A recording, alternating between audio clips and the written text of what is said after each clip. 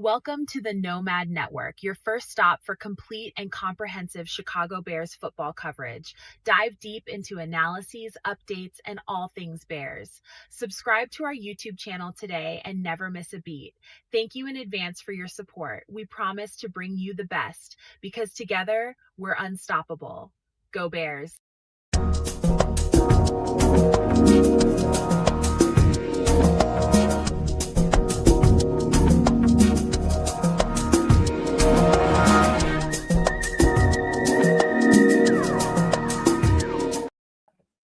Yo, no maniacs. What's going on? What's good, y'all? As people start to trickle in here, man, we are a few days outside of the second round of the playoffs for the Chicago Bears. What are we talking about here, man? Football still happening in Chicago in January, man. That's crazy. I'm not surprised, but a lot of people might be, man. But I'm feeling real good tonight, Trips. Big show planned for you all like usual on Wednesday nights. A lot of stuff planned for you all, including the Bears conversation, which we'll get to as quick as we can, man. But how you doing, bro? Welcome into the chat, everybody. How you doing, man? How's life been? I'm good.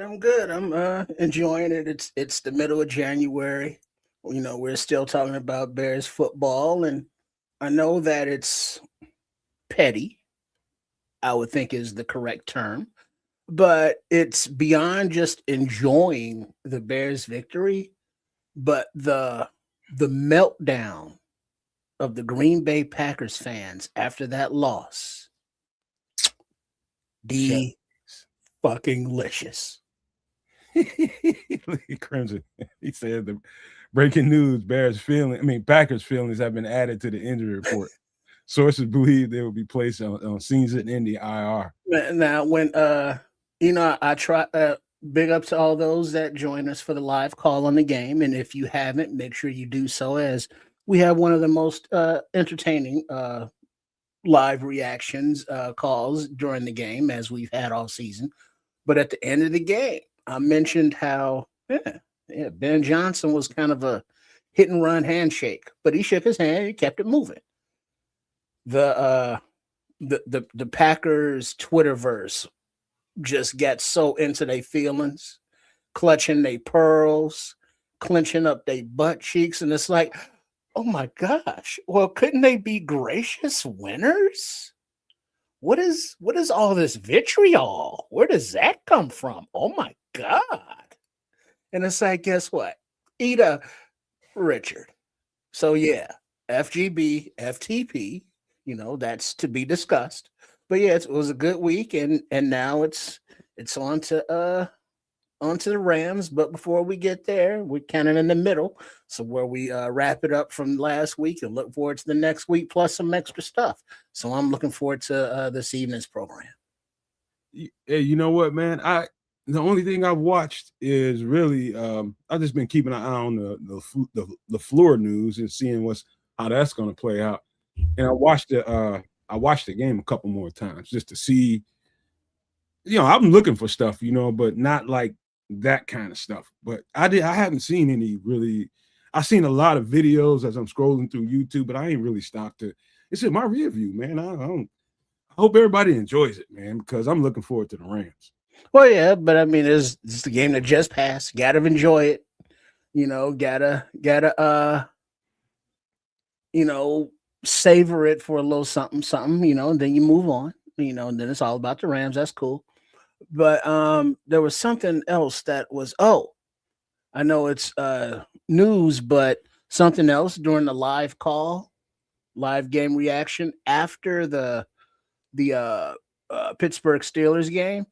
I mentioned that, hey, do you think Mike Tomlin will be another coach that Ben Johnson, is writing their epitaph for? Holla at your boy. That's crazy. Holla at your boy. I was just talking to my guy Bishop, just busted up in here. I'm gonna wait for him to give me the green light when I see him. He'll give me a thumbs up when he's ready. He just busted up in here. But yeah, my homeboy is a real deal Steelers fan. And he didn't even know when I called him because the news broke and boom, boom, boom. I hit him up on the phone. And he was just like, I kind of seen it coming, but he's that motherfucker every year always talking about, man, ain't nothing gonna happen to Tomlin. People say this stuff every year. I was like, nah, this feels different, man. I'll let your boy. Bishop, give me a thumbs up when you feel like you're ready. Can you hear me? Oh, he said he's good to go. What's up, baby boy? There he is. What it is, fellas. What's going on? What it was, what it will be. In here talking about Mike Tomlin. You know what? I was going to save that for the Bears conversation, but why not, man? He didn't brought it up. Now let's talk about it. It felt like a funeral to me, to be honest with you, man, because in my opinion, all they missing is the quarterback. They haven't been right. They've been right there since Ben Roethlisberger left, but they ain't had that quarterback to really get them over the top. They thought Aaron Rodgers was that guy, but even he wasn't enough. Well, it's funny you say that, man. A couple things. I think it was a little bit of malpractice on the organization because they did not prepare themselves post Ben Roethlisberger. They didn't really have a true successor. They just had a backup. For whatever reason, I guess they must have thought Ben Roethlisberger was going to be around forever, which we all started seeing the decline about 2 years before his exit. But with that being said, for their fan base and for everybody else to think that it is so easy to replace a guy like a Mike Tomlin, first of all, let's take a look at it. 19 years as a head coach, never a losing season, all 19 years. He has won a Super Bowl and gone twice. Granted, I know you want wins when you get to the playoffs, but let's be realistic. How many teams have actually made it to the playoffs and have actually had playoff wins? So if you put it in true perspective,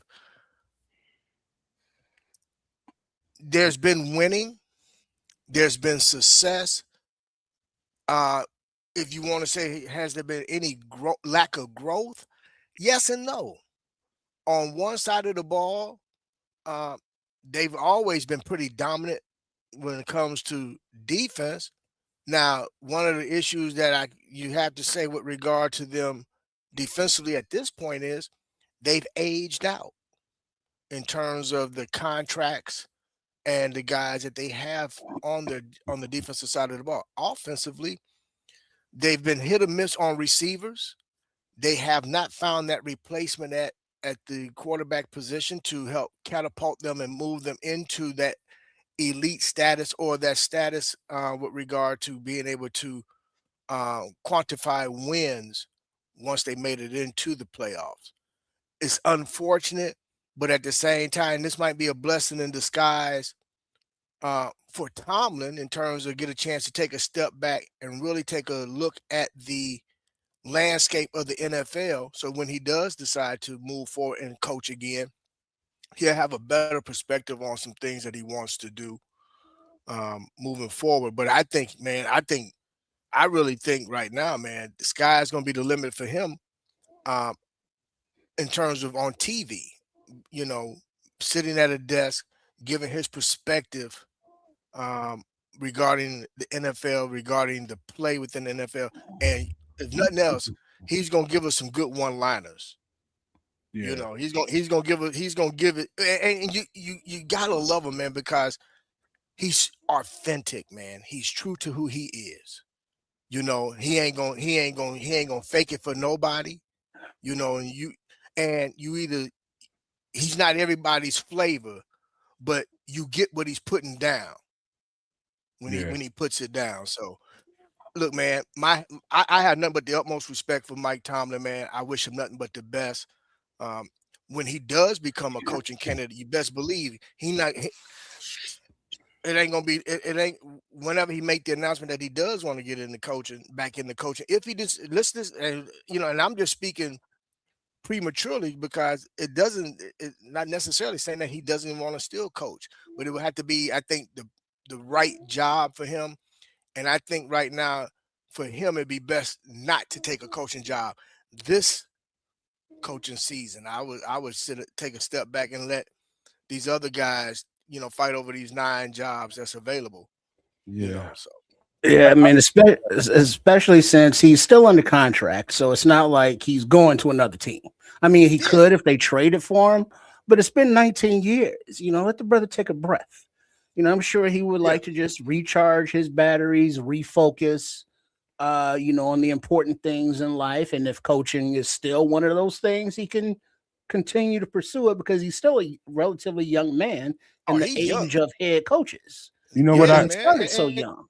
To close this conversation out, man, because we got a lot of stuff to talk about. And I appreciate y'all giving him his flowers. So the thing is, as from the fans' perspective, it's cool to win during the season, but to get your ass bounced every year in the playoffs, and it's like, all right, you got us to 2 dances, you won once, but it's like we need a change. You just need a different voice. And I think the expression goes, for every single hot chick that you see, that only means that there's some dude that's tired of having relations with her. And it just got to be, Mike Tomlin's still a hot coach, but Pittsburgh is like, yeah, we just need a change of pace. You do you, and we're going to do us. Yeah. To close this out, man, real quick before we get into other stuff, we got to keep moving. I just want to say this, man. I think this is the ultimate compliment coming from man to the man I never met. But I think Mike Tomlin, to me, I've seen so many mic'd ups of him over the years. Kids, you ain't chiming in on this one, man. You late. We got to move to other stuff. But I think that's the epitome of leader of men to me. I think he's the best leader of men I've ever seen coach the game. And I mean that with my chest out. I got the ultimate respect for him, man. But I just wanted to say that before we move on to the next stuff. Kids, keep on moving, don't stop. No, all I gotta say is fuck the Steelers, man. They screwed me over on my parlay. I had a weekend. I'm straight up. Big ups to Mike Tomlin, but right there with the Steelers. The degenerate gambler enters the chat. Yeah, right on time with you. Look, I had a full wild card weekend parlay going down, with the exception of the Rams game. I was too late to catch the Rams game. All right, had all the other games. Pittsburgh was the grand finale. Fucking like $3,000 on the line. Everything else green. Boy, Aaron Rodgers got me again, boy. Man, that's all I gotta say about that. But yeah, I don't understand you, man. You got people around you that know this game intimately, man. And never in my time knowing you, since we've been friends, have you ever reached out to me that, hey, no, man, I got something I'm thinking about doing. What you think about? Never once. Listen, I don't consult. All you have to do is fucking text me. I do not consult. That's not what I do. It's not what I do. I do not consult. I do my own thing. His pocket, so he gonna make his own thing when he's betting his pocket. And you know what, Crimson, that is on me, and I feel it, and I'm letting y'all know. The fact is, it had everything. It had little to do. It had everything to do with the numbers. Like that's sometimes you got to go with the numbers, analytics. You know what I'm saying? That's what I was going with. Like that is a poor. The flip side is the odds were. That's a poor. You don't bet like that. Trust. That's how you win money. What are you talking about? Analytics will get you broke, man. You get your house up. You brother, I ain't putting my house up now. Messing around with analytics, bro. I put up a couple of bucks. You put a couple of bucks up. You go by the odds. No, you lose. No, kids, no mess. You go by emotion. You go by feelings. That's how you win. Well, there was a little bit of emotion and feelings in there. Under normal pretenses, I avoid those. The emotion and feelings was really that I knew the Niners were going to win, and I knew the Bears were going to win. Just how I felt about those situations. That was all emotion and feelings. Mind you, the odds were on my fucking side right there too, though. You know what I'm saying? I'm crying about losing, man. You got me, you got Bishop, you got Tripp, you got Samuel. You got all these people that you can lay some of that shit on. Man. I do not Don't come in here crying about it, man. That's what you get. I do not consult. But just one more time.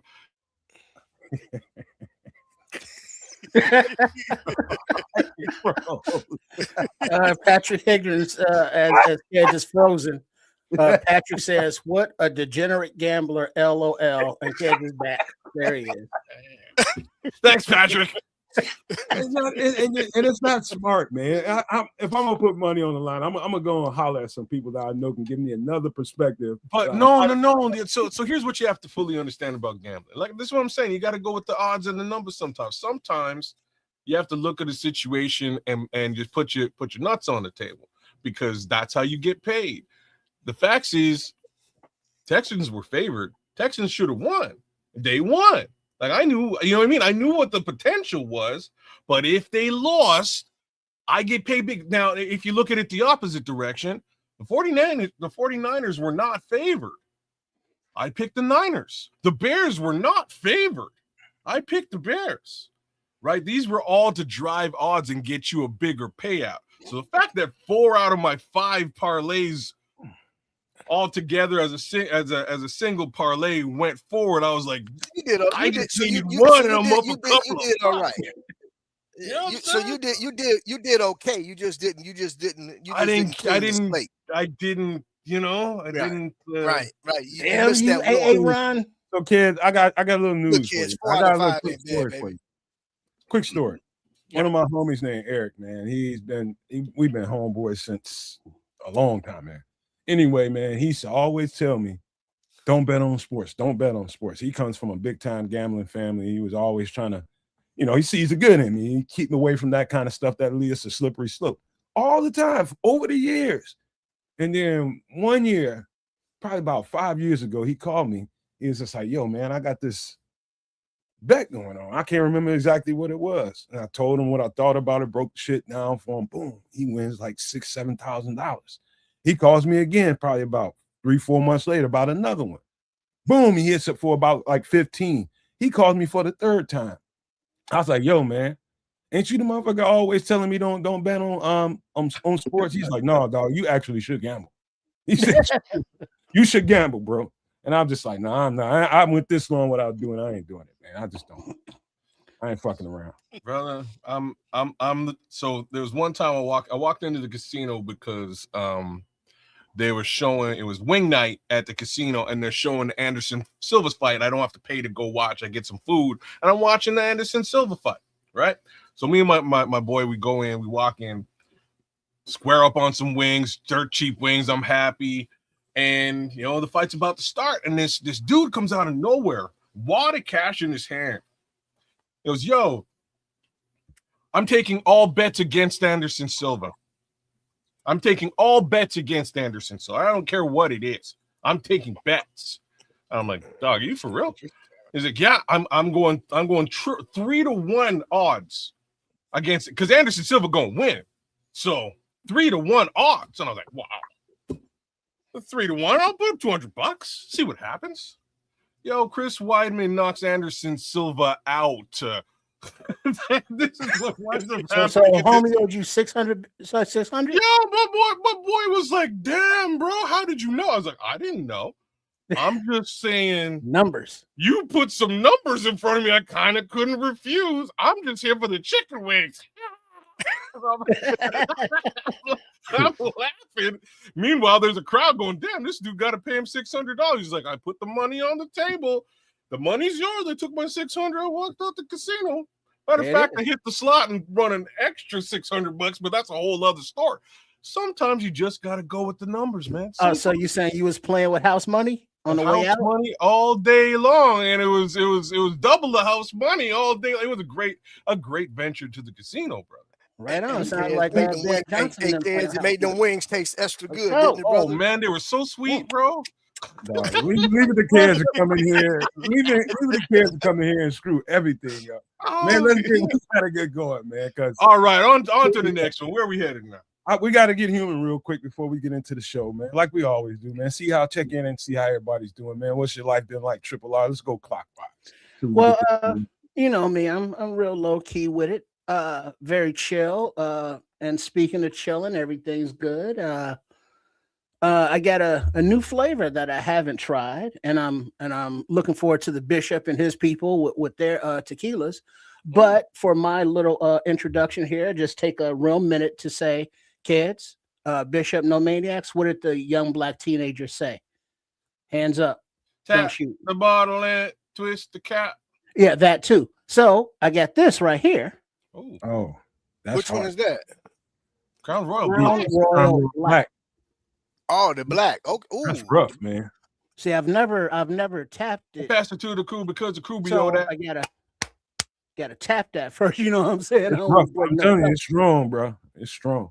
Well, so am I. What you saying? Oh, I'm just see, saying, there you man. go. 2 for That 2. got some bite to You it. know Right? what I'm saying? You know something?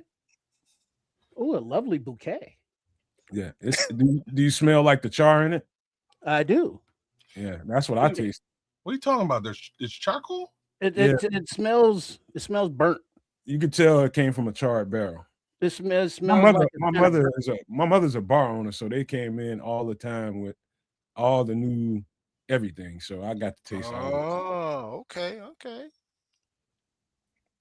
I still got some. Man, you know what, man? Like, Oh, that's nice. I'm such a Ooh, snooty. there's a smokiness to it, but then a caramel sweetness Yeah, yeah. that dances on the lips, kind of like honey, but not honey. There's a It's sweet, Trip. there's a sweet at first, but then as it settles on the tongue, it gets more woodsy. Yeah, And then that's going what's down the good to me. throat, there's a heat and a little burn, but nothing that's offensive. But you can tell there's like, oh yeah, I feel you sliding on down like a smooth, warm liquid, not like a liquor. You know what I mean? Yeah. I feel you, Trips. It's been like 3 years since I tasted that, but Oh, I that's nice. kind of remember what you're saying. You bringing it back to me. And then you get the headiness of the when it hits your system, and it's like, oh, Yeah, that's see, nice. me and Crown don't get along, bro. Me You, and Crown, you can Crown, taste it. Crown had me on autopilot, bro. Oh, you wouldn't survive in Canada, bro. Well, you see, there I had an option there, Bishop. I was gonna get over the holidays enjoyed some Johnny Walker Black, and I was like, let me sip on that, and I was like, oh shit, I can hold get up. something different. Yeah, okay. So it's like, well, I saw Crown Vanilla. Nah, that sounds like a little much. I but like Crown the Black. peach. It's okay. Like, Well, I I've don't had like. the peach, but I'd like the apples, the vanillas, the peaches. Those flavors are more like for mixers. Yeah, You know what I Gotcha. mean? I tasted their whole lineup. I like some of it, man, but I'm kind of traditional in my way of being. You know, I like it the original stuff more than like it. But every now and again, you get like they had some. Trying to remember what that's brand very that was. What was it, maple? Very smooth. Maple is okay if you like the sweet, but See, like I don't. I'm like you with that. So because it's I've gone not to a sweet. Scotch and a It's whiskey tasting, it sweet. changed my whole palate, like my whole appreciation for whiskey. After that, I'm looking for your Glenfiddichs, your Johnny me. Walkers. You know what I mean? Like I'm looking for some high end. And because I've grown up on Crown, I'll walk right past that shit in the store, man. I don't even mess with it. The last I had was I had the apple, I tested the maple, and there's another flavor I tasted, and I was like, man, this shit's it's just too sweet for me. I'd rather just I'd rather just a Glenfiddich on the rocks or even a Jameson on the rocks, man. I'll tell you, this is why I keep my mind open, man. There was this new brand on the market, man. These people came all the way from Duluth, Minnesota, down to the club to deliver this stuff. And they had different flavors, man. They had all kinds of, and it's a vodka. And there was this black cherry vodka that they had in there, and they gave us like 3 of everything. There was black cherry, raspberry, all kinds of different flavors. They specialize in berry flavored vodkas. Okay. And that blackberry was special, bro. Man, I fucked around and that night that it came, I was there for the delivery. So I'm helping them unload shit, put it on the shelves and all this kind of stuff in the back. And my uncles came down there little early before everybody got down there. It's about like 7:30, 8 o'clock. So I'm sitting on the patio back there with that bottle. And it's like, what's that? There's like, I'm like, man, this is new shit somebody brought in here, man. And it's just like, I was just like, smell it. Before you even taste it, just smell it. It's like, damn, that shit smell good. Let me go get some ice. Get some ice. Both of them get some ice. And we knock down that bottle. And we on the second one before fucking 10 o'clock. We on the second bottle. That's how good it was. I wish if I had the name of that brand right now, I would help them market it. But it's a new brand out there. So there's some good stuff, new brands out there on the market if you are willing to give them a try. If you like flavored, like I like flavored vodkas. That's different to me. You know what I mean? Like vodka's where, like, if we're talking vodka, I'll do flavor for sure. Like I like right now I'm rocking this. It's from the Ukraine, but it's some crazy Ukrainian lemon vodka, and it's delicious. So that's how I've been rocking my Moscow Mules. Shout out to you, Nomad. I caught your short, your Moscow Mule short. It was exquisite. Yeah. It was very well prepared and put together. I liked it mainly because I was talking all over it, but it was real good. Hey, you know what this smells like, Nomad, kids, everyone, Bishop? The scent of nutmeg sprinkled in eggnog. I love nutmeg, man. Honestly, that's one of my favorite smells in the world. That's crazy. We got liquor to talk about here really soon. And I did add one rock. You know, you get those silicone ice molds. I got the round one going. Oh, okay. So Triple R, we know what his week's been like. This is what was on his mind all week. What's been going on with you in your life, man? How's everything, family, and all that? Everything's cool. The young man's going back out west to get at quarterbacks one more time.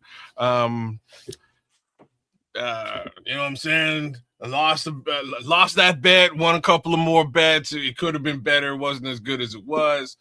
Outside of that, it's mostly just been business, man. Trying to get ramped up for this new year on the business side of things, and things are pretty crazy, man. Not to mention listening to the entire world pull their foots out their mouth. You know what I'm saying? Like the whole general media. You know, everybody pulling their foot. You know what? I said Caleb Williams sucked, but he's friggin' Houdini. You know what I'm saying? Like this is basically what's going on out there in the world.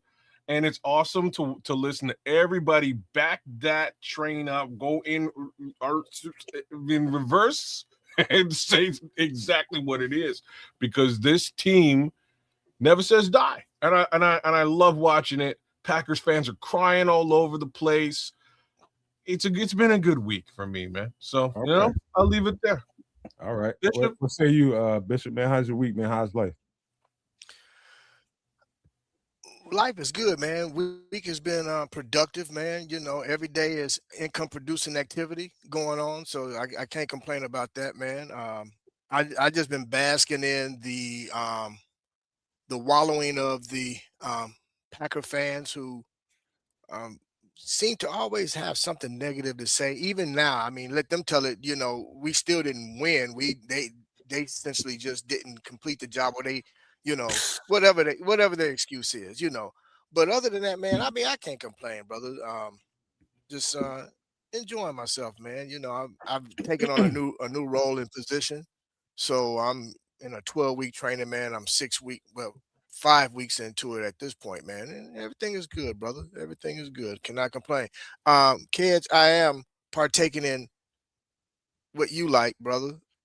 Oh, you got the Glenfiddich going. See, there you go. Yeah. Was that Glen Velvet? Oh no, it's Glenfiddich. Is that 12. His cousin? The Glenfiddich, yeah, the single malt, the sherry cask finish.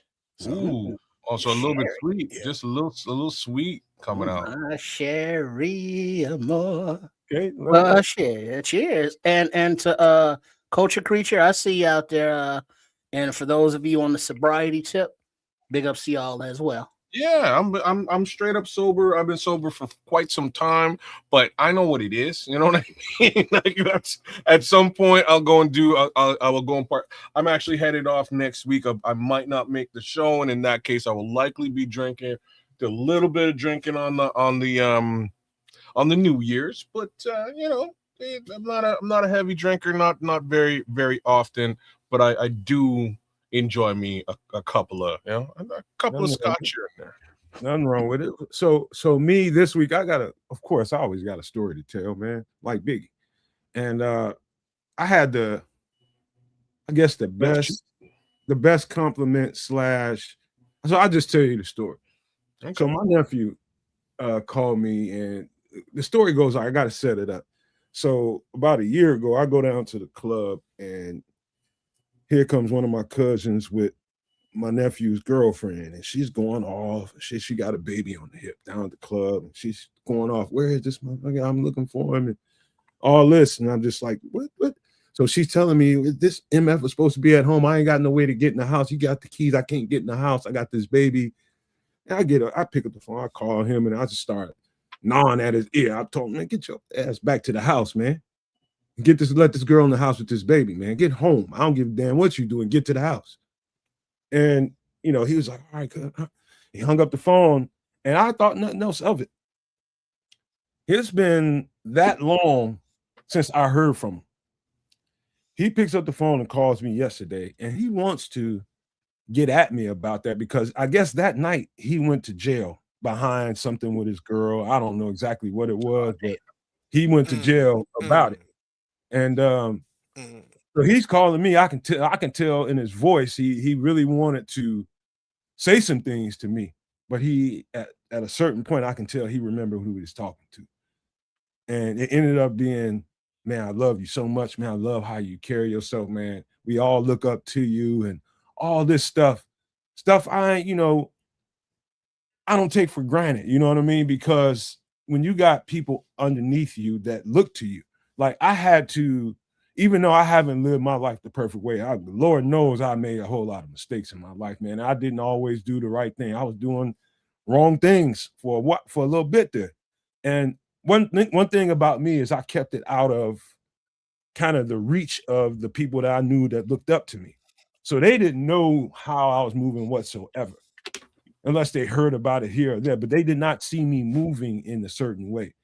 And so it's like everything that you do and everything that you're about, what you stand for, how you carry yourself, all came to fruition in one phone call with my nephew last night. He wanted to chew me out about that because he was like, man, because he wanted to say, because of you, I went to jail for all this time, man. I'm gonna tell you about yourself.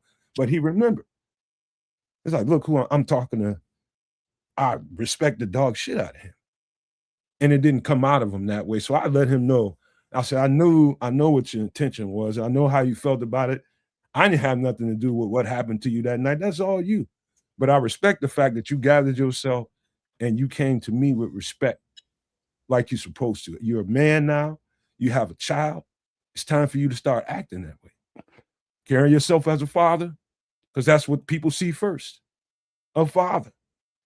And so I just had to, snatch his collar a little bit. He's past the point where I need to guide him. But once in a while, it helps that your elders, the people that came before you, can tell you something to kind of redirect your mind to help you get forward and move forward in your life, man. I think that's what happened last night. It was beautiful. Well, I would disagree with one thing that you said, is that he is not past the point where, he is beyond advice from the elders. Because guess what? You never get to be that point, because you ain't to that point. Kids ain't to that point. Bishop ain't to that point. I ain't to that point. We can always learn something from someone else, younger and older. Absolutely, but specifically older because they've lived it. Yeah, man, lived experience is a whole other thing. And it's funny, I've had so many of my, my younger cohorts come out of from doing a little bid and want to blame others for their situation in some capacity. And I've had to have that same conversation, and it's been, hey, you know what? None of that matters. It's about you now and what you do moving forward, your personal trajectory. That's what everything is about. So you can be harboring whatever you want to harbor. You could have been inside brooding and pissed off, but now you were outside. So now that you're back on road, as we say, back upon the road. Do what you got to do to be a part of society, to provide for the people who respect you and need you, and that's what it is, man. You did exactly what you're supposed to do. Yeah, I didn't. While I was in the conversation with him, he wanted to talk so much, I had to bite my tongue to just let him air out, man, because he had all this on his mind for this long, and he wanted Right. to tell me about. He thought that I was a trigger to why he got jammed up. He's somewhere in the city, in the hotel with women and shit, and he's supposed to be at the house, man, taking care of things. And I was just like, man, it's the way you live in your life, man. It ain't got nothing to do with nothing else but that. You know what I mean? Everybody wants to have fun and do it their way, like Frank Sinatra. But once you have children and they come into the picture, into your script, now it's time to rewrite things. You got to rewrite things the right way. Yeah, Damn and straight. you're right, no man. And the thing is, though, even without having children, especially young men got to be very cognizant of the decisions and choices they make, because um, they, especially young black men, they're hunted daily, and if they put themselves in certain positions, man, they can really um, cut their futures short. You know, fortunately, um, whatever time he did, it was a short period of time, even though no time is short when you're doing it. But when you get a chance to when you get a chance to sit back and really reflect, and I think probably as he was getting ready, as he was having that conversation with you, he began to reflect and say, you know what, it wasn't on him, because it wasn't on you, with regard to, you just made the phone call because you're thinking more about the child than anything, and you're looking at, hey man, you need to be at the house so she can get in the house with your child. Now, whatever transpired after that, he had he had the opportunity to make the proper decision to do to he could have let her in and be like, you know what, I'm not going to deal with you and your attitude. I'm out, to avoid whatever may have taken place. Bruh, But that's with awesome, that man. being You said, know what I mean? but with that being said, to that's that's behind him now. All he can do now is focus in front of him and make the proper decisions, man, and just do what's right and do right by your child, man. You know You what? know, You know what, Bishop? I got to tell you, man. I could just tell by her energy when I met her. That's the first time I ever seen her. I could tell they probably got a volatile relationship. I can tell. You know what I mean? And that's mm, on him. You got into a situation and got a child with somebody, and it's a volatile situation. man. Now you got to rectify it the best way you can. I'll tell Hell you yeah. I think what really got to him though, and I don't remember doing it. Maybe I might have, but maybe one of my other family members gave him my number because they know I can reach him and get to him when somebody need to talk to his ass, and gave her my number. And so I don't remember if I did it. I might have been like, hey, if he give you some shit, man, just call me up. I'll come over there. I might have, but I don't remember doing it. And so that's he said that too. I'm just like, hold on, you really think I'm trying to get at your? Nah, man. Nah, what's wrong with you, man? But that's just the kind of things that go through guys' minds. I don't care if they're your family or not. If she shows up and Okay, shows, time out. She probably put that in his head. Like I'm saying, like at the end of the day, man, inside you never know what's going on with your lady outside, man. You can only trust what you can see, feel, hear, and touch. And sometimes what you're hearing ain't trustworthy. So end of the day, man, the way I look at all of what you're saying is, unfortunately for him, it's semantics. And if that's his life, he just has to own where he is in it and his responsibilities therefore and thereof, man. And none of that personal business between him and his lady is on you. Like that's on him to manage, right? Like that is for Yeah, that is all his management, man. If he mismanaged the situation and it unfortunately led him to a bad place, as they say, oh, trust me, whatever will be, will be. hey, Cass, trust me, he had other shit going on. There's something I can't talk about on a I'm live sure. show. I'm sure. Yeah, there was a lot going on. What's going on? Yeah, we are black. We are black. What the hell are you asking me now? We're black. You- All right, man. Let's get to some other stuff, man, before we get this conversation. Let's get to it. Let's get to it. Let's hop on this other stuff we need to get to. And that is, gotta talk about some food, don't we? Before we start drinking. That's what y'all said last week. All right, food and drinks. So, kid, before I put this up here, man, let me tell you something, man. When you do touch down in Chicago, one of the first things you're gonna want to do is go and get you some Chicago pizza. I'm telling you right now, if the pizza don't look like this, don't freaking eat it. Ooh, in squares, baby. gotta be like it's cut in squares there. No, Yes, sir. Yes. is that like a thing? Yes, that's a thing, brother. Okay, Tavern all right. style. Cornmeal. Yes, sir. What the? All right, let's do this. Chicago tavern style. Chicago tavern style pizza. Ingredients: dough, cornmeal, homemade sauce, olive oil, Italian sausage, mozzarella, Italian seasoning, basil, oregano, seasoned pan. Interesting. I knew I shouldn't have put this up until Trip got back because I know he's gonna have a mouthful to say. Well, he would have said mozzarella and he would have said Italian, but it would have basically been the same. if your pizza don't look like this when you get here, just walk right on past it. If you go somewhere where they got slices and shit that look like that you can fold up, you gotta fold up and eat, please. Don't eat that shit. Don't eat that shit. And if they call it pie, run. That's just normal pizza, Lord Crimson says again. Yeah. Italian. So the ingredients, let me tell you something, kids. Mm-hmm. This is easily doable. I've done this myself at home. I have a quick question before you go any further. How is the cornmeal presented on this pizza? For the bottom. On top? It's all for the bottom, man. It's basically it gives it another added layer to the texture of the crust of your pizza. Okay, I got you. And it helps it to slide. I think that's the most important thing. While they're doing the dough, it helps so it doesn't get traction on the surface. That's mostly what it is, but it does add extra layer of crunch to your crust. Okay, that's kind of, I wasn't sure what they're doing with it, but I can dig it. All right, interesting. What say you, Bishop? This is actually a Italian fiesta. Ooh, baby. Yes. Oh, come on, bro. You know, every time I touch down, there's two things I have to have, and that's one of them right there. You know, pizza. Gotta have the pizza. And this is the thing. Please understand this.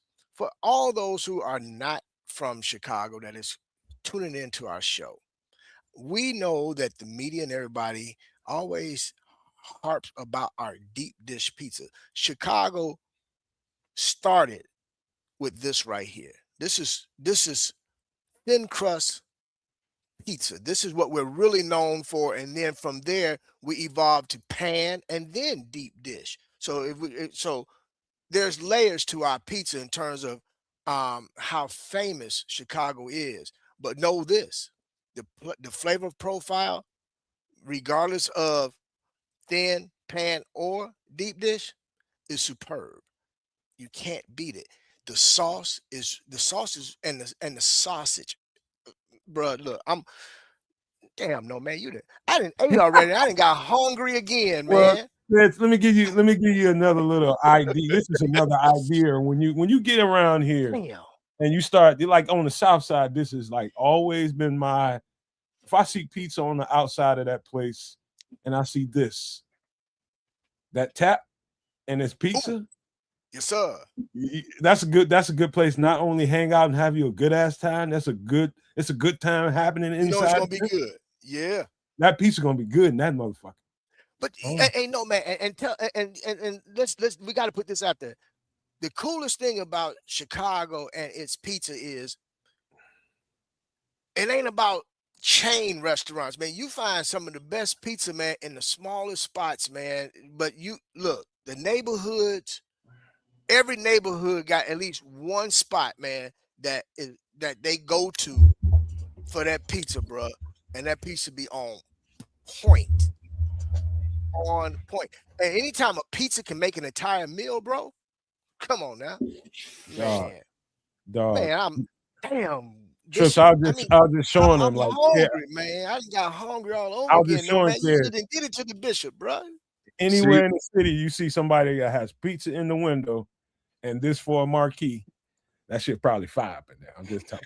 Yeah, or if it comes with a free liter RC. Ooh, They RC probably fire. is like a soda pop, like a think Coca-Cola or Pepsi. who But are you explaining that to? The world or kids? I hope well, they- any and everybody who don't know what the RC is, but yeah, Chicago tavern style pizza. That got that crispy crust. Yeah, this Crown Royal ain't no punk. You got the light sauce on there. And then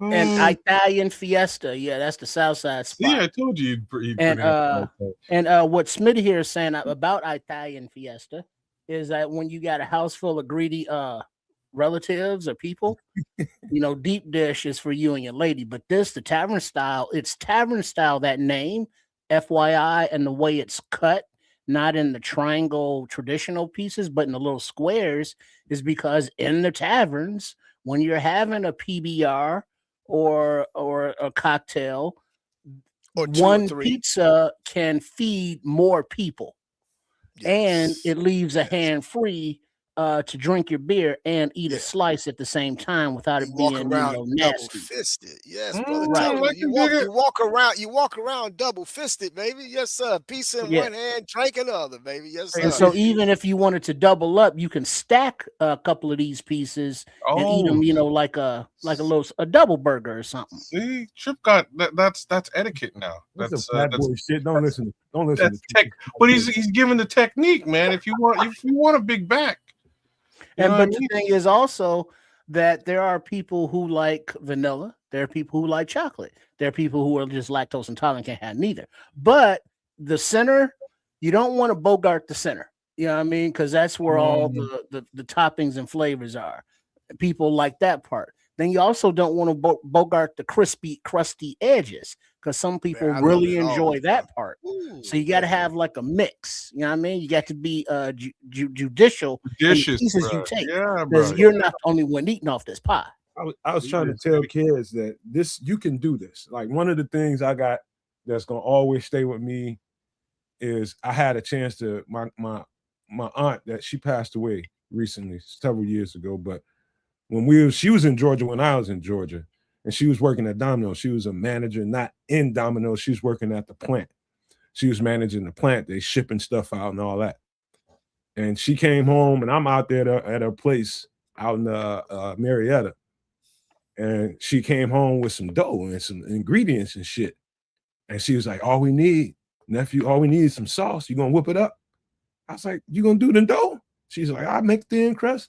So she hooked it up, man. And the key to you can make this at home, kids. You can buy dough at the store now. I don't know any place in the United States now that you can't go and ask for some dough.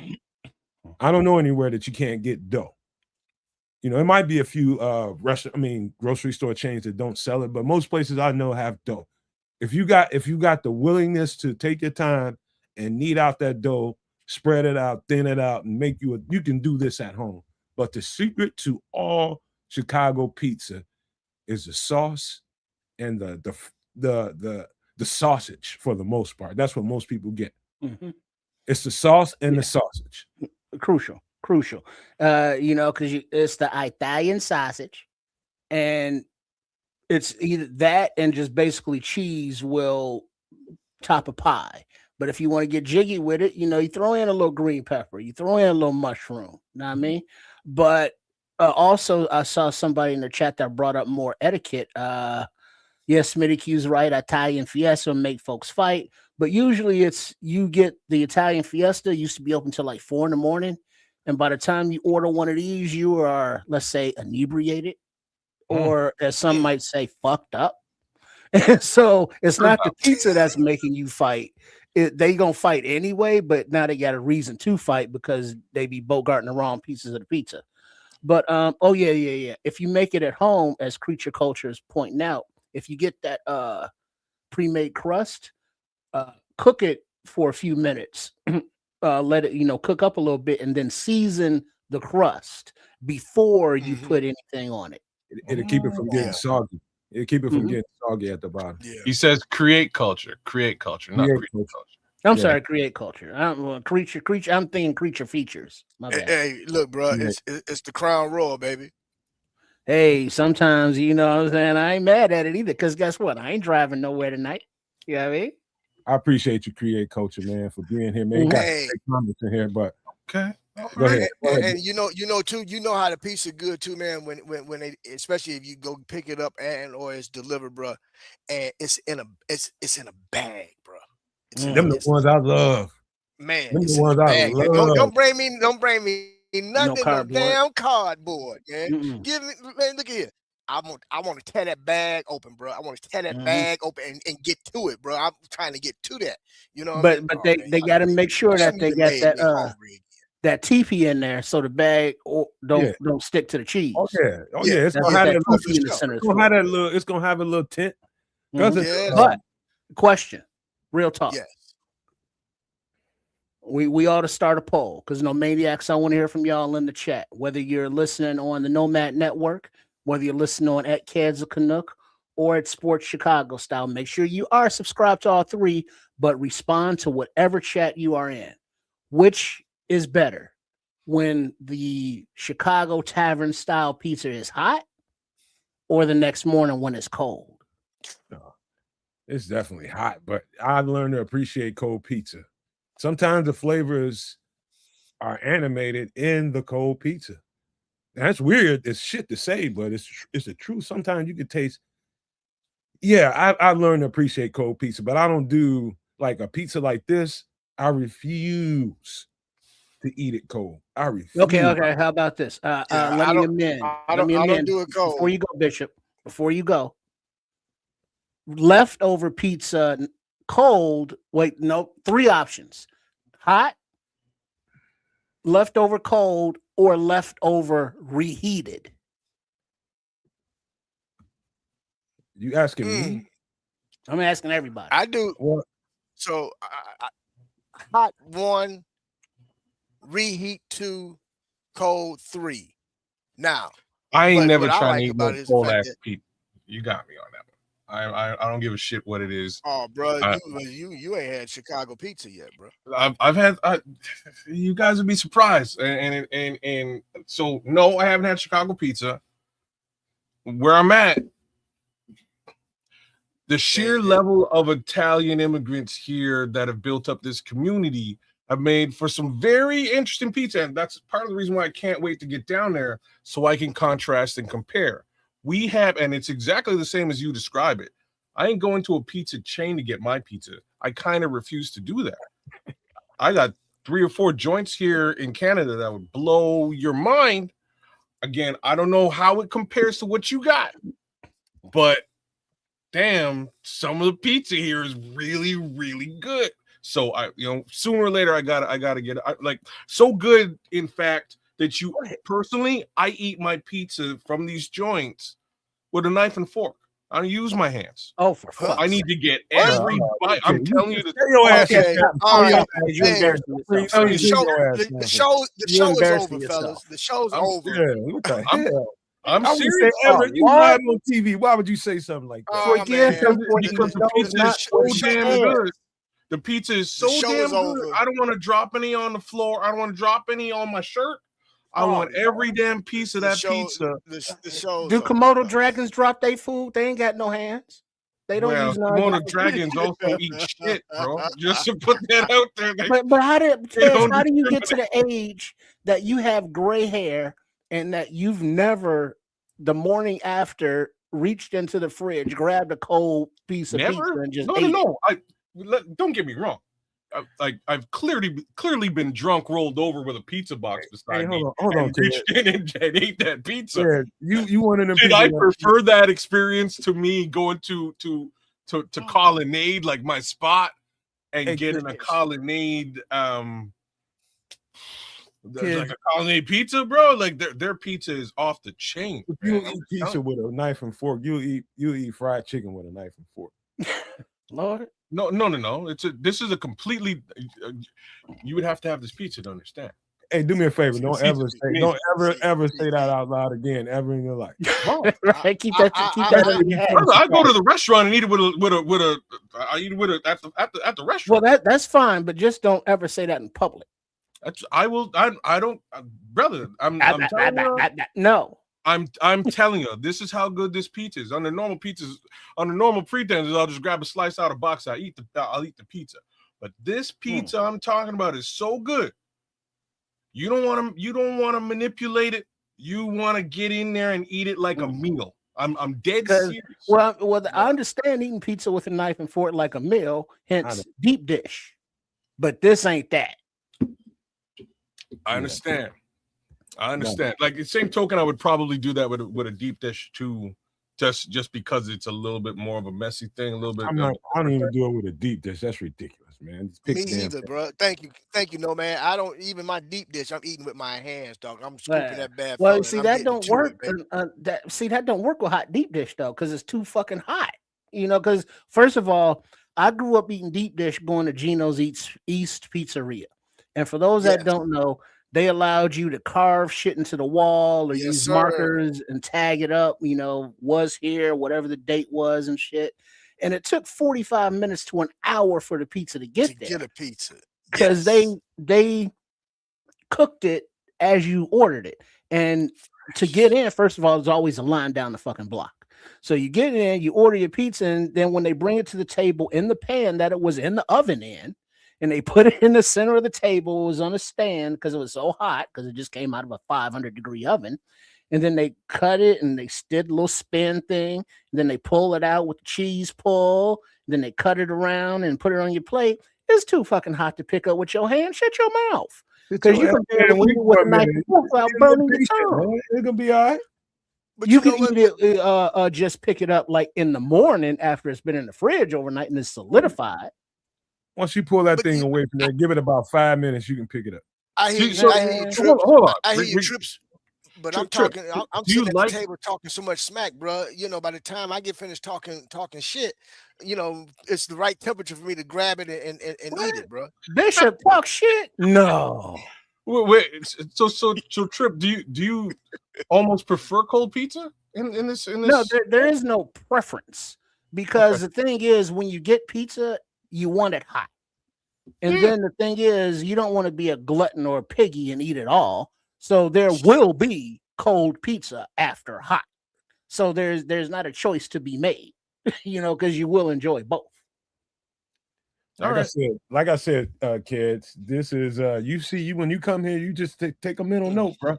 No. I'm like I say, I have to. You see this sign. You see this sign anywhere particularly on the south side. I can only speak for that. I ain't ate too much pizza on the west side, but it's some good pizza over there too. But I'm talking about the south side, north side. I don't know. I heard some good pizza up there, but I ain't really had none. But on the south side, this is where you want to be. No, man, I'm gonna tell you, bro. I'm very well I'm very well traveled when it comes to the city of Chicago, brother. And it's not a corner of that city I have not touched. And whether it's northwest, south, or far east, pizza good all through the city, bro. Like I said, you got your little hole in the wall spots. The primary chain spots growing up was Gino's East, Home Run Inn. Those was two of the chain places that was well known for their space pizza, age. Bro. But in all honesty, bro, you go throughout the city, bro. There's little spots, bro, that you bounce into, and it's good when you hit the door, bro. When you can smell it, that. Bishop, but tell them no. Here's the thing about pizza. It does not have to be the best pizza in the world to be delicious out of the oven when you are leaving a bar at 2 a.m. There was a place in Chicago on Foster and Broadway called Lori's. It was connected to a bar or a liquor store rather, and a bar, all of that. And they were always open till like 6 a.m. And the thing was, they had a thing right on the busy street. 4 a.m, cars would pull up, go in, get their slices of pizza, and burn out. Everybody was intoxicated, of course, but it's just something about pizza fresh out of the oven. When you get drunk, that grease and that oil, helping sop up that liquor so you can get home on Lakeshore Drive. You know what I mean? Sometimes it be hazy, but that helps you make it. One last thing, Triple R. One last thing that I do like as a feature of a really good pizza, when they putting that, and I had somebody bring me in the back and show me how they put it together a long time ago. It's like, man, somebody pulled out the little steel can of oregano seasoning. Give me a little bit of that on top of that cheese before you throw it in the oven. That's a great feature. And maybe a little olive oil on top of that or something, whatever that. Sprinkle a little olive oil on top of that cheese. The cheese is going to produce its own oil, but I'm telling you, it's a great feature to kids. If you want to, I know you ain't going to do it, man, but if you ever decide that you want to make a pizza at home, grab the dough, go back to this show and look at this shit, listen to what we're saying, and you can pull this shit off. It's all in the sauce and the ingredients.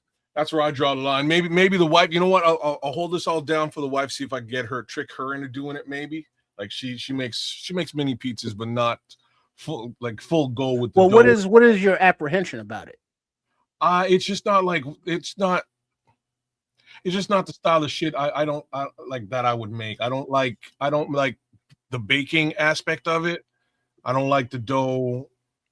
If I bought the dough myself, maybe, you know what I mean. Here's what you do, kids. You go next time you're in the store, because I know baking is not a thing for me, because all that mowing and kneading and like that. Just roll the dough out, bake it for a few minutes, and as Coach here sip, you gotta poke it a few times with a fork to let the air out so it doesn't puff up, and then you season the dough with a little, maybe get fancy with it. Throw a couple heads of garlic in the oven for 45 minutes and roast them out. Then squeeze them into some butter. Throw a little Italian seasoning in there, mix that up, and then brush that over the crust. Mm-hmm. You know what I mean? Like a nice roasted buttered garlic crust going on. And then for the sauce, you don't need to get tomatoes or nothing. Go get you a bottle of generic sauce. Put it in a pot on the stove. Throw in some garlic powder, onion powder, a few crushed red pepper flakes, some basil, oregano, Italian seasoning, or whatever, and let that simmer for a little bit. Let all those flavors get in. Maybe even throw a little roasted garlic into that as well. Or if you don't want to roast the garlic, just mince up some garlic and put into that sauce and let it come to a simmer. Then let that cool down and put that. Scratch trip. Fennel as well. I would in the sausage. I'd grab just a can of tomatoes, man, and start it right from that, and crush those fuckers down and spice it up the way that you're saying. But you're gonna have to blend them. You can't just You're gonna have to blend. Well, I would boil it. If you boil it, once you boil it, you mush it up enough. It's the same you mush it up, they'll kind of dissipate real easy. So there's no body to those. Yeah. Hey, no, man, I don't know where you at out south, brother. If you out south, but if you are, there's 2 spots, man, that my boy own, man, called Dreams Pizza. One is in Cal Park, right off 127th, and the other one is off 159th. We call it off the 9, but it's called Dreams Pizza. You ever stop in there, man? Holler at the owner of Dreams Pizza. Is my boy Mickey. Tell him that Keith Harris sent you, brother. And trust me when I tell you, the Italian sausage pizza is superb. But brother, he has a chicken sausage that is to die for, brother. Trust me when I tell you, brother. Well, here's the thing about what Bishop is describing is the levels of edamame, the different levels of flavor. What we describe with the crust, that's its own level of flavor. What we're talking about with the sauce, that's its own level of flavor. And what Lord Crimson is talking about with the fennel and the Italian sausage, that's its own level of flavor. Yes, sir. And so you put all that together, and then it's just a part in your mouth, and everybody's invited. Man, yes, sir. dude, I Yes, could sir. talk about this for the next Man, 2 you done hours. made. I'll get I'm telling myself you, bro. hungry. I just ate, bro, and now I'm hungry again, bro. Dog, You done dog, did it. I'm just gonna Bishop, say, I'm it's trying Damn to you, bro. I'm trying to keep everything Chicago because I'm so excited about my team. The whole city is happy, and so I'm doing these things because I know kids are getting close to. Remember, kids, when you see this, all right, I'm hunting for old and stuff. if it says anything about beef on the outside, that's the place to go. But See, this this is I'm much more interested in. I'll be honest with you, man. I really want to have one of these, man. This looks so good to me, man. Chicago Italian beef, y'all. Ingredients. Okay, you know what? Straight up, I'm gonna make this at home real soon. Olive oil, garlic, beef broth, water, chuck roast, Italian rolls. I don't what like you guys can tell me Hot what that Hot jardinera. jardinera. Hot hot jardinera. jardinera, sweet peppers and seasoning blend. No, what's an Italian roll? Oh, it's in the bun? yeah, it's the wrap. Okay. Yeah. It's the bread. It's actually French bread. French Okay. French bread, bread, brother. Italian French rolls. bread. It depends. Different places use different ones, but he's right. Some people use French French. bread, Some people brother. use So could Italian. you use like a baguette? No, No, too no. Okay. too All right. tough. Too tough. All right. Yeah. You Mm, gotta so, get either the French or the Italian. Okay. So what's the seasoning blend, Trip? I guarantee you know Well- what it would be. What is it? Well, the seasoning blend, your basic, the seasoning. I'm thinking of something else. I'm sorry, but I don't know for sure. But I do believe it's your garlic powder, your onion powder, maybe a little paprika up in there. Okay. But there is something else you got to put in. I cannot. Like exactly what I put on in everything. But also instead of the hot jardinera, which is like that right there. See that right there? Okay. You have other options such as I know what you got. I know what you okay, I'm with you it. go with something like that. Hold on a second before don't take that down yet. Let me get a good The seasoned au jus sauce. banana pepper rings. All right, so I would use that. I got that.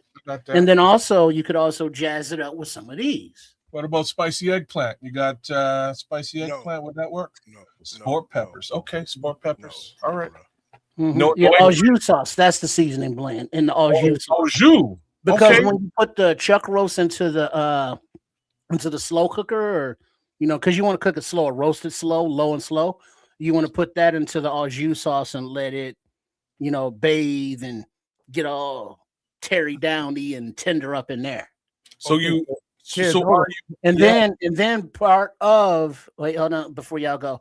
Part of ordering the sandwich is, do you want it dry or do you want it wet? So they dunk it in au jus. Dip I'm it, with right. I'm with it. Okay, I love it. I gotta do this myself. Then you can add cheese as well. Here's a good way to start, kids, because Trips knows this. I'm sure Bishop knows this. All right. In the local meat, I found this even in Atlanta. You might have a product there that comes in a little plastic tub in your grocery store that comes with ready-made seasoned beef in the au jus. I can't think of the matter of fact. Y'all talk for a second. I'm gonna go grab the because I still got one. I keep dollars and shit in it when I need to give tips. But hold on, man, I got it. So I can probably find that as you're going to look for it. I can probably find that here in Canada. They have some real good similar sandwiches. It isn't quote unquote Chicago Italian beef, but we've got some similar steak, similar beef sandwiches that is all au jus sort of dip based. So Did you see the Red Baron suggestion? Yeah. I'm gonna go test exactly that out because that's probably where I can get both the au jus and the beef, right? So it's a great flex. There's a couple of spots here that have like a couple of the of our grocery stores where we have a deli in the grocery that would likely have both and the bread too, man.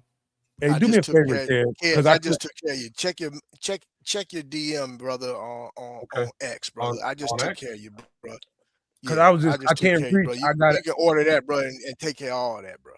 Yeah, I got a tub of it ain't the shit Oh, actually. yeah. But I Okay. cannot reach it. But you should Google Italian beef in my area. See, brother, It's not boys, going to be I don't authentic. like real talk. In these little situations, I don't trust it. I like for this, I would make this. I can make, and I would enjoy making.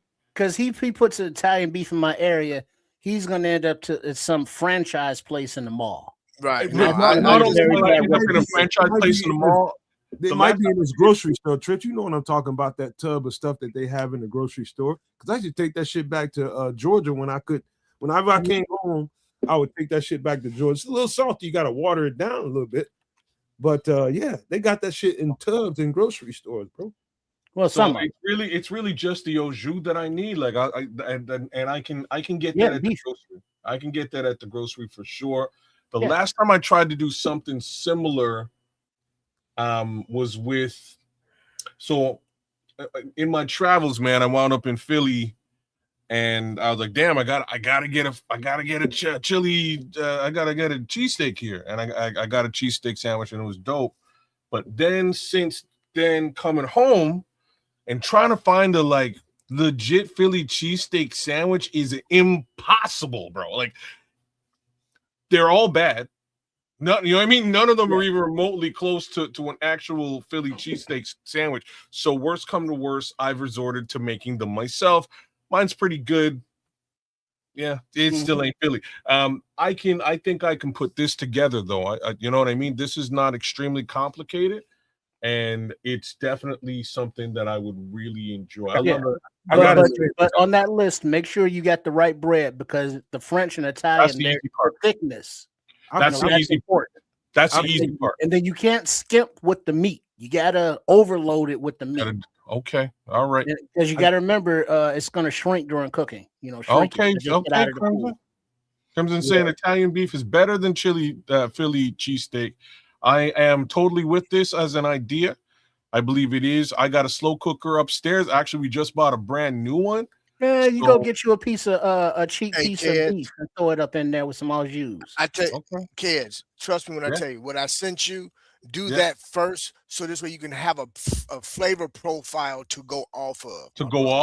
Right on. All right. This is not hard. This is not hard to do. Do that first, brother, and then you want to venture off and do your own next time. Right. You can, but trust me when I tell you, you will not go wrong with what I sent you, my brother. But this will take time. This is a meal that takes time. Dip on that site look crazy. They're not playing around. Let me also tell you something too, man. This is a Al's Italian beef. I remember I was a kid riding around Chicago with my uncle, man. Which Al's you go to, man? Which Al's? I don't remember. I'm a boy. The one I went to, I'm a boy. I can't remember. I'm just whipping around the city with my uncle. And he was just like, come on, boy, let me go in here and let's introduce you. He had you on the west side. It's nothing but fucking white dudes in here.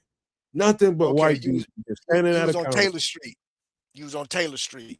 And he was just, and the motherfuckers knew it. The motherfuckers knew who he was. Yeah. Excuse my language. The cats in there knew who he was. And I was just like, damn. And he was like, man, you gotta. He was in Little Italy. And he was just like, man, let me show you how to eat this the right way. He got his with mozzarella on it and dipped. He said, I'm gonna let you you ain't finna do what I'm doing. Wait a second now. So there's no cheese on this, right? Is that no? That's add-on. That's an add-on.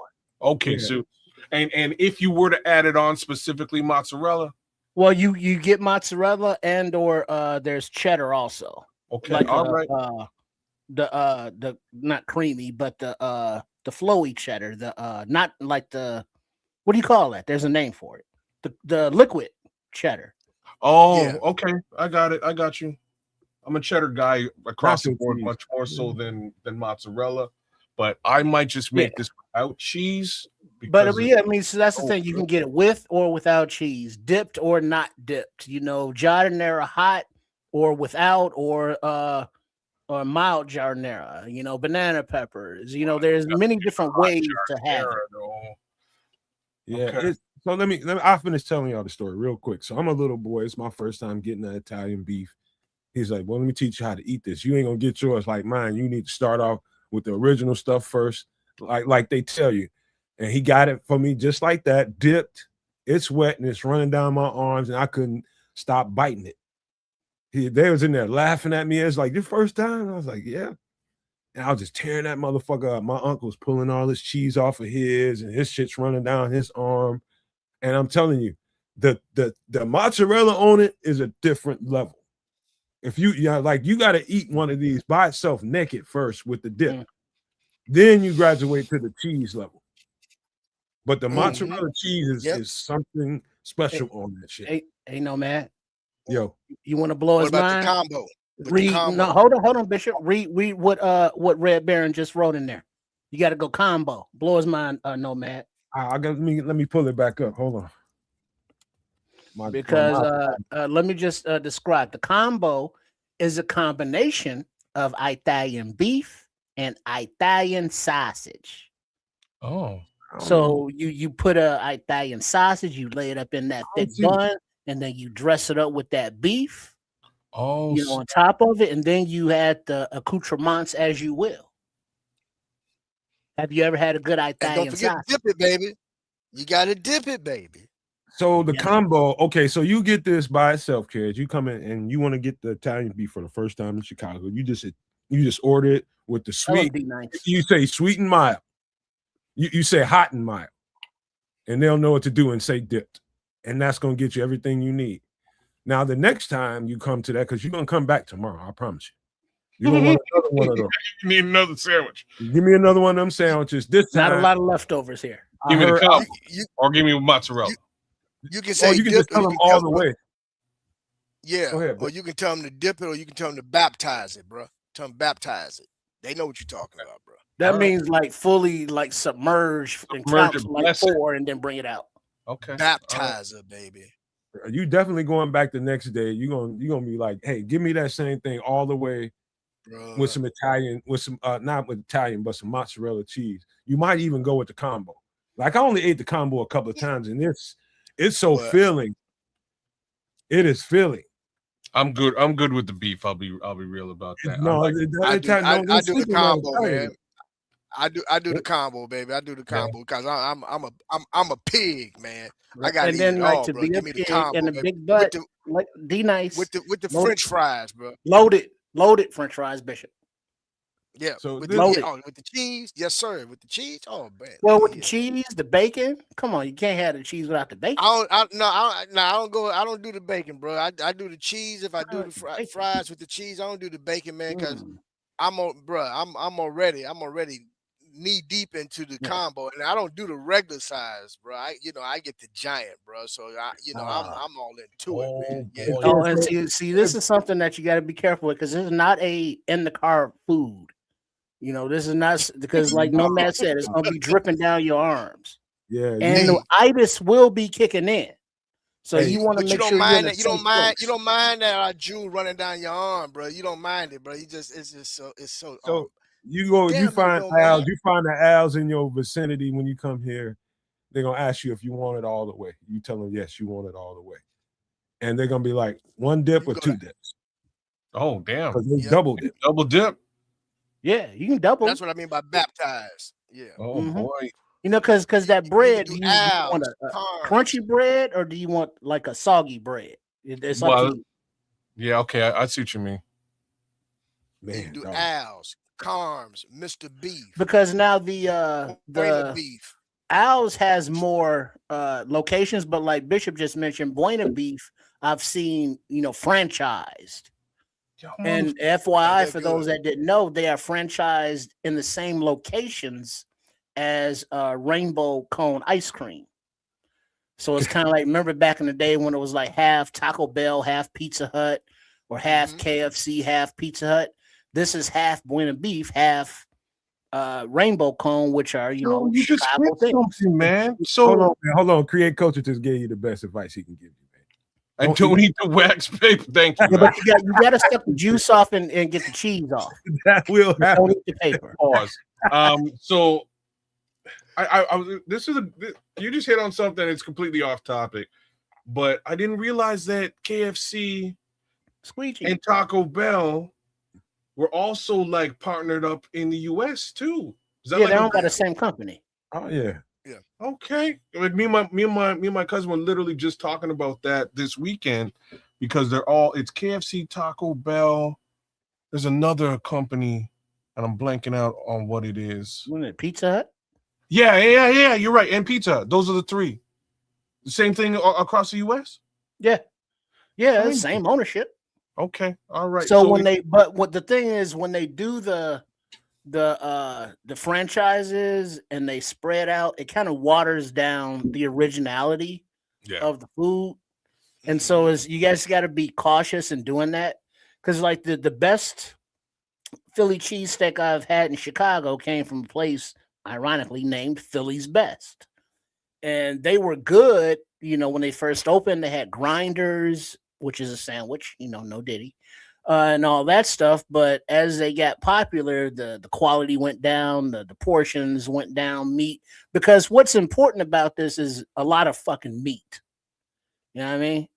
Yeah. So you know when you see a quantity of bread more so than meat, you know what I'm saying? That's not a good spot. Not a good spot. And All you right. got and with the chip with a good Philly cheesesteak, bro. When you get that cheese whiz on it, bro. Gotta get the cheese whiz. Oh yeah, the cheese whiz and mushrooms. I fucks with the Yeah. mushrooms.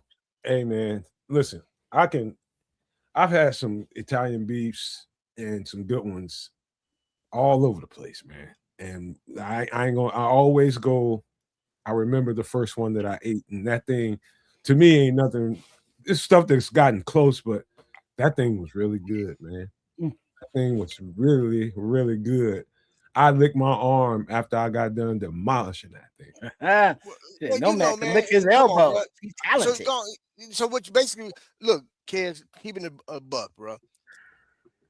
Our neighborhood greasy spoons, bro, have some of the best food you will ever eat, bro. I mean, we got a thing called a pizza puff that will blow your mind, bro. Oh yeah, we talking about that. Yeah. Yeah. Mhm. Yeah, the Tripping, pizza man. puff Blow pot your pie that had mind, last brother. week.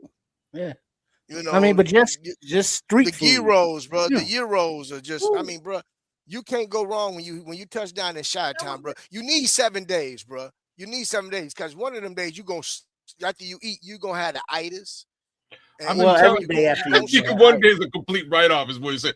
Like at least one. It's funny, y'all gonna have to roll me the fuck back on the plane. Yeah, you're gonna need some Tums.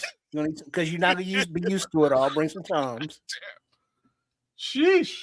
You're gonna have the itis, so you prepare for that. yes, sir, yes, sir. All right. Yeah. Because So look, you got to hit a barbecue Oh, joint, bro. You know, oh, there's so much oh, to touch, bro. You're going to have to make several trips to really truly enjoy because man, we got some of the best chicken wings in the neighborhood, bro. That you can get a mm, whole. Bro, mm. anyway, go ahead, no man. I Speaking know you got of, to keep it when moving, bro. before oh, hold on, before you go, Nomad. Speaking of chicken joints, what the hell's her name? We got to give a rest in peace to the daughter of the Harold's Chicken Shack I franchise. saw that on Facebook, man. No, Yeah, his daughter passed, and you know what? everybody knows Harold's Chicken, and you know so she was basically in Harold royalty that she inherited Yes. the franchise. So you know, rest in peace to her. You know, speaking of Chicago food Mm, and fried chickens. yes. And we'll Yes. we'll Okay. do gyro real soon. Create culture. That's one of the ones that's coming up next, man. I'm gonna show you what they look like around here. But yeah, one of my favorite things in the world, which I haven't had in a very long time. It's like some of the things that these are some of the things that I adore. These are some of the stuff. This is some of the stuff that I completely missed, and it was part of the reason why I moved back home. But the things that you love the most is the stuff that you need to discipline yourself with. I'm just telling you because you can Hey, easily overdo these things. yeah. Hey kids, you get a chance, follow a brother on either IG or on Facebook called Foods with Foxito. This brother go around the city, man, doing, and he's a foodie, bro. and you can save some of the spots, bro. So you'll know certain places you can go and hit when you do touchdown, bro. It's called he's called Food with Foxito. Follow that brother, man. You know, hey, he be putting it down, bro. But he be hitting all the spots, bro. And he do the beef run, he do the pizza run, he do the fried Real shrimp food. run. Real food Yeah, with bro. In Foxito. I in the got him. neighborhood, bro. He hits the neighborhoods, bro. I You got know, him. west side, south side, north side. It So, don't matter. Hey, and somebody real quick as Nomad cue up the next one, but reheating pizza, if you choose not to have it cold, pizza in In the the oven. microwave is horrible.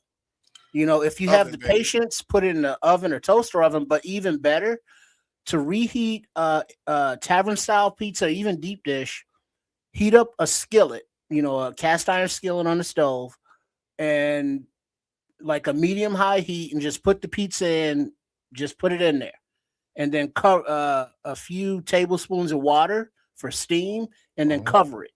And so the steam will melt the cheese, and then the Couple hot minutes, yep. skillet will toast the crispy crust. So it's crispy, the cheese is melty, as opposed to the microwave, which just fucks it all up. So I'll give you another little trick. Butter it, but it got to be real butter, no margarine. Butter Okay, your wait, you pizza, talking about fat bags? throw it in Huh? the air fryer. This is a quick little look. yeah. Boom. There's a lot of different ways to reheat pizza, man. But this is one of my joys and one of my loves in life. What you're seeing right here on the screen. But you'll be surprised when the last time I had one. I'm telling you, it's been well over a year. And that's just me Shame on disciplining you. myself. That's just me disciplining myself. The things that I like a lot. Just trying to, keep them away from me, man, because it ain't the healthiest thing in the world, but it's all kinds of joy in that bun right there. But we Oh, do hell, man, have you to gonna get die of into, something, man. You gonna die we're from gonna get something, man. I ain't gonna die from that, but we're gonna get to some other stuff. So last week, man, I noticed that a lot. Well, I told people there's a bad bug going around. And I don't know what it is, man. It's some kind of flu strain that's tearing people to F up. And so Oh, I yeah, don't know how bro. many, you'd be surprised how many people I've talked to that don't know how to make this. Anybody that feels like talking, can go ahead and speak on this. Oh, that's a hot Oh, toddy. bro. Hot toddy, baby. Yes, sir. You looky here. The old granddad, yes, sir. I'm gonna read off these ingredients. It's called the hot toddy. Ingredients are lemon, honey, Lipton tea, old granddad, which is 100 proof, Mhm. clean sheets, and bundle up, baby. Yes, And sir. prepare to Okay. sweat I your was like, ass what's off. the old granddad? Put All right, because that's what I expected it to be. That's how It's, we do they it. call that 100. They call that 100 pounds around here. All right. you We know, call it and, Ray and and, Nephews.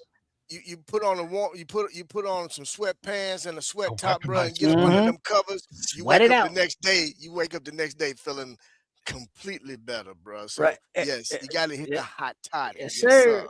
Oh, and also what Nomad has in the picture here, but not on the ingredients list, cinnamon stick as a The stir. cinnamon sticks. That's extra. I ain't had that yet. I ain't had Little that. Chico stick. Because when you put No, that honey I in ain't. there, Look, you bro, got to I ain't stir gonna that lie, honey with something. And the bro. I slice ain't of gonna lie. lemon. My mama didn't put no. She ain't put no cinnamon sticks, and she just stirred it with a spoon and say, "Here, boy, drink this here." I Here, drank boy, that, take man. your Get ass under to them sleep. covers. Get under them covers. Wake up the next day, boy, ready to run through a wall. Boy, it feels so much better.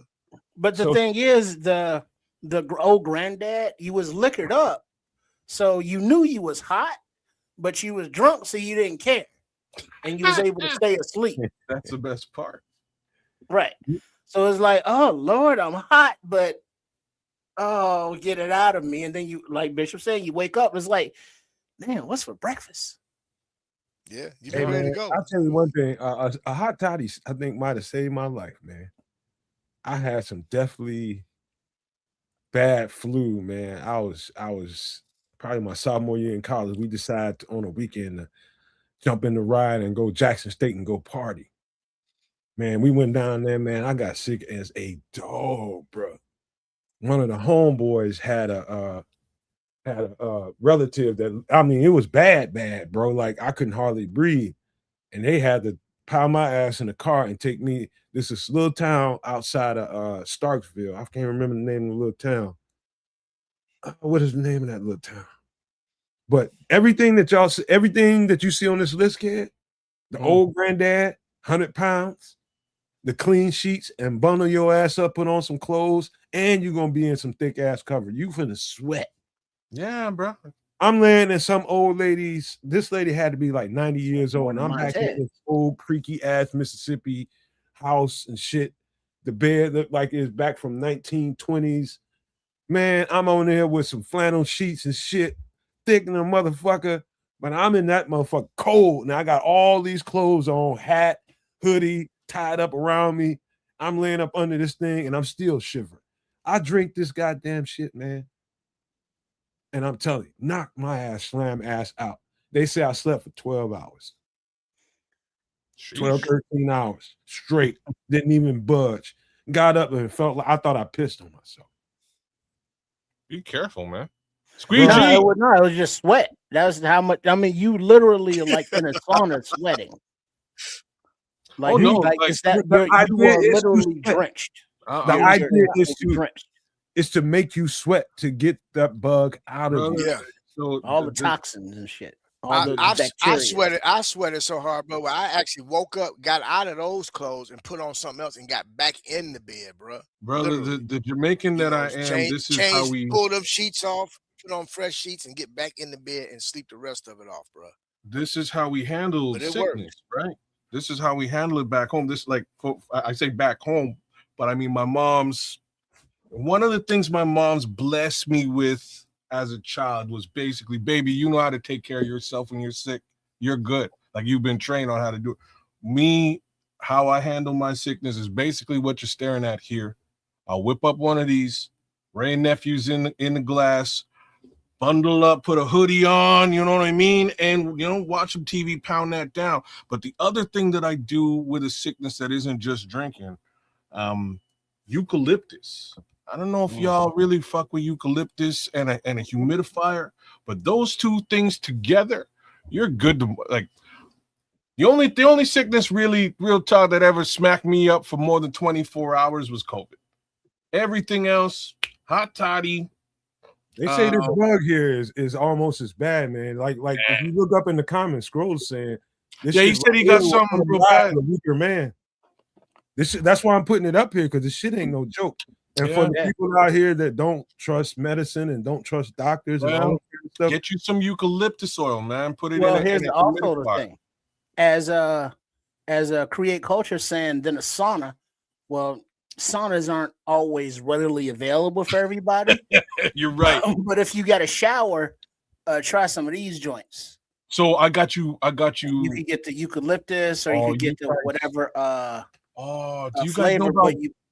You put them in a shower with you, and it gives those essences, those flavors. You guys know about Buckley's mixture? I never heard of her. Oh no! So this is the most Canadian of cold fixes of them all. This stuff tastes like the worst shit you could possibly think of, but it like almost instantly clears your sinuses. I gotta, man, I'm gonna show you guys a bottle of Buckley's. I don't know why they don't sell this in the United States of America. I swear to God, the Buckley's company sponsored Kids the Canuck. Give me a couple of bucks. We'll push this into Chicago. It's cold as all get out there. We'll make billions. This stuff will clear your sinuses out like that. Forget Halls. You'll never touch Halls again, ever. Because it's one spoon of this, you're gonna go, good Lord, what did I just put in my face? But at the same time, like, I'm at a level now, I put it in my mouth and I go and then swallow, and it just clears out your shit. Like instant, man. It is instant. It's great. Buckley's mixture for the win. Get it if you can. But those are my, like, the few things that I use, and the last thing I use is Tiger Balm. I hope y'all got Tiger Balm out there. I've never used it for, like, being sick. Well, no, check that. Tiger Balm is good for strains, muscle strains, but better for also on, like, rubbing on your chest.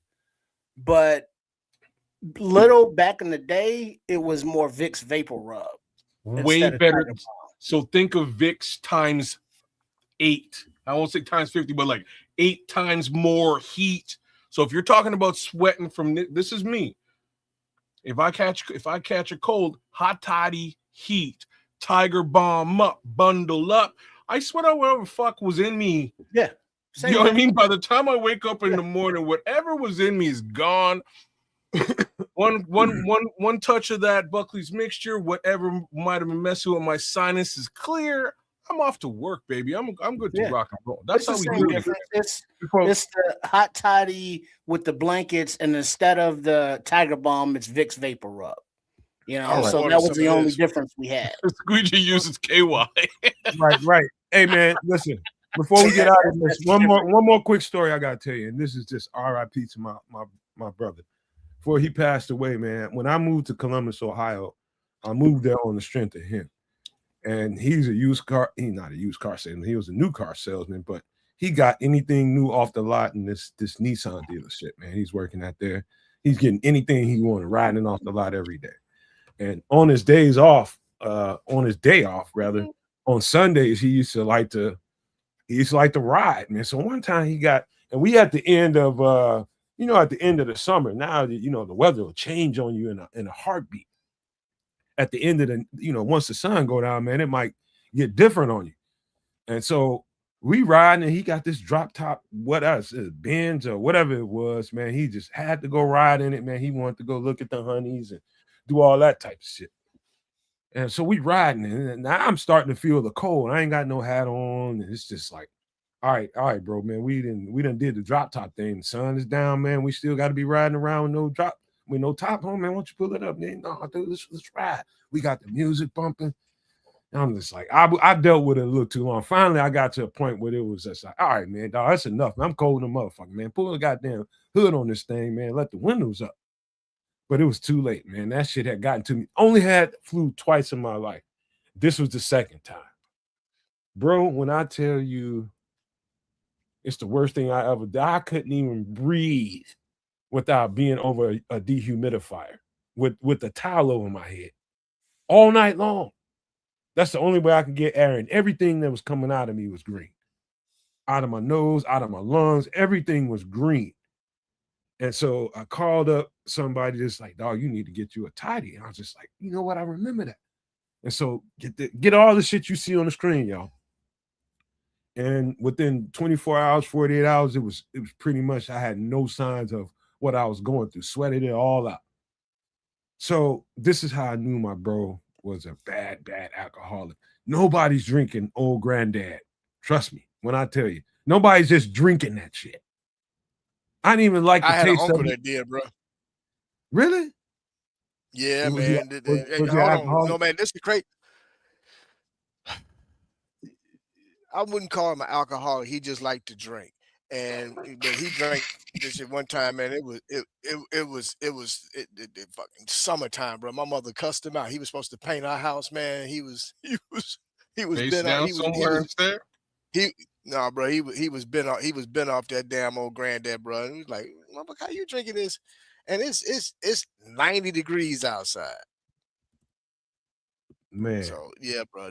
No, Matt, Bishop, kids. I don't know about you kids. But there was always somebody in the hood, old school dude that didn't have no teethuses, that always wore a pair of dungarees, which are long ass Levi's, and had a pint, the old granddad in their back pocket. Oh man! Tell me you didn't see that dude. Tell me you ain't see that dude, and I'm gonna call you a motherfucking liar. Skid Row. That's Skid Row. If he didn't have old granddad, he had some Canadian Miss. There it is. Yeah. Oh boy, I gotta tell you. Oh, let me finish this story. So anyway, I got a Canadian Miss story to tell you too, but that's a whole other thing. And old dirty man fan club and shit. But so my brother's wife. So about a week goes by. I'm back and forth to work. I'm pretty much got the money I need. I'm getting ready to move out of his house. I got my own apartment set up. So I'm like 2-3 days away from moving there. So she stops me on my way out the door to go to work. She's like, "Hey, did you drink the rest of that old granddad?" I said, "What?" I said, why would I drink the old granddad? I just needed that for while I was sick. It's up in your cabinet, top of your cabinet. Look up there. She said, no, it ain't. I said, what you mean it ain't? She said, that shit ain't there. She said, that shit ain't there. I said, that shit up there. I went and looked, and that shit was gone. She said, your brother got that. He said, he got to it the day after you went back to work. Shit was gone that night. That's when I knew my bro had it bad. Had a problem. Yeah. That's a whole fifth. I only drank, I didn't even 1/8 of it. That's about as much as I drank of that thing. The bottleneck. And that's when I knew my bro had a problem. And for those who new to the channel, my brother passed away. He drank himself to death. Oh no. Yeah. So, you know, this is a warm memory, but this is like the first warning sign I had with my brother that he had a serious ass problem. He down that fifth in a night, like it wasn't shit. But yeah, anybody that's going through any kind of illness right now, any kind of bug going on right now, you can do this to kind of preempt, because honey has a lot of quality ingredients to it too, man. You know, fresh honey is good for you, just for the record. So check that out, man. I kind of wish Samo was here because he was kind of on my mind, man, when I thought about this drink here. Hey, but you know how you can jazz up not jazz up, but even make the hot toddy a little bit better? Put in a dash of turmeric. Yeah. Yeah. That has its own medicinal values. Boy, people sleep on turmeric, man. They are so sleep on turmeric and ginger. Peace out to FFG. He got a bail, man. Peace out, bro. Right on, FFG. All right, FFG. Yes, sir.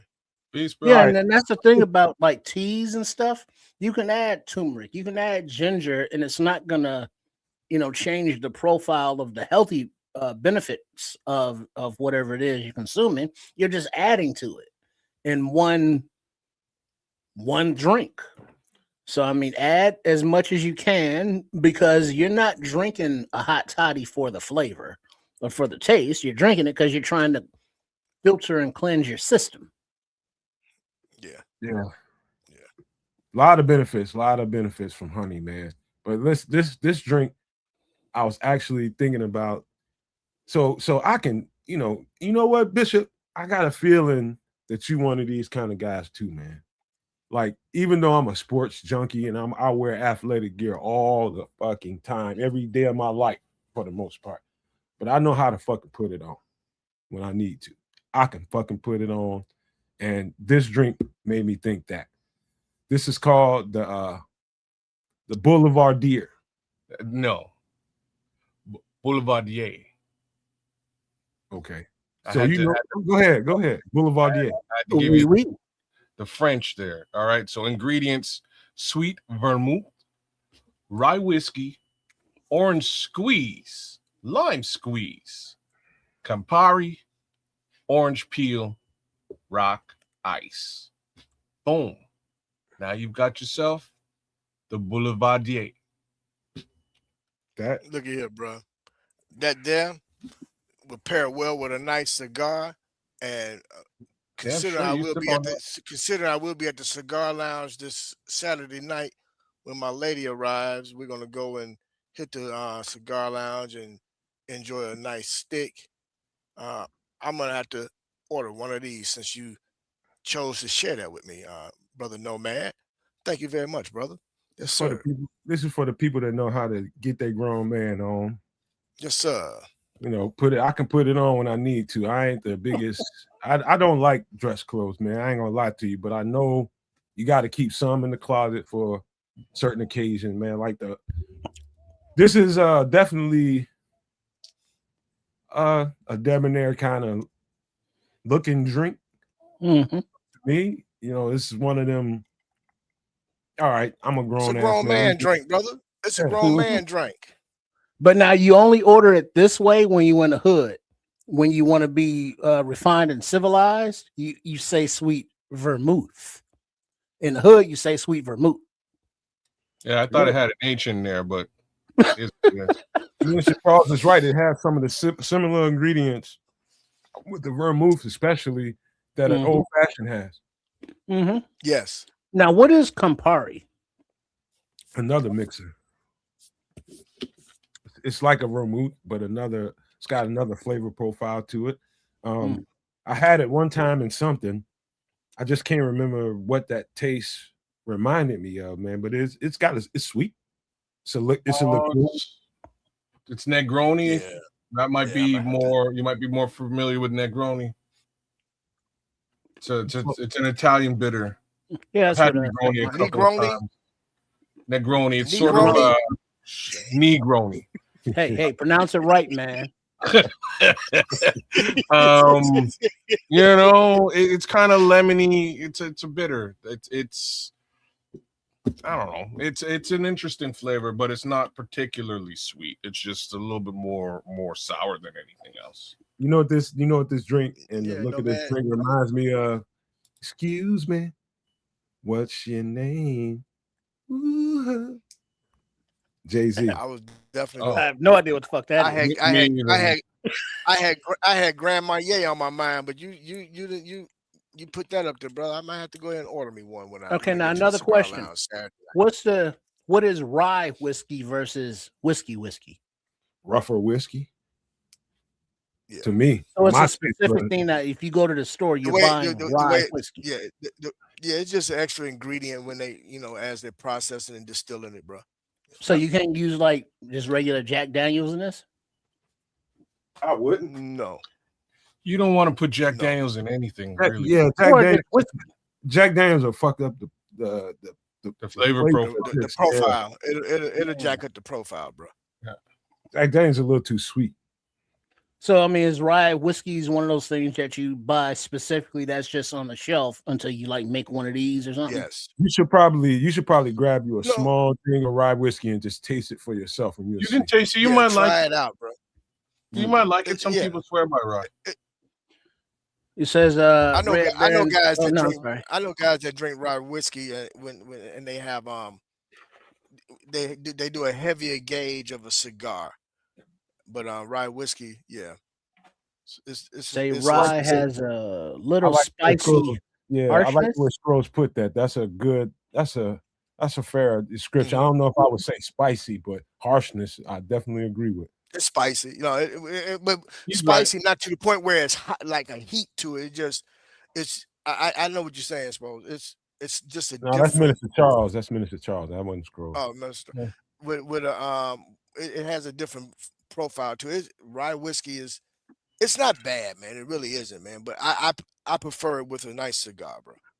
The only whiskeys I don't like are sweet whiskey. Like if you added some sort of maple, I ain't really trying to do it if it's sweet. Rye's all right. Rye's pretty decent.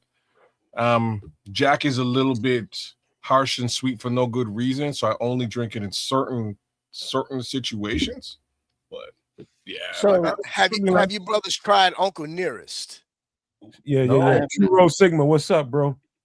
Yeah. I was telling him about that a couple weeks ago, if not last week. Yeah, that's someone just say whiskey. Yeah. So True Rose Sigma's in. Again, that Uncle Nearest is a whole story behind that, and Jack Daniels.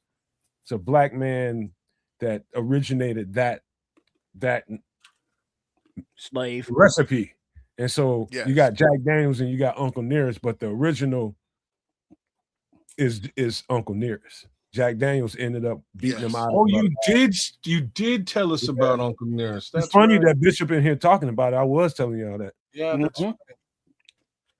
Now another question is like rye whiskey. Is that the same thing in Bye Bye Miss American Pie? Drove my Chevy to the levee, but the levee was dry.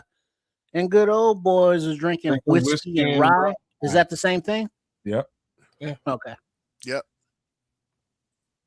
Yeah. Hey, cigars, man. I might have to add that as a feature. I'm not a cigar person, but I have partaken in some cigars, man. And when we do that, bro, I don't never have to pay for them, though. when we do that, no man, let me know because I would like to have my boy V Dub because he is a cigar aficionado and he can really break down cigars, man, to where really get those who are interested, or more likely, you have some people that smoke cigars but don't truly know the breakdown of cigars, and how they're really put together in terms of the leaf, the fillers, the tobacco, the different types of tobacco. So let me know when you're ready to do that, brother. I would love to have that brother come on, man, and help educate everyone on We'll cigars. we'll we'll do that. We'll do a segment on just whiskey soon, man. And like in the next couple of weeks, 2-3 weeks, we'll do just a whiskey segment and just talk about some of the good whiskeys out there and some of the stuff that pairs Compare up 'em with well with the cigars. Yeah, we'll do that, man. That's okay. some they Man, do let that me on Smoke Fellas, but we'll do it a little different way over here on this channel, man. Because I ain't gonna tell you I'm not no aficionado when it comes to this. I'm just not. But I got some people that are. Yeah. Some people that really do this shit. Do this shit. You know. Yeah, Yeah, it's a my thing. boy, my, It's my a man Van culture. Washington. Van Washington, my boy, man. I'm telling you, he's deep into the culture, man. He really is. He's actually in the process, man, of I'm not gonna put his business out there, but let's just say, man, be on the lookout for that brother within the next year or so, man, when it comes to the cigar culture. That's all. All right, man. Listen. You look at Mr. Charles say he's a cigar aficionado, licensed and certified. Damn it. There you go. All right. Yes, sir. People keep trying to pull me into that world, and I'm nudging into it. I'm nudging into it, man. But in the meantime, man, you know what else we got to talk about? The What? doggone, the doggone Chicago Bears, man. There it is. Let's get to And it. let me just, Let's because get to it. Stevie called for it a minute ago. He was just like, "Hey, man, it's about that time, so let's do it." Let me put up this injury report. Anybody that wants to speak to it can feel free. Okay. While you're pulling that up, rye wheat is ground in water, sugar, yeast added to allow it to ferment. The yeast eats the sugar and starches from the rye and converts to alcohol. In Europe, you can distill it for yourself. In the USA, it's illegal, bogus, without a license. However, you are allowed to make up to 200 gallons of wine or beer legally a year. Well, that's something else for your bug out bunkers, your basements, your doomsday shelters. Get you a little liquor, that help pass the time and alleviate the mood. What up, Terrell Jackson, 82 busted up in here, man. Hey, welcome in. But let's get on this, man. Anybody that wants to read the injury report can. I can read it if y'all don't want to. It's scrolling back to the top right now. And as it scrolls, anybody can pick it up. I'll And grab it. this is probably the best injury report we've seen all year. Go ahead. So the Bears injury report, we have cornerback CJ Gardner Johnson, full linebacker Amon, I can't say the last name. Amon Full participant Agbomiga. I got you. offensive tackle Braxton Jones, full participant. Wide receiver DJ Moore, limited. Defensive end Joe Thyron, full participant. Roma Dunze, wide receiver, limited. And Nick McLeod did not participate. And Josh Reeves Maben, limited. That's So let's probably get to it, fellas. That's probably the best looking injury report we've seen all year, considering the circumstances. In a long Yeah, time, brother. In a long time. very long time. And considering that TJ and Ozzy are out for the year, this is a good, really good prognosis for us, man. We're gonna have hands on deck. We're gonna have a lot of reinforcements here. Hopefully Jalen Reeves Maben can get back up to speed by the end of the week and get him in the game, because I love the way he looked on the field too, man. He was a demon out there. CJ Gardner Johnson, full participant. Yes, sir. He's going to be active out there, whatever role he's going to be playing. Amon, he's going to have to play a role, at least a supporting role. Braxton, he's going to probably be a supporting swing tackle. DJ, he's going to always be there. JTS, I can't wait to see what he can bring to add to the plethora of guys that we had that can get after because the second half looked tremendous, bro. You got to go look at the second half again. You got to go look at the second half of that game again. It was different.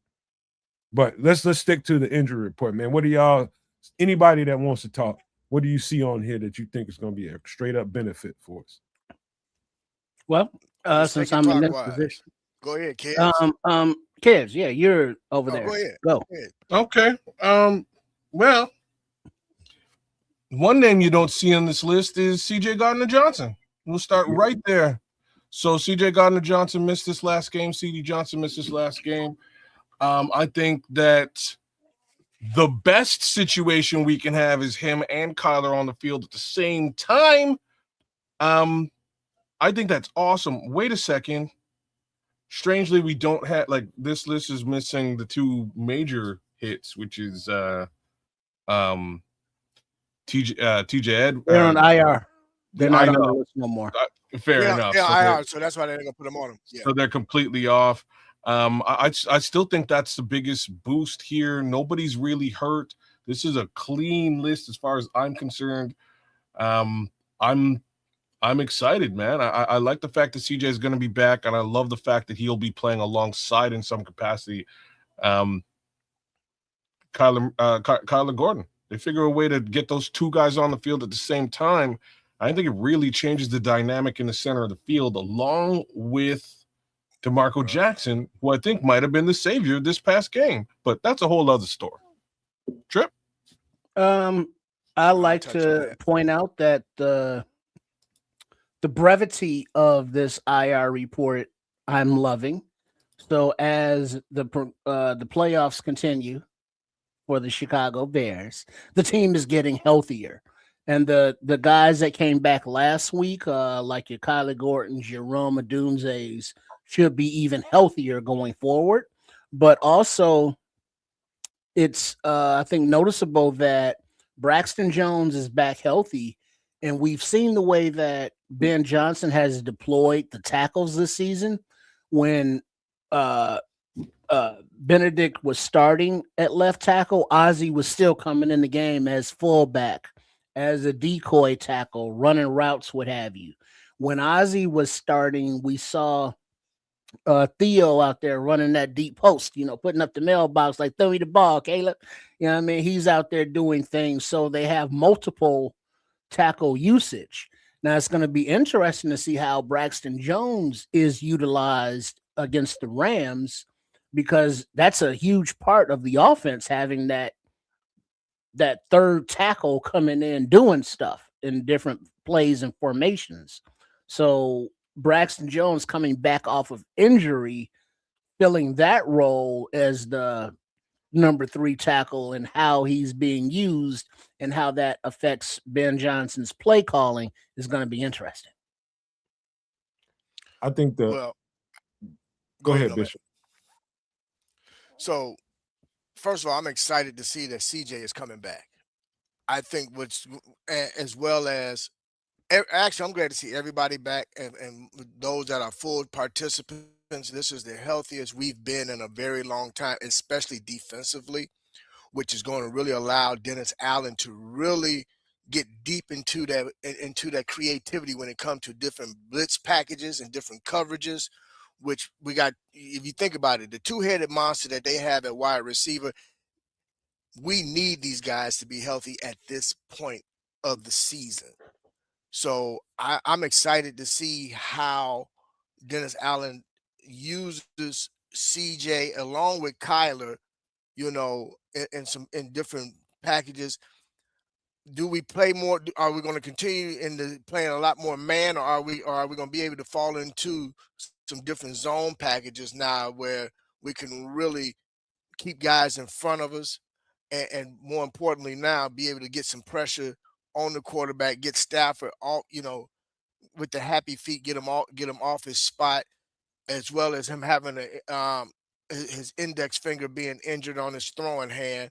And it's going to be and the 12th man, which I call the weather, the 12th man is going to really be beneficial in this game as well, because them Sunshine Boys, man, they blood is thin, bruh.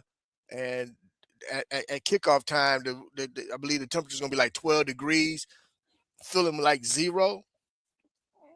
and the wind is going to be whipping between 20 to 30 miles per hour, perfect bellwether. Perfect bellwether, man. So I'm excited, man. I'm glad to see these guys coming back, man, and ready to get at it, man. Yes, sir.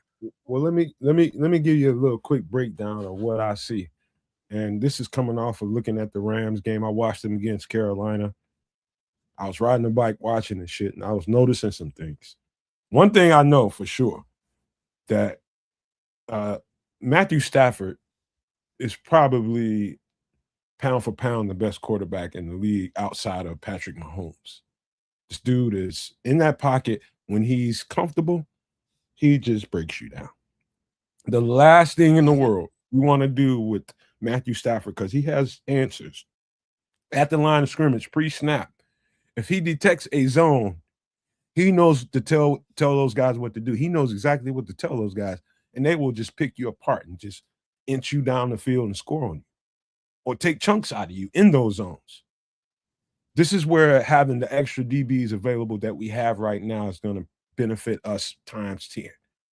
The fact that we can match up. The fact that we can match up and man up, that's going to provide quite a bit of a fluster for Matthew Stafford, who is probably the best at detecting zones. Outside of Aaron Rodgers, he's the senior most veteran quarterback in the league that knows how to do this, man. He does this shit, man. We do this podcast and shit. He does that football quarterback shit like a motherfucker, dude. And so we have to know, Dennis Allen has to know that you have to mix up your coverages. It's going to be times when we sitting in a zone, depending on what down and distance it is.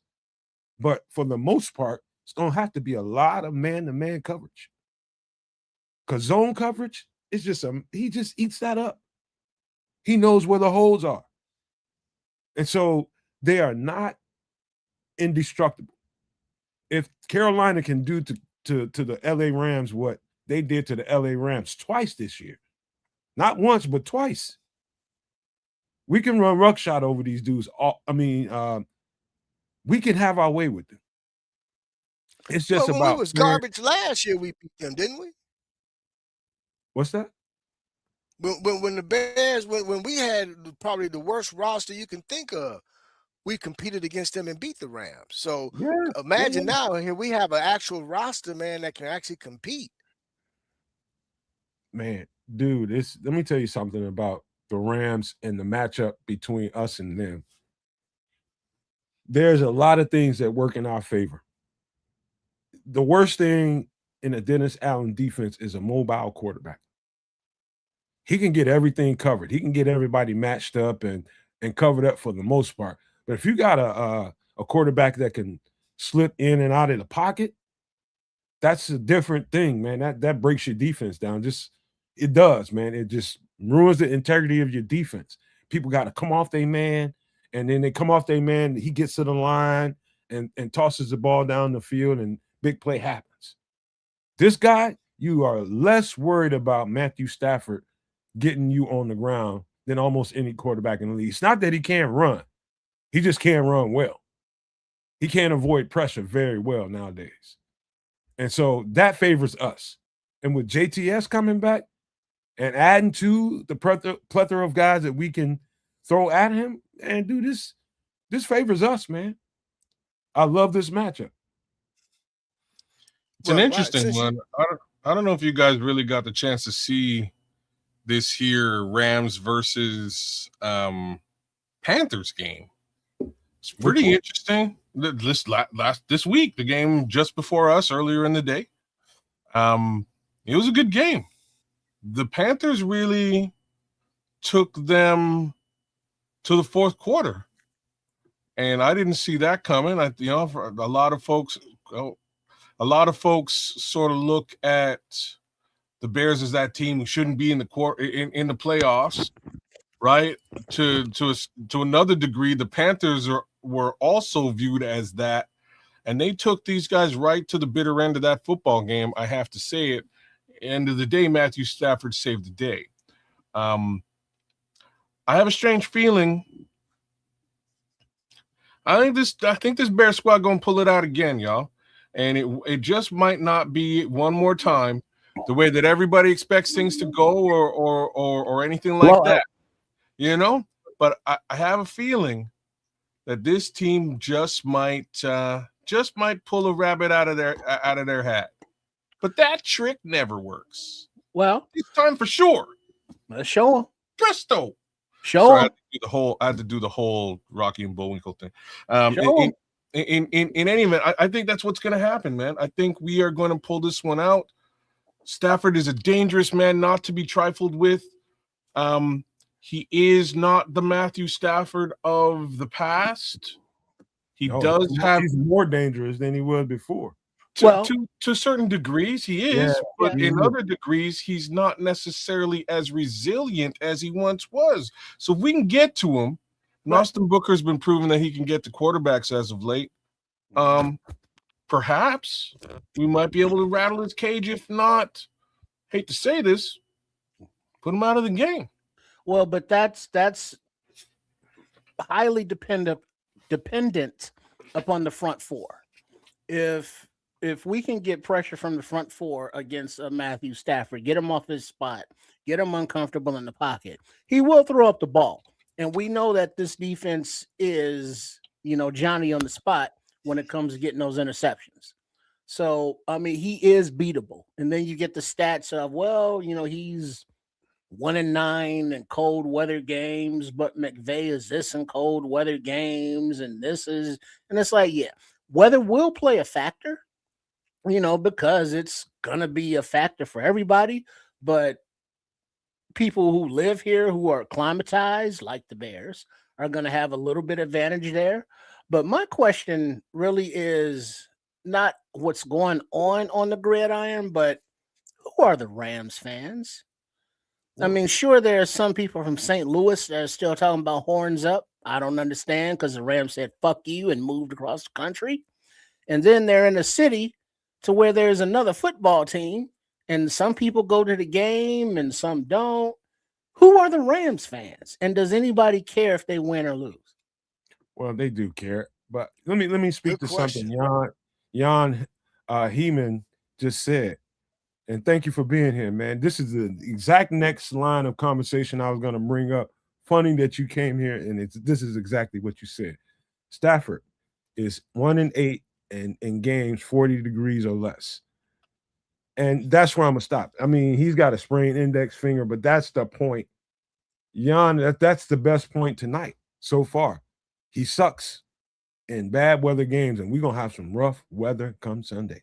It's going to be cold. Well, let me add this, man. Here's some teams that put enough on film in terms of beating the Rams that we can use in terms of being able to study.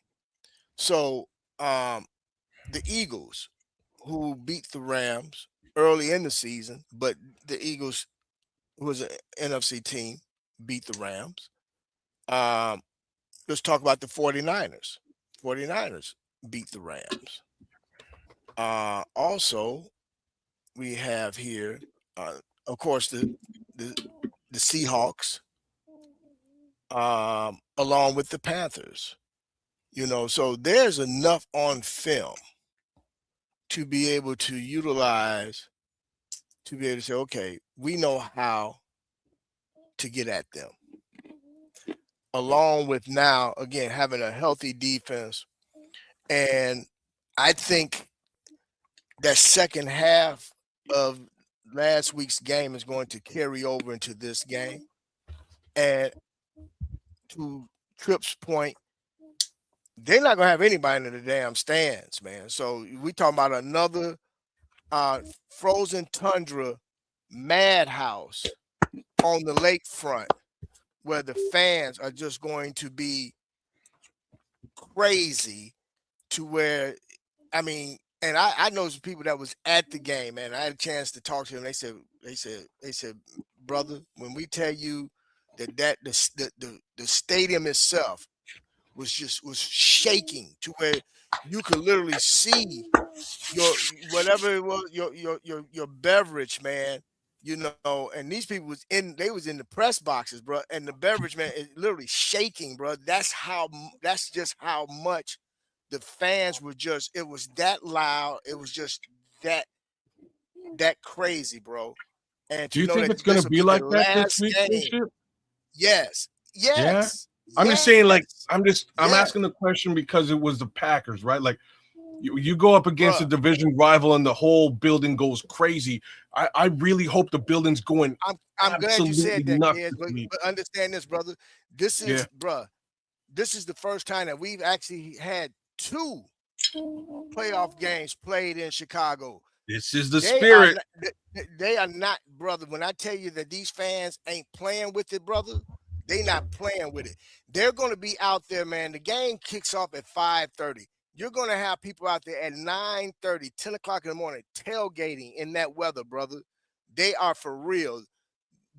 Look, man, they believe, and we're one game away of going up to Seattle if they happen to beat the 49ers. So But I have if a not, feeling they're going. This is what if I think. not, if the 49ers happen to squeak out a win, guess who got to come to Chicago, baby? Mm-hmm. So sweet sneak peek in the Keds parlay for this week. I think the 49ers upset the Seattle Seahawks. That's my little sneak peek, and I think it's going to be a rematch in Soldier between them 49ers and the Chicago Bears, and the Chicago Bears are going to pull it out. Here's the homer in me, kids. It's funny you said that. Here's the homer in me, bro.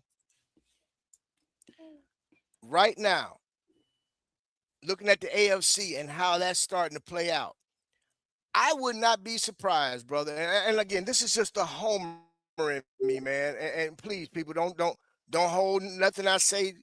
Don't hold it against me. I'm not going on record. I'm just saying there is a possibility. And just think outside the box for a minute. What would it imagine a Chicago Bear New England Patriots Super Bowl, bro?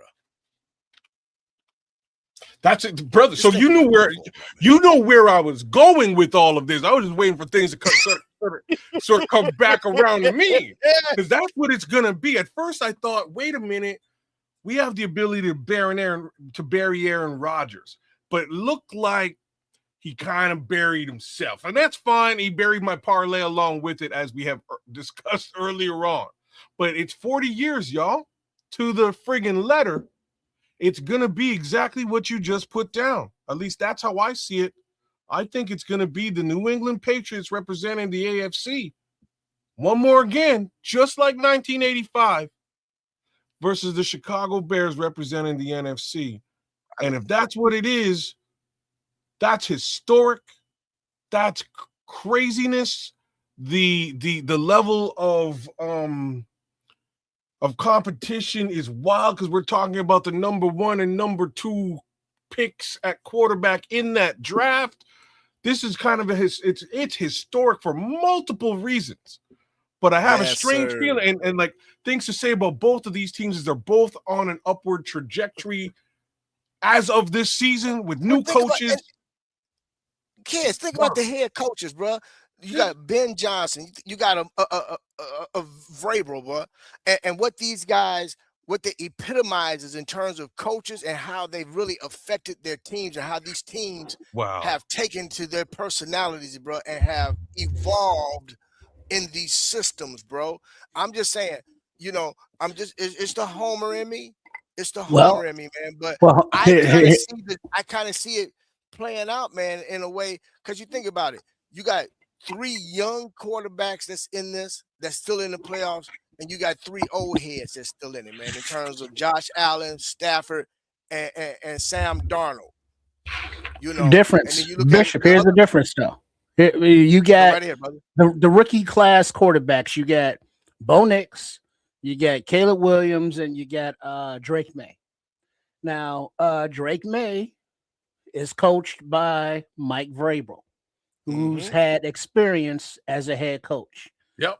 Bo Nix, you got Sean Payton, who's had experience as a head coach. Yep. Caleb Williams is on his second coach, third offensive scheme, and a first-time head coach in Ben Johnson.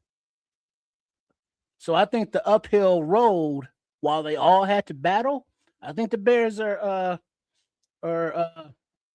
higher on that hill as far as like this really shouldn't be happening to this team Right. right now. So This this team is where should not people be this far ahead. this is where people say we're ahead of schedule, right? And No Ahead of such thing. schedule. you know what I mean? I somewhat agree with that as a take for this particular team, but you know, I gotta give a big shout out to our guy Sean Sierra, because what we've just sort of touched upon right now is the truth of the matter is coaching fucking matters, y'all.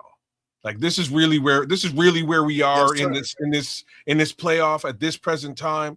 Coaching matters at a level that is exemplary, exemplified by every single team that has showed up in this postseason, including the Jacksonville Jaguars. You know, we were laughing at the whole Duval thing at the beginning of the season, but regardless of how he says it, he brought Duval to the playoffs for the first time in a long time. Let me say something to you guys, man. Before we take off into Super Bowl conversation, which I'm with, let me reel y'all back into this Rams game, and let's talk about them from the defensive standpoint. Let me tell you something. That defense is young. I'm talking They're about good, buddy. front. I'm talking about their front. I'm talking about their front four. They drafted. Let me tell you something. Yes, they did. And not only are they probably the best team I've seen getting after the quarterback on third down, they can get at you from the edge, and they can get at you from their defensive tackles. The edge rushers, defensive tackles, their rush plan together works very, very well. And you know what they give up. I'm talking about the D tackles. What they give up in size and girth, they make up for in twitch and speed. They can really, really get after the quarterback from the inside and the outside. And so we have to have a plan to make sure that on critical downs we have adequate pass protection to keep that pocket clean for Caleb Williams. And I'm sure that Ben Johnson is working on that probably at this hour, making sure that they got the right calls set up for them to make sure that they can handle the edge and they can handle the D tackles, because those dudes are quick. Yeah. They get off of blocks really well, and they really can get to you from the inside. And that's the worst thing in the world for a quarterback, is to get interior pressure and get you off your spot in a timing offense. So before we get to running away with the Super Bowl now, we got to stay here. I mean, I hear you. I'm just being a homer, man. But I'm gonna be honest, bro. I think this game. I honestly think, man, we're gonna see a running attack from us that we've kind of been devoid of the last couple weeks. But now that we've gotten that monkey off our back, which is Green Bay, I think we can settle back in now and really get back to the basics. And I honestly think, man, that we're going to really pound that rock, man, on the ground and keep their offense on the damn sidelines, bro, and wear down that defense, bro. We're gonna have to, because they are light up front. And you know, when I mean light, we got some heavy duty, heavy hitters up front in the interior of and the outside of our offensive line that we can take advantage of them with combo blocks and different ways that we can get after them, because you can move them off the line of scrimmage. But in passing formations is what I'm talking about in particular. When you got passing downs, those dudes can get at you from the inside and the outside. Well, yeah, but now we got to look at the strengths versus the weaknesses. Braxton Jones, if he plays, and starting left tackle Theo Benedet, they're better at the run than Ozzy was. All right, cool. So let's also look at the analytics. I see you, kids. That this Bears team has been shittier at the run the second half of the season as it has gone along. Ooh. With the weather conditions, with the defense that the Rams have, which is more fast than they are strong, you run it at them and you run it down their throat repeatedly. And hopefully you keep the time of possession, and then you put the Rams offense behind the 8 ball to where they are more have to throw, and then that plays into the Bears' hands. Ooh, So triple R. offensively, the Bears have to play from the opening whistle whenever they get the ball in the first half. You just can't keep getting down because this is a team that can put up 50 on you if you let Puka run free. And if Adams is healthy and his hamstring is better and he's running free in the zone, we're beating a man because they can't keep up. Those are bad things. So you have to kind of dictate the flow of the game from the beginning, I would think. You're gonna have to get at him. You're gonna have to get at him with the tight ends again.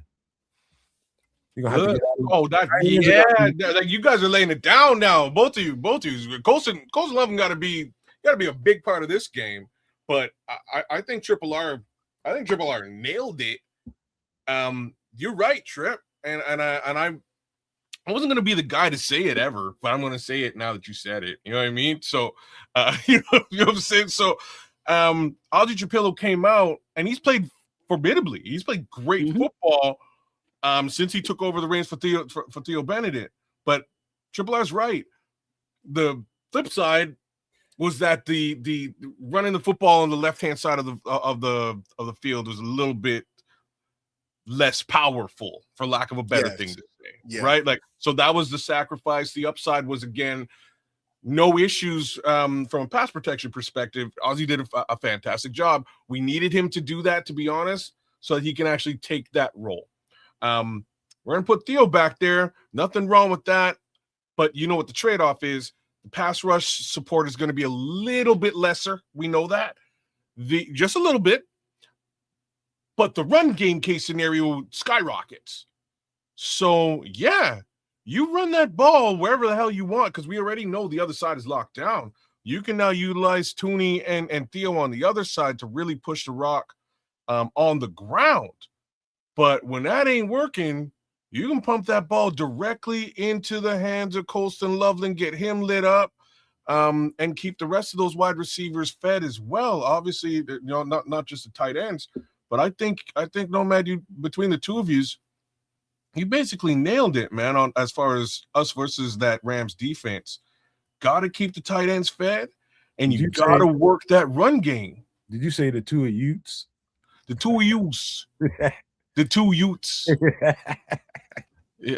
Anyway, but that's what I'm saying, man. That's how I think this breaks down very favorably for the Chicago Bears on the ground, as well as utilizing those tight ends. And if they get if they can get to the tight end dealy early, it's kind of gonna start them to it's gonna allow them to get to the wide receivers that much more. So I'm interested. I kind of expect a big game from Luther Burden as well, because he was a little bit Darth Burden. You see that was a celebration in the middle of the game last week. His first catch, he's like, yo, I'm gonna choke him up. Hey, I gotta tell you guys something. And you were just speaking to it just now. Everything y'all just got through saying, you and Trips together, I'm gonna put a cherry on it. We do have a distinct advantage physically up front, offensively. With the we can go with the three tight end set and move them completely off the ball. And now that you have Theo in at the left side, it gives you some options. What run calls that you call. You might want to run more stretch runs over to the left side, because most of the hay that the Bears have been making on the ground has been on the right side. It's on the right with Darnell and Jonah Jackson since Theo's been off the field.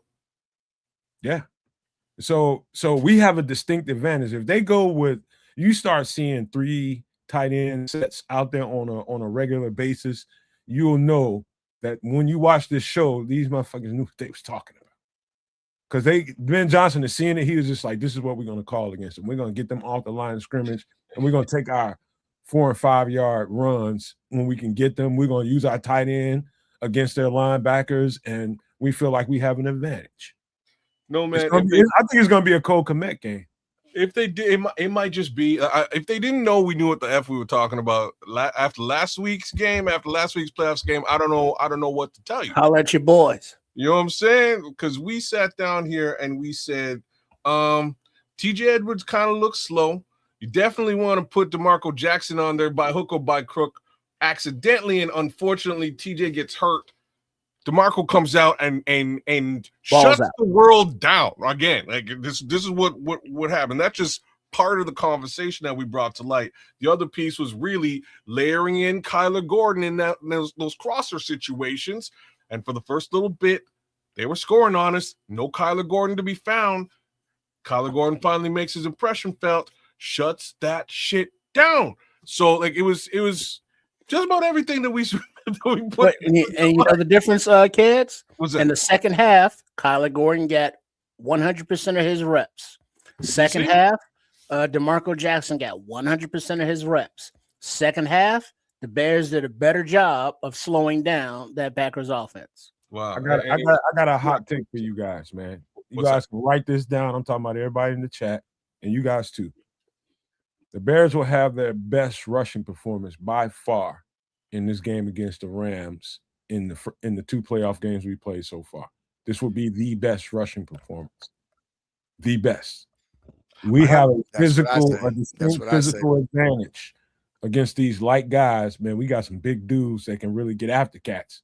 And we're going to get on them, and it's going to frustrate the edges. It's going to frustrate the D tackles. It's going to be a lot of flags because they're going to get frustrated because they won't be able to have their way with us, man. It ain't going to be one-on-one blocks. They're going to be comboing these guys. Boys, I think we figured this one out. Like, at the end of the day, you keep Matt Stafford the fuck off the field, and that's how you beat the Rams. And how you do that is you run the mother football. Run that shit. And accidentally, one more time, by happenstance, our left tackle goes down, and we bring in the replacement left tackle, that Canadian Eagle, that Eagle from Canada. And all of a sudden, the run game opens up on the left-hand side of the field. The laws of physics will be in effect in this game. We are heavier, we are stronger, we are bigger, and we are more physical than them. And the laws of physics will be applied in this game. Mm-hmm. And this game is also this game is equally personal because Mike LaFleur is part of the coaching staff over there at the Rams. So he got to represent for his brother. You mad his brother got pumped up. So So what you're saying, Bishop, is so you're saying that Matt LaFleur is on the phone with his brother and Sean McVay about you don't think the that's Bears. legit? Yeah, they all come from the same coaching You're looking tree. for a job too, by the way. Bro. Absolutely. Hey, and then think about this too. Did you guys catch the interview with Jalen Johnson? No. So he did an interview and he had mentioned about in terms of the two-headed monster with Puka Nacua and with Devontae Adams. Yeah. And he was saying they, as far as breaking down film and how they feel, how they're going to have to defend those guys, man. And Jalen spoke on some things, bro. I'm just going to put it like this. These guys are getting prepared. They're really diving in deep on this film study, man. They're taking this very seriously, man. And again, the guy that I want to point out that I think is going to be very pivotal in this defense. Stevenson, but you keep going. Tyreek Stevenson is one, but the primary one, man, and he was equally pivotal in the second half of last week's game, is DeMarco Jackson, because he was calling out the play, and he was getting the defensive line set. He was telling them when to shift and how to hit those gaps, man. And I'm telling you, this young man is going to do something special. You ain't wrong. Did I jump? Did I get ahead of? Did I get ahead of us again? You jumped ahead a little bit, but that's okay. That's right where I'm going, because the other side of the ball. I do it all the time. I'm sorry, brother. No, you right on time, because I'm going there. Listen, that's a point I'm coming back to later. The defensive side of the ball for the Bears is it's going to be about matchups and what a quarterback like and you guys remember this shit. Write notes if you need to, but take some mental notes of what I'm saying to you right now. This is all about matchups. Veteran quarterback like Matthew Stafford, every time he goes to the line on a passing down, he's looking for a matchup weakness. Where can he find a matchup weakness? In particular, who can he get Puka Nacua in some of the movement, some of the motion, How can he get Puka Nacua matched up on who he wants Puka Nacua matched up on? Number one. And so for me, I have a Bill Belichick mindset when it comes to these kinds of things. I'm cutting the head off the snake. At times, I'm not gonna show him exactly when I want to put double teams on Puka Nacua, but on certain situations, I'm going to disguise my double team. But I'm definitely going to roll some coverage over Puka Nacua so that I take that away from him. Not that they don't have Devontae Adams on the other side of him. Let me make But a note. this is something when they go in motion, particularly with Puka Nacua or Devontae Adams, they're looking for a matchup weakness on the defense. Just know that off the top. And if we can disguise the double teams, whether we want to take away Puka Nacua, particularly, or Devontae Adams, if you can do those two things, disguise the double teams and use the double teams at the right times, you will absolutely frustrate Matthew Stafford. We will get probably more sacks in a game that we had throughout the playoffs or throughout the season. We will get that guy on the ground if you can disguise your double teams, but you have to cut the head off the snake first. Take Puka Nacua out the game and make him go after guys that he doesn't want to target. Get that first option off the table on crucial downs. But let me hit you with something that I don't know if you guys are aware of. And this was an interview that, again, this interview was with Kyler Gordon. So Kyler Gordon mentioned about how familiar he is with Puka Nacua because they battled a lot in college. Oh, shit. Okay. So he's very familiar with Puka Nacua. And actually, him and Puka Nacua are friends. But he said in college, they battled a lot. So he's very familiar with Puka. So he's got inside intel to give to DA with regard to how to scheme and different things in terms of defensively, and Jalen gave them their kudos. He said, hey, they're physical at the point, they're very physical coming off the line. They're physical. They're strong and physical when they catch the football. So we're going to have to be equally as physical. So, they're getting prepared. They're deep into the film study, man. Now tomorrow they did walkthroughs today. Tomorrow they'll really get at it, and really start putting in the game plan. So, brother, let me tell you, this is going to be another one for the history books, I believe, bro. Also, I really do. But I have to agree with no man with regard to the run game. I think this is going to be another very complete run game that we haven't seen since probably the Philadelphia game. This is exactly, and that's when the switch happened. The switch happened the following week. Right. You nailed it. The switch happened. Go ahead. Hold on. The one thing, kids, I want to mention is what we really need to see from the run game that we have not seen enough of, but we have seen the flashes of, are when the holes are there or the Swift or Monangai makes them there, they have to make some more house calls. Monangai missed, I think, a longer house call run by trying to run a guy over. Yeah. Instead of just cutting to the outside and he would have been gone.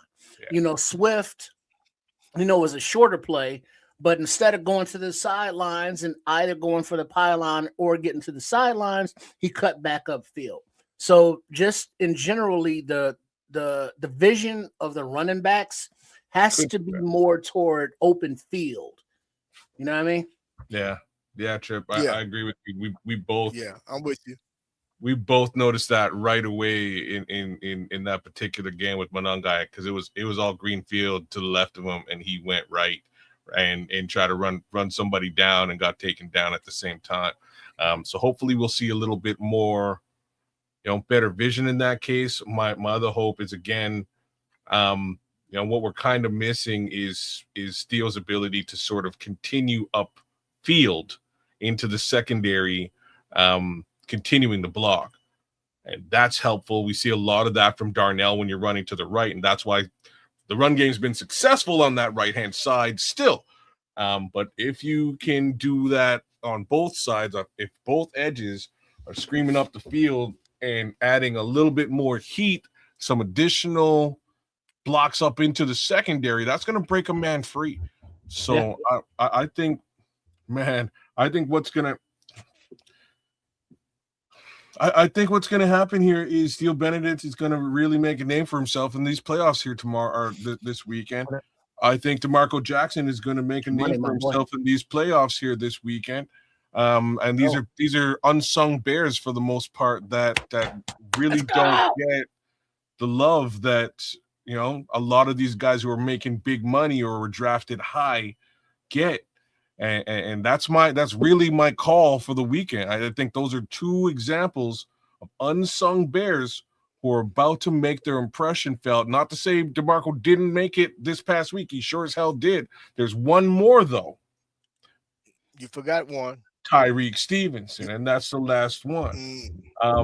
You forgot somebody on the offensive side. Did I forget somebody on the offense? Who am I forgetting about? Yeah, I'm gonna tell you who I think is gonna quietly, man, be a killer. Who? Cole Kmet. Because they're gonna be keying on Loveland, and that's going to allow Cole to get loose and get funky free on him, baby. You're right. And I think Cole Kmet is gonna gash him for some really big catches, man. Because they're going to be keying trying to make sure they try to take away Loveland, but they forget about Cole, and Cole's been quiet. Cole's been relatively quiet, man. But Cole Kmet is going to, I think he's going to rear his. I don't mean it in a bad sense, but he's going to rear that ugly head this weekend, bro. And I think he's going to have a big game, over 70 yards and catches, bro. I think also, man, I got a few notes that I want to talk about, but one thing I should point out, and it did not look good as we were watching the game live, and we were screaming for Tyreek Stevenson to get on the field because of Jalen Johnson. Didn't look like he was able to keep up, right? On closer inspection, and I'm just talking about in comparison to the game before, game before that, and the game before that. I'm steadily watching him. I think Jalen Johnson is like a game or two away from being Jalen Johnson. Back to normal? Yeah, man. On closer inspection, bro. I'm just not healthy yet. I can dig it. No, man, I'm so glad you said that, no, man, because to me, he played more this past game. He was playing more sticky coverage than he has the previous games, man. And he's looking more and more. It took like him a himself. minute, man.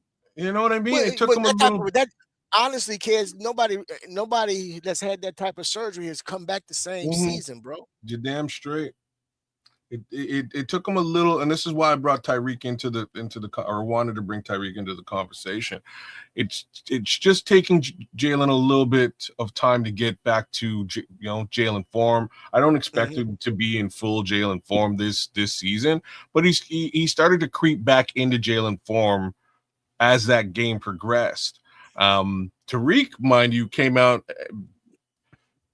as Tyreek Stevenson, right? Like he came back to being where he is. I don't think he was really at that level of setback. I think he's honestly just lost favor within the team, and that's an unfortunate situation for Tariq. But I think he played really well.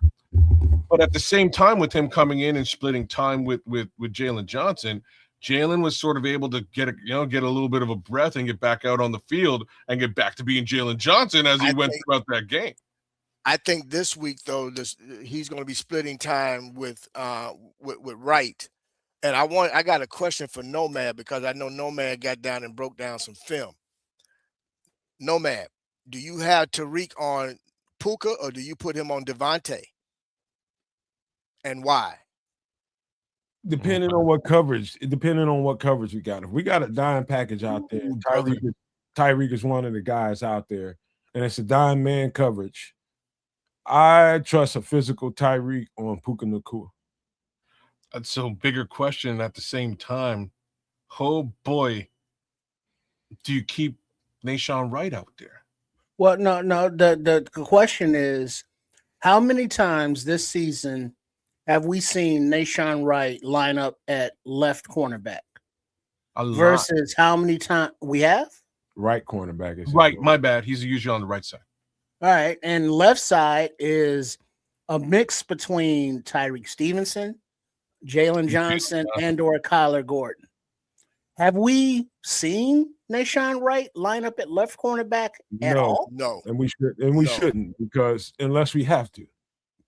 Well, but that kind of answers that question. Is it seems as though Dennis Allen is keeping players in those positions. He's not matching up with receivers per se, saying you're going to follow this guy around all game. It's kind of like, well, who's on the right side of the defense? Well, that's who Nashawn's going to cover. Right. You know what I mean?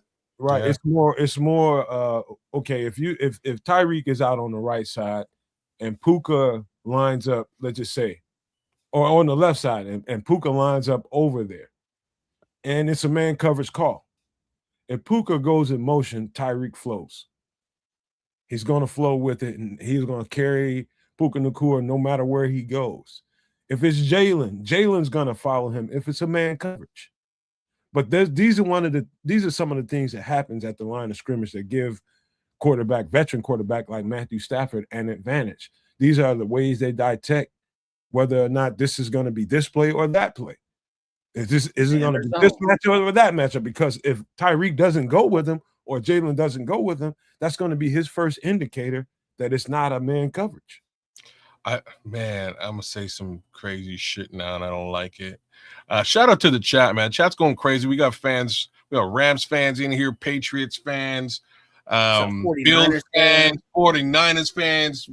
Like, share, subscribe, please, to all three, any of the three or what have you of these networks, whether it's my guy over at Sports Chicago Style, my network at Kez the Canuck right here on YouTube, or the Nomad Network hosted by my man Nomad right underneath me. But yeah, I don't know. See, this is where we are going, Cribs. This is exactly where I'm going. I don't know if I trust Deshaun Wright against either one of these. I do, because he fares much better against a bigger physical receiver versus a quicker, scatty, jitterbug type of guy, because he's a longer these guys are guy. Route runners, though, brother. Yeah, but okay. I'm telling you, Tyreek fares. I mean, not Tyreek, but Nashawn fares well better against somebody his size. Yeah. You know what I'm saying? Like he can get sticky on Puka Nacua or Devontae Adams. I trust him on either one of them because they're his size. Now the jitterbug little guys they got, that's a little bit more of a problem. Like the slot receivers and shit, like they're more of a problem for Nashawn than the bigger guys. And I consider Devontae and Puka bigger guys. So here's a little something. I knew it was something that had escaped me, and it just came to me now that because Nomad brought it up, and this is what hit me. In that interview with Jalen Johnson, he said they noticed that they lined Devontae and Puka up certain ways to try to get certain advantages. He said as long as we identify that, we'll basically know what coverage they're in and what plays they're looking to run and who they're looking to go to. He said as long as we are on top of that and understand, he said, because one thing about Sean McVay, he looks for matchup. Like Nomad said, he looks for matchup problems, and with that, they know based off of who's going to be lined up where on the field about where that ball is going. Mm-hmm. That's what I said, man. They diving in real deep on this film study, man, for this game. Yeah, and after that, it's about preempting and not overplaying what you saw on film. Like, okay, if they get in and they get in a 3-stack bunch formation, so you got 3 stack receivers in a bunch formation on the right side, and then all of a sudden, right before the snap, the guy in the slot goes in motion. They know what to look for in that. They know it's just eye candy to get the tight end open across the middle. They know that. Little things, little tendencies. It's football is such a chess match, man, from week to week. It's like, I don't care what I saw on film in the breakdowns that I'm giving y'all right now. Everybody saw them. And guess what? They are planning to have an answer for everything that was put on film last week. That's the different thing about the playoffs. And so now you got to trust that your personnel can and will take advantage of what they think their advantage is. If you think you're going to move guys in motion and find all the the one-on-ones you want with whoever, you can show you that these one-on-ones ain't to your advantage. So make a play on the ball. That's it. But we got a super chat real quick. Let me get to that. Give me a second. Here we go.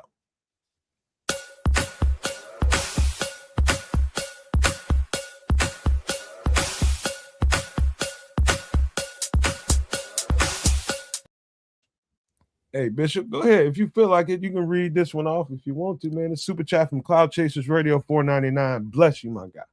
Yes, Cloud Chasers Radio. Thank you for the $4.99 super chat. Here we go. Just pray over this team.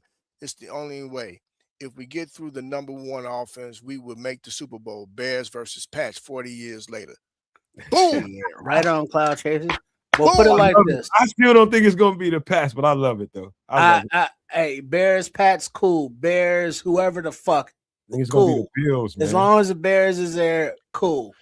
But now, question though, Matt. No, man. I don't think the Bills going to make it, bro.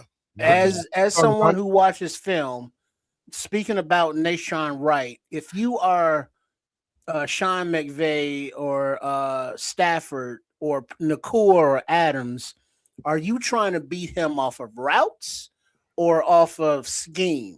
Because what I've noticed, or just me, is Wright physically has been covering receivers. They just make a play, make a catch. Mm-hmm. He's on them. But where Wright has seemed to be lacking is in zone. And we don't know if that's a him problem or him looking in the backfield problem or getting lost. Where are his deficiencies? Where do you attack him? He gets caught peeking in the backfield. That game, I think the game Trips is talking about was it became real evident in the 49ers game. I think the eye candy, some of the pre-snap movement before the ball was actually snapped was really being effective on Nashawn Wright. So I won't just put Nashawn Wright out there as the culprit, like he looked really bad. No, all of them looked really bad. They were all a step slow. Well, remember, I said that last week. Remember, I said that last Wednesday. No, man. Remember, I brought that up. I said, man, the part of the problem was they got caught peeking, man. They were undisciplined with their eyes. Mm-hmm. You all it takes is like a split second. And you're gonna look slow as dogs. Yeah. And he was if that's his. But how do you balance that? If that's his superpower, as preparation, Raymond Granderson is saying that he's a ball hawk and he wants to see where that ball is so he can make a play on the ball, versus covering your man and then making a play on the ball. Here's a secret, and this is not going to sit right with everybody. I'm about to say it. When you're dealing with your opponent is always looking for a fracture. When's the last time you see the Bears have a huge fracture? It was the 49ers game. Yeah. Defensively. They will apply some of those methods to the Bears to see if they've made the necessary adjustments. Mm-hmm. And they will use a whole lot more of the eye candy, the pre-snap movements that the 49ers did to the Bears that kept them on their heels and kept them a step slow, a second behind the play. They will do that. Because Green Bay tried it. And because they was trying to pick on Kyler until a couple times Kyler got his hand in there and got a pass defense. And then they kind of said, well, let's get away from him, because we know if we try him too much, he's susceptible to getting his hands on that ball. But that was the formula. No, you're right. That was the formula, right? So what the Bears have put on tape is they can be beat by speedy receivers in crossers. And that's what the Packers did. That is what the 49ers did. But truth be told, again, DeMarco Jackson was not on the field. Neither was Kyler Gordon. Here's where it gets twisted. Okay, I'm going to put you in this situation, kids. Hopefully you'll feel me. Let's just say you're Kyler Gordon and you're playing the slot. I'm the linebacker closest to you. And when that guy goes in motion, let's just say it's a zone call, but in this play, because that guy went into motion, is that motion supposed to trigger a man coverage based on what we practice? So he goes in motion, and your job is to come to me, who's the next guy to you, a slide, be a man.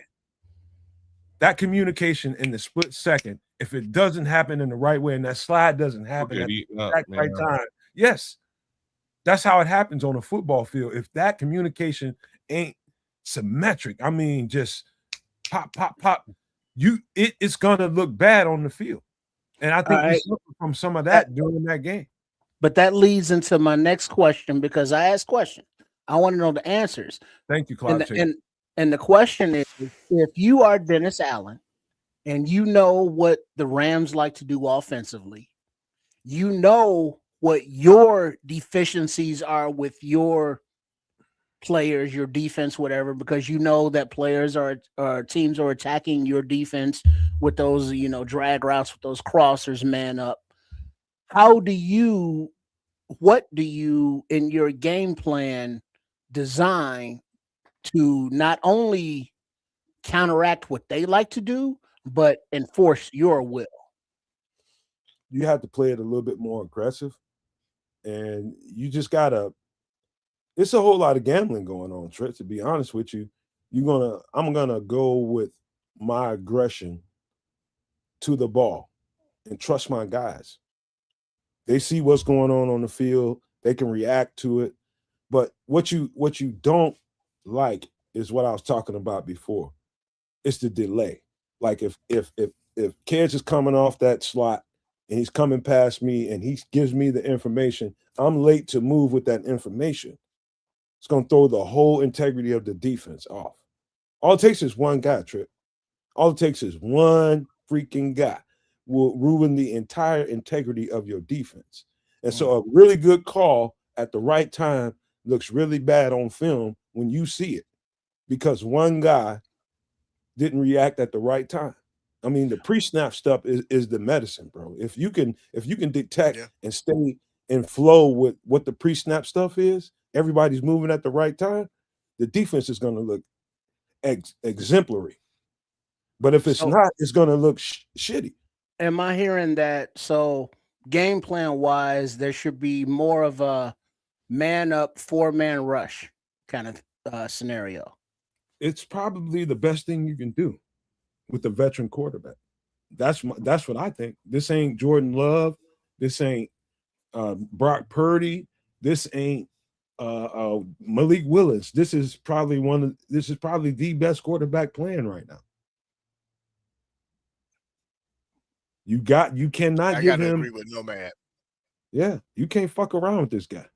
Yeah, so we're looking at man, 4-man rush, right? So that means Montez Sweat, the highly paid, and the young upstart Austin Booker, who is going against, isn't the left tackle of the Rams, isn't he a young guy or replacement for injury that he's going up against? I believe so. With the way that Montez Sweat did come along in the second half last week, if he can eat up some double teams, and if big ass Javon Dexter, as slow off the ball as he is, can eat up something in the middle, Austin Booker should be able to dominate his one-on-one, because I don't see them double teaming Austin Booker to leave Sweat one-on-one. So if a 4-man rush is able to do it, whether it's just straight up or if they run some stunts, which I'm sure they will do, I would also see that this secondary is more than apt to be able to stick with the Rams receivers as long as you give Stafford less time to throw and make sure to roll up that coverage as well, because he's going to be doing the dump offs. Let's put it this way, Trips. You got a great quarterback like that. This is a future Hall of Famer. And his prowess in finding ways to beat teams. Would you trust a defensive formula, whatever the schematics are for that game? Would you trust the sitting back in a coverage that feels good because zone coverage? Would you trust a zone coverage, or would you trust him having to be pinpoint accurate with every one of his throws in tight man coverage? He'll pick the zones apart. It's Matt Stafford we're talking about here, and I think you're actually really diagnosing this well from a schematic perspective as far as what can Dennis Allen do to to mitigate that. And what I'm just gonna postulate here is truly based on personnel. I think we have the personnel to sort of match up very well in the middle of the field, which is basically where Bears fall short or have been falling short over the course of the last few weeks. If we are talking about a pre-snap movement case scenario where they're stuck in a zone, yeah, they're probably going to get diagnosed and picked apart. I think, again, from a personnel perspective, we have the right people on the field to be able to handle that in a man coverage. I also like what we have going on against Devontae and Puka, just given the speed that they bring to the table. Like they're not, you know what I'm saying? They're not burners. They're not deep. They're very technical. They're Kev, amazing route runners, both of those guys. And Kev, to piggyback off of what you were saying, a couple weeks ago, I have to completely agree with you with regard to schematically. We were deficient in areas defensively. Now that we have our core back, yeah, I honestly think, man, right now, this particular game is ideal for our linebacking core along with our safeties to really protect the interior of that defense in terms of the middle of the field. So anything underneath, I think those guys are going to be roaming, and I think they're going to be laying some wood.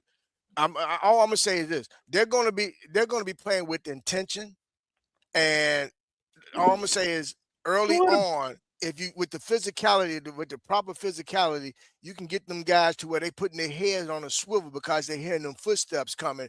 They're going to get those dinosaur arms after a while. They're not going to be wanting to catch the ball. But that's what irritates me. Who in the secondary has delivered any of those hits to make those alligator arms pop up? We hadn't been, but Flips. You want to know who it was last week? You didn't have your core. Now that we have our core and guys out there that trust one another and know where everybody's going to be, man. Look, I'm telling you now, Briscoe gonna be bringing it, bro. I got to feel it. I think Kwani B is going to be bringing it, bro. I think he's had a very played his best football. He plays best football Saturday. Yes, this Saturday, hands down, bar none, best game of the season this Saturday. And again, we all know who he is and what he brings to the table, because it's really interesting, when it's a contract season and shit. People play different types of football. It's just how it is, and it really hasn't been a favorable season for Kwani B coming off an injury. All of a sudden on Saturday, man, I really got to say it. Things looked bad, right? And the one guy I could look towards who on defense, Kwani B gave zero. He left nothing on the field, gives 0 Fs, man. He gives 0 Fs. He was out there shutting it down as best as he could. He had his bro out there, man. He had Kyler out there with him, man. And him and Kyler played good off one another, man. Having Kyler took a lot of weight off of Kwani B, man. That familiarity. Again, like I said, he was having to bail a lot, man, in coverage because they didn't have that safety valve. Now that you have Kyler, man, that's going to be playing in that slot position, man, as far as that nickel. Look, bro, that frees him up to really just roam, man, as a missile and just bring that wood, baby. And now that brings a whole nother dynamic, man, because now Bayard can really ball hawk, man.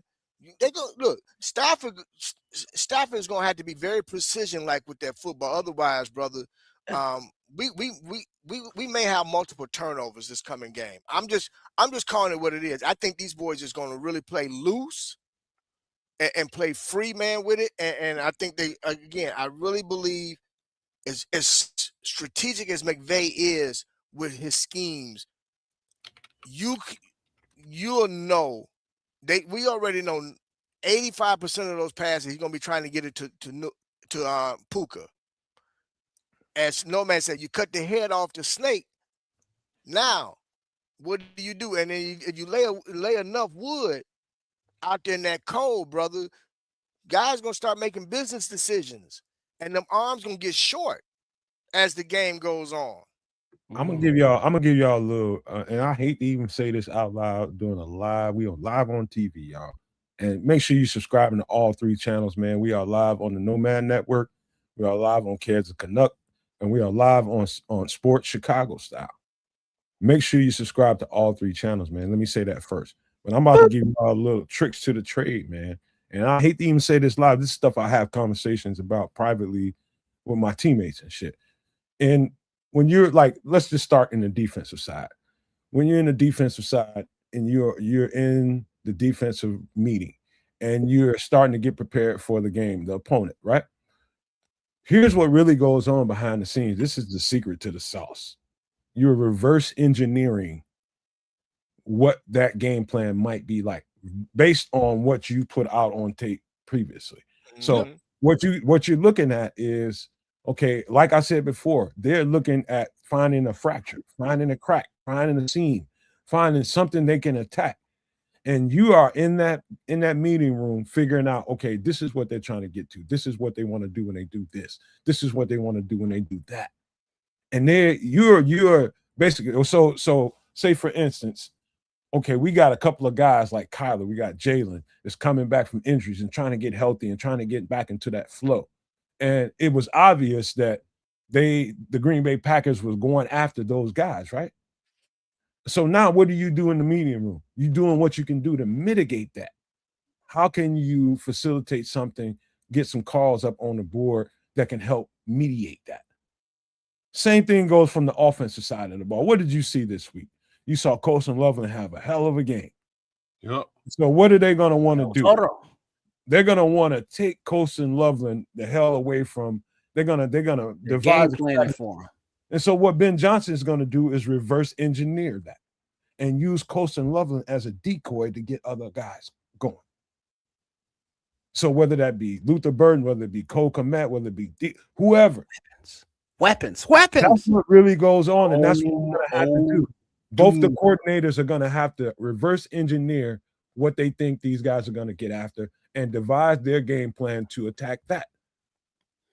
That makes sense at all? I don't know, but that's what really goes on. I mean, so if you are the Rams defensive coordinator, are you planning for a heavy run attack, or are you planning for heavy play action, or are you planning for heavy pass attack?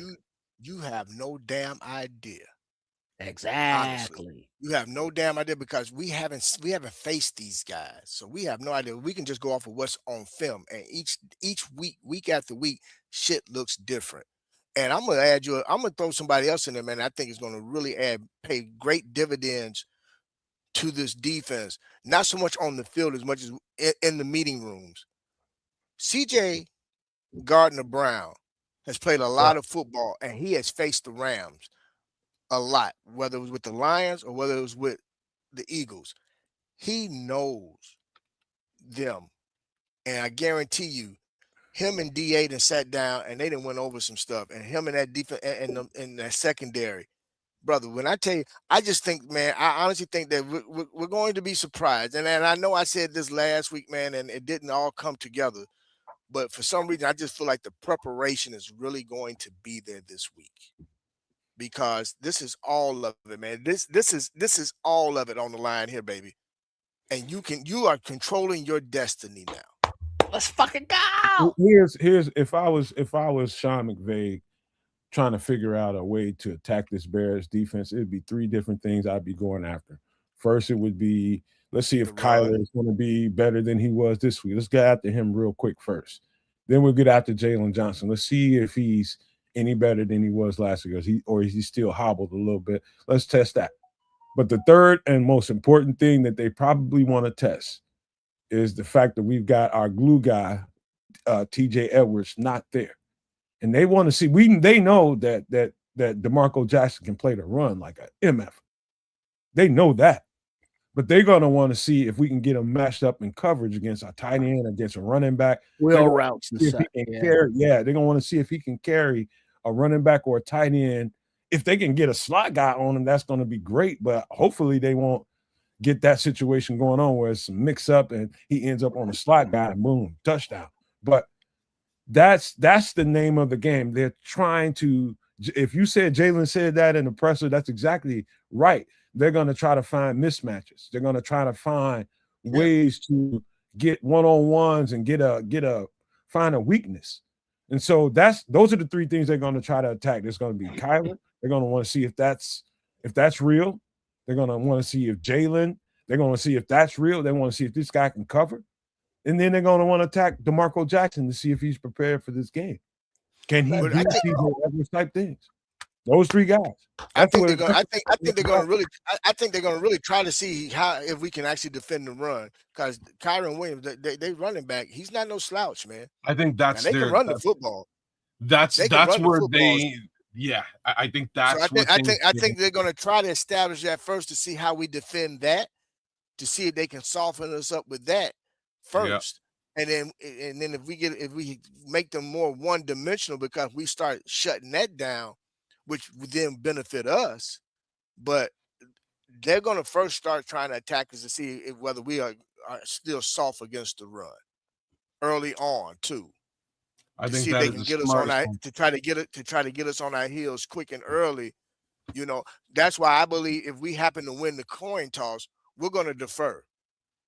Guaranteed. I believe if we win the coin toss, we'll defer, because we want to see what they're going to come out trying to do out the gate.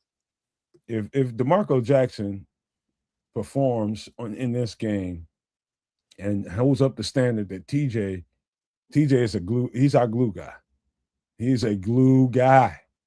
There's no other way to describe TJ Edwards other than a glue guy. He keeps everything together. Him, Grady, there's certain guys on that in that defense that keep everything functioning right. If which I think he is very, very capable of, DeMarco Jackson has a chance to really, really solidify himself on this team. Brother, in this game. Get paid. This is what I was saying. But you know what? I think a guy, man, that everybody probably think this might be his last season with us. I think Tremaine is going to act a fool too, man. I just think this defense is just going to really rise to the occasion, because they've been if you want to say the negative to the team, it's been the defense for the most part. And I think these guys are just going to look to really raise the game. Yeah, and set the tone early. Yep. Mm-hmm. Right. Hey, real quick, a shout out to the chat as well. But Neff Buck, who's an Eagles fan, who's over here with the Nomad Network with @Cads the Canuck with Sports the Chicago Style, aka Triple R SCS, and he's saying run the ball against these fuckers, and keep the time of possession to where you got Stafford off of the field, and you're using your advantage, against their weakness, which is against the run. So that means, a lot of Komet, Loveland, Braxton Jones, Theo are going to be on the field all at the same time, with Stephen Carlson lined up at fullback, what have you, and run against these fuckheads. So you are doing what we know that this team can do. Granted, second half of the season, they got away from it, but we know they can do it.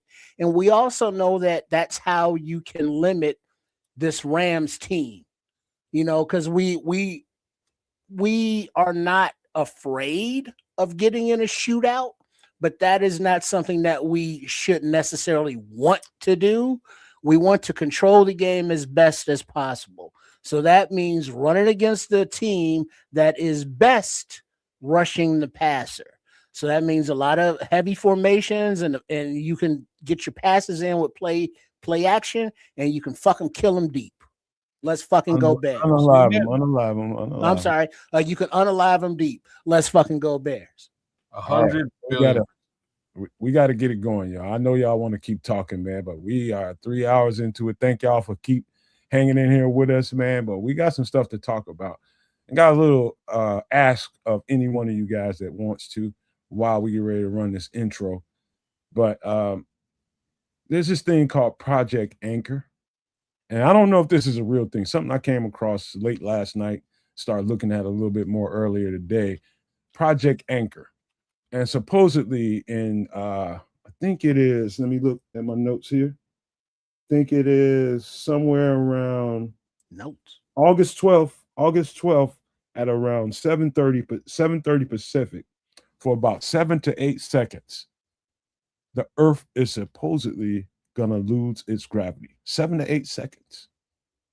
And it's supposedly from two black holes pulling at each other.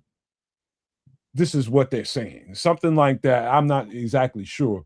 But I'm just gonna give you that as I lead into this intro and more reasons to prepare, man, because something like that could prove to be really, really disruptive to the world we live in, man. So let's get this thing started. Give me 1 second so I can find it. Oh man, where's my stuff at?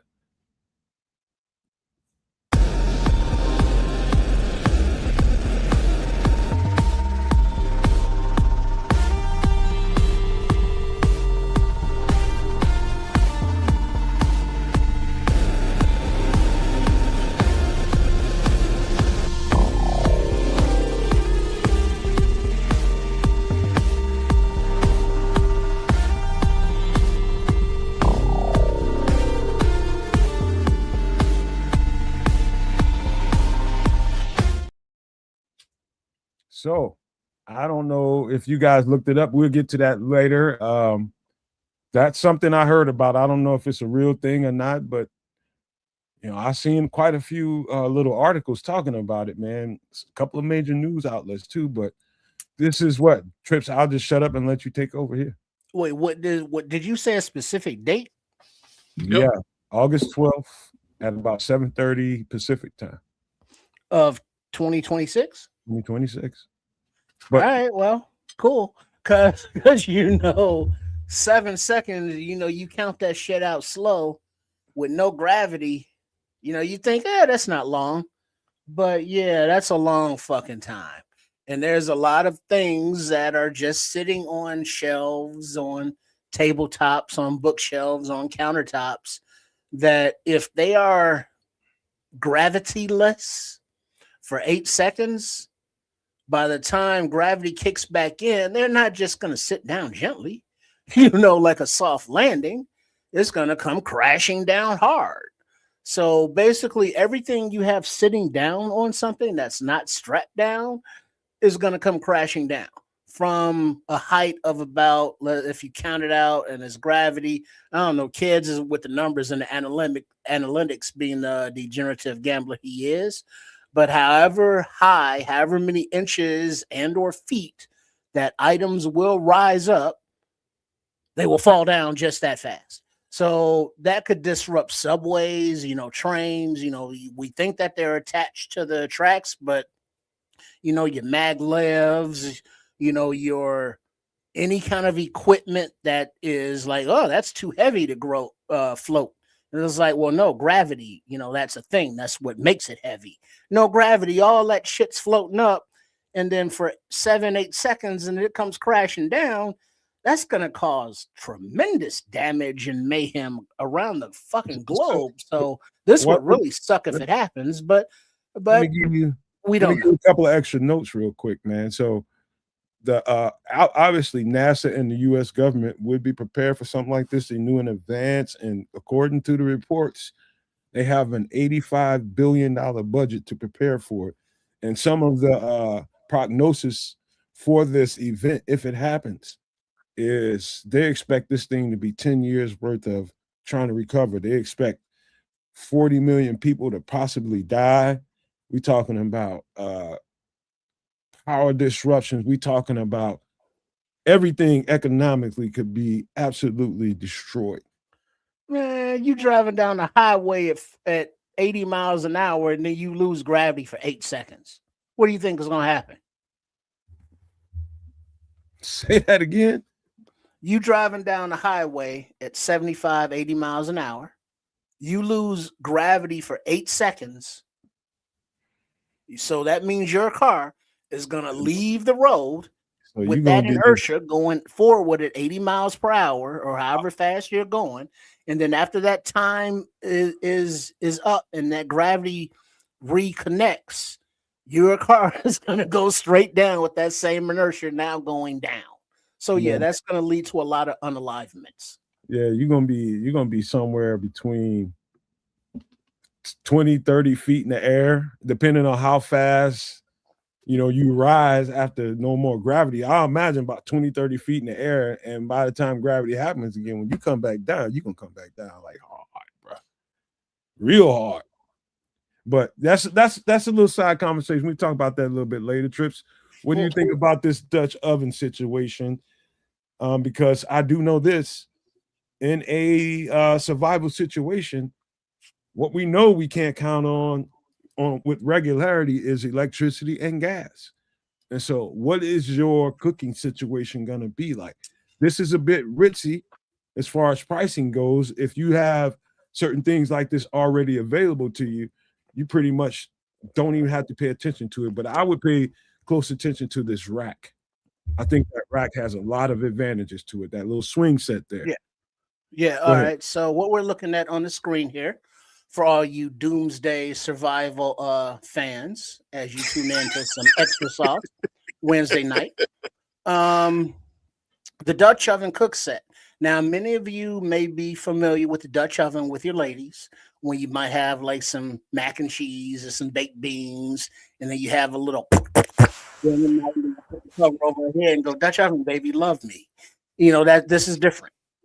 This is a cooking thing, not a Dutch oven that you put in the oven, but it looks like here there's a wooden box. Thanks for the clarification. That's just a container. That's just a container for the pots. There's, you got a pot that you can make soups and stews, a smaller pot for mixing up some canned goods or whatever have you, a skillet, for the menu items for those, that utensil, for your frying and such. Then you have a griddle if you want to make some pancakes or what have you. Then you got a little handheld griddle, so you have all the different pots and pans necessary to make whatever foods, dishes you need to make. And then the swing set that Nomad was referring to, which is if you're viewing on the left side of the screen above the carrying case for everything, it's a graded screen, about the size of a 4x3 or whatever the measurements are, but it's enough of a cooking surface that you can put foods on it, your steaks, your meats, your vegetables, whatever. And then the swing setup is so you can raise and lower it over the fire that you have. Now you can make a fire, huge, where you're just out chilling, like a little mini bonfire kind of thing, and cook over that when you're just out having fun. But in a survival or safety situation, you want to have a little footprint, a little flame as possible, so you can lower the swing cooking attachment grill part closer to the fire, so it's adjustable that way, and it's carryable. But just remember, at $139 for the wooden box here carrying case, with the wooden box carrying case, versus $130 versus the swing set setup. These are expensive, and they're going to be heavy as fuck to carry if you are in motion. So this is something more for a setup to where you have maybe a bug out location in the woods someplace, or in the forest, or another location where you can do all this stuff outside, because this is all outside cooking gear, not indoor enclosed safe room or anything like that. So these are cook sets that are available that you can use. They the one on the right with the different pots and pans and such are more for the different meals that you would prepare, whether it be soups or fried stuff or boiled or whatever. And then the left side more for the open campfire cooking. So yeah, if you are looking for survival stuff, food, shelter, water, fire are your major components, and this goes a long way for your food part. So, look into it at 140, 130 bucks. Now you got your cookware. I got a little objection to it, because in a survival situation when shit goes to hell, everybody's going to be cooking outside unless you got access to propane or whatever you need to heat things up in an artificial way. Everybody's going to be cooking outside. Everybody's going to be using grills. Everybody's going to be using this utensil, that utensil to cook food. And this is where this stuff comes in handy, man, because if you know how to make fire, you're going to be able to eat. And the cast iron cook set is uniquely qualified for these situations because of how durable these things are. You'll have these things for the rest of your life. Yeah.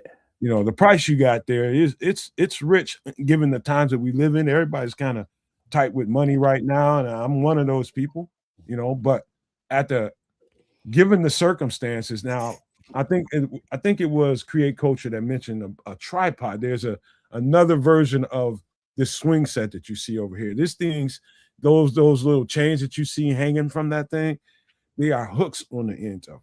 And so they are used to hook those pots, those pans, and everything else you got going on. And also you can use that in another way for meat, to smoke meats and different things like that. That swing in the middle, that grill grate in the middle, it's a dual purpose grill grate. You can use that to keep meat, a pot or whatever, away from being so hot on the fire. You can also use that to grill your meat. So there's all kinds of different purposing for this product here. And then also to add on, you see on the right side in front of the wooden box, it's a big more Dutch oven type pot, and it has that big handle that you can literally sit it down on the fire, on your coals, on your wood, whatever your fire's made out of. There's a little stand on the right side that you can mount into the fire and put stuff under it and put that pot down on it. Or you can hang that actual pot from a tripod or a swing over a fire and let it cook. So there's multiple uses of it. Then also something I did want to add about this was remember that if you are in a survival situation, that when you're cooking stuff, it's going to have an aroma. And that smell is going to waft in the air for miles and miles and miles. So remember, whatever you're cooking, the more flavor, the more spice, the more of herbs and shit you got in it, the more of a aroma of a fragrance it's going to put off.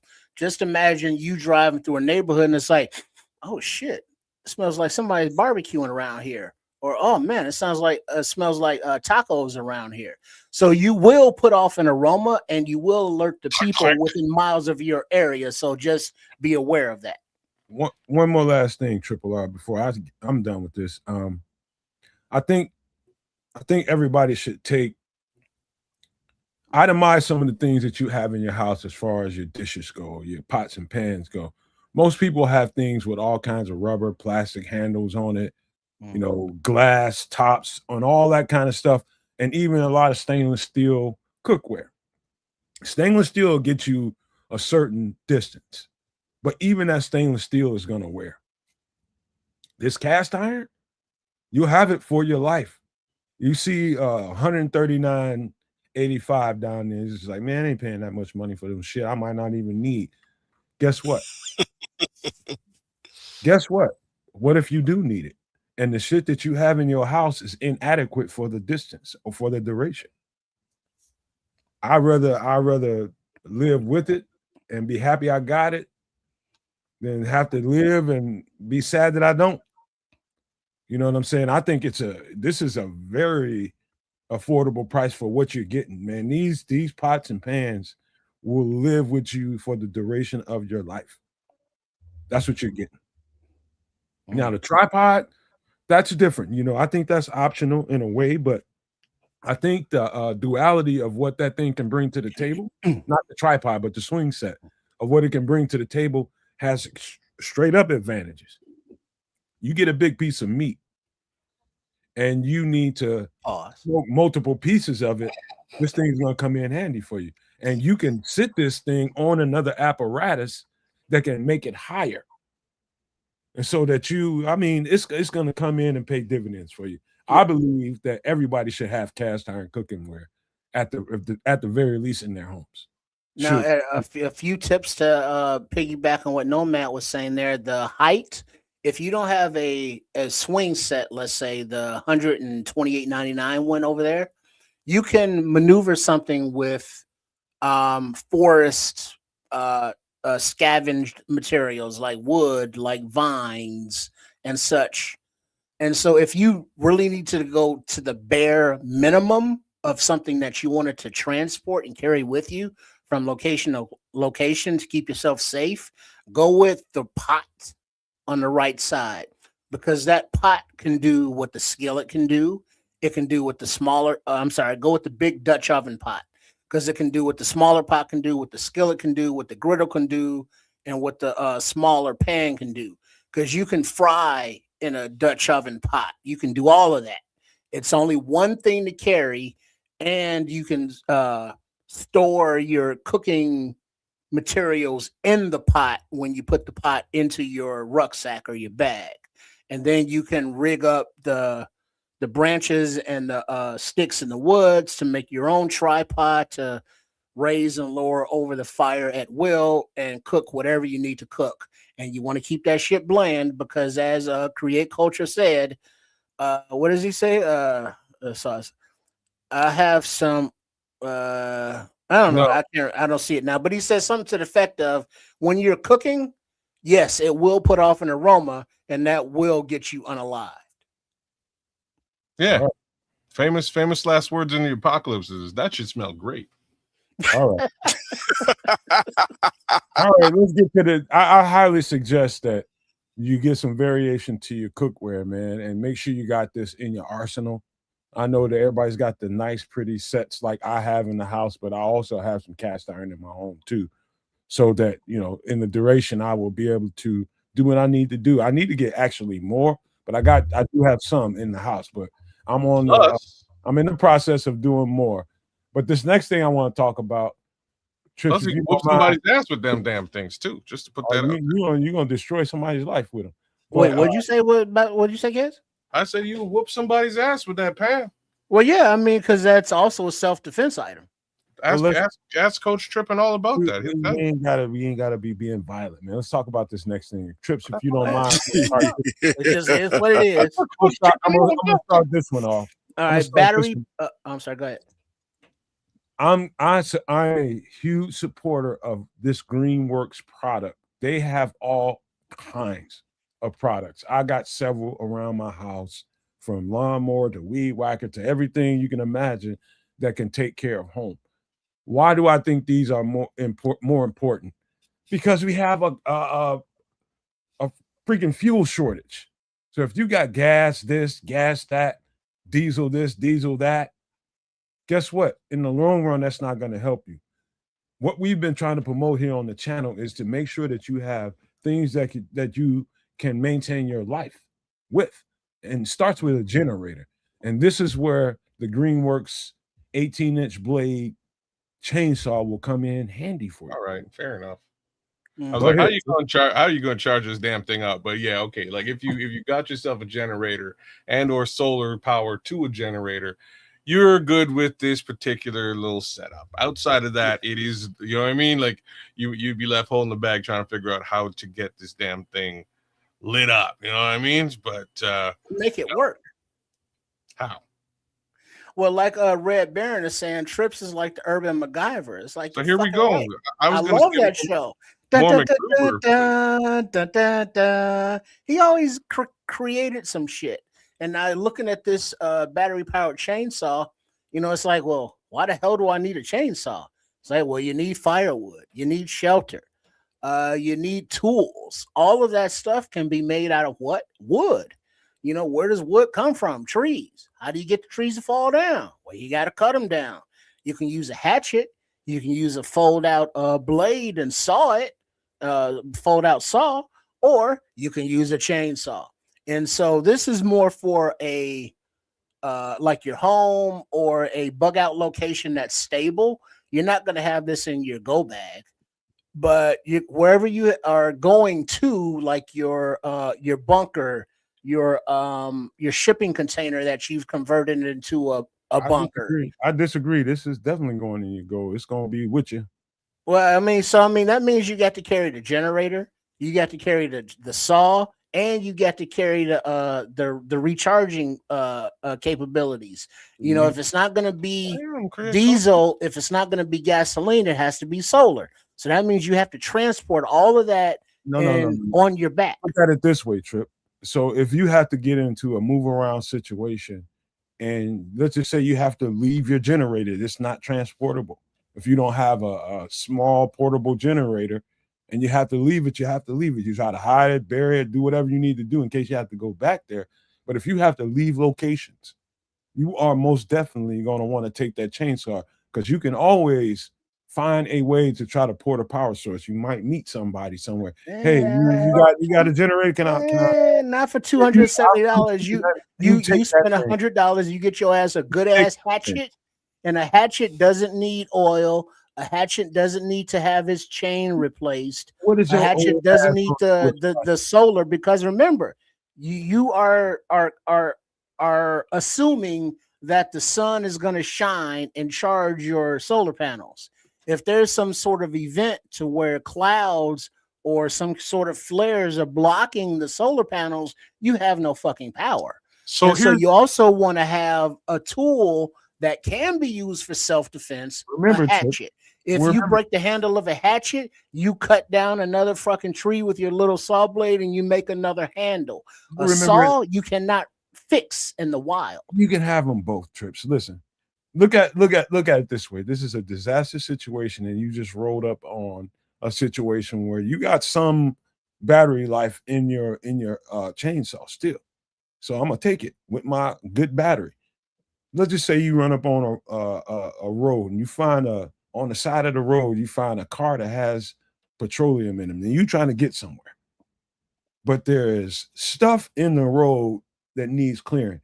Guess how long it's going to take you to get that shit cleared out with your hatchet? Well, yeah, but you have that in the trunk of your vehicle. All right.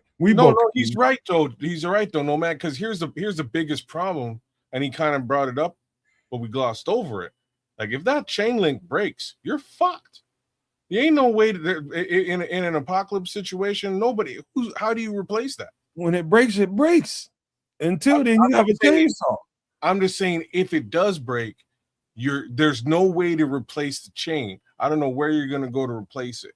So you're gonna that should I have had my hands on these things are not heavy, bro. Yeah, but there wasn't an apocalypse at the time. You know what I mean? You could. Look at creative culture. You can get a replacement chain, worst come to worst, or a replacement battery. But I'll tell you what, you in a disaster situation, you got a good live battery and a chainsaw like this. You better not. What makes it heavy is the engine on those gas ones. How much do you think those batteries weigh? I know how much they weigh. They got a little weight to it, but not enough to hamper you. Well, I mean, with everything, a survival situation, you got everything that you need to survive.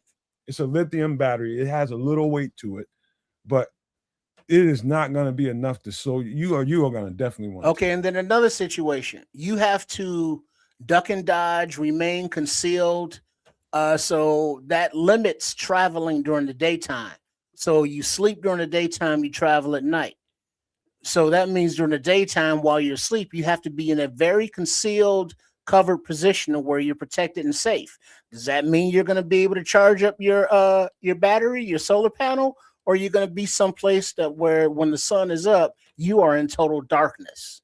And then when the darkness is out, that's when you're out moving about. Let's just look at it this way, Tris. I think I might get your attention when I say this. Let's just say you're in rural Oklahoma somewhere and nobody to be found for the last 60 miles of my walk. And here I walk up on this lady, nice looking lady, had a couple of kids running around the house, and she's Are you banging her? Listen, man, come on, kids, let's stop doing that. He just walked up, kids. Damn. I'm sorry. And you got an opportunity here that you looking for some respite somewhere. And here's this beautiful lady with a couple of kids. She's defensive and she don't know nothing about you, but you got this chainsaw on your shoulder and you've been carrying it with you, and she's got all this shit going on, and all she needs is a couple things done around here before we can be functioning at this house. And here you come with the big chainsaw on your shoulder, man. Here you come to save the day. And now she's frightened as hell that you're going to assault her with this massive chainsaw, and she decides to kill you instead. Oops, unalive you. But look at the comments here. Both of you look at the comments. Dark-ass minds, man. I'm trying to get you. Look at the comments. You got Create Culture talking about all the maintenance necessary to make that chainsaw work. Just the one on the picture here. I know what you need. Oh, hold on, no man. You need oil. You need oil. You gotta have you gotta have all of that, bro. No, you don't. You gotta. Y'all done went off the rails, man. I'm telling you, I know this chainsaw. You don't need that. This is not. How do you lubricate the chain? Everyone in the chat's like, yeah, for sure you're banging her. What are you talking about? What up, Foster? Motherfucking fucking Foster. Shit, y'all done went off the rails, man. That's too funny. Here's the thing, though. The chainsaw, this battery-powered chainsaw, if you have the resources to afford that, it's a good thing to have in your shelter, in your location, in your vehicle. But this is not something that you're going to put in your bug out bag, because who is that? Patrick said he bricked like 3 of those chargers, the batteries. It's like if that shit goes to shit, you're shit out of luck. So you get a hatchet, a nice sharp blade that you can sharpen at any time by the campfire, and you have the drill kit that you can cut down a small tree or saw down a small tree and make a new handle for your hatchet. You need a hatchet, not a chainsaw. We know a hatchet is handy. Have both, man. How about that? Chainsaw, battery powered chainsaw, Greenworks. How you get a chainsaw in your bug out bag? I approve.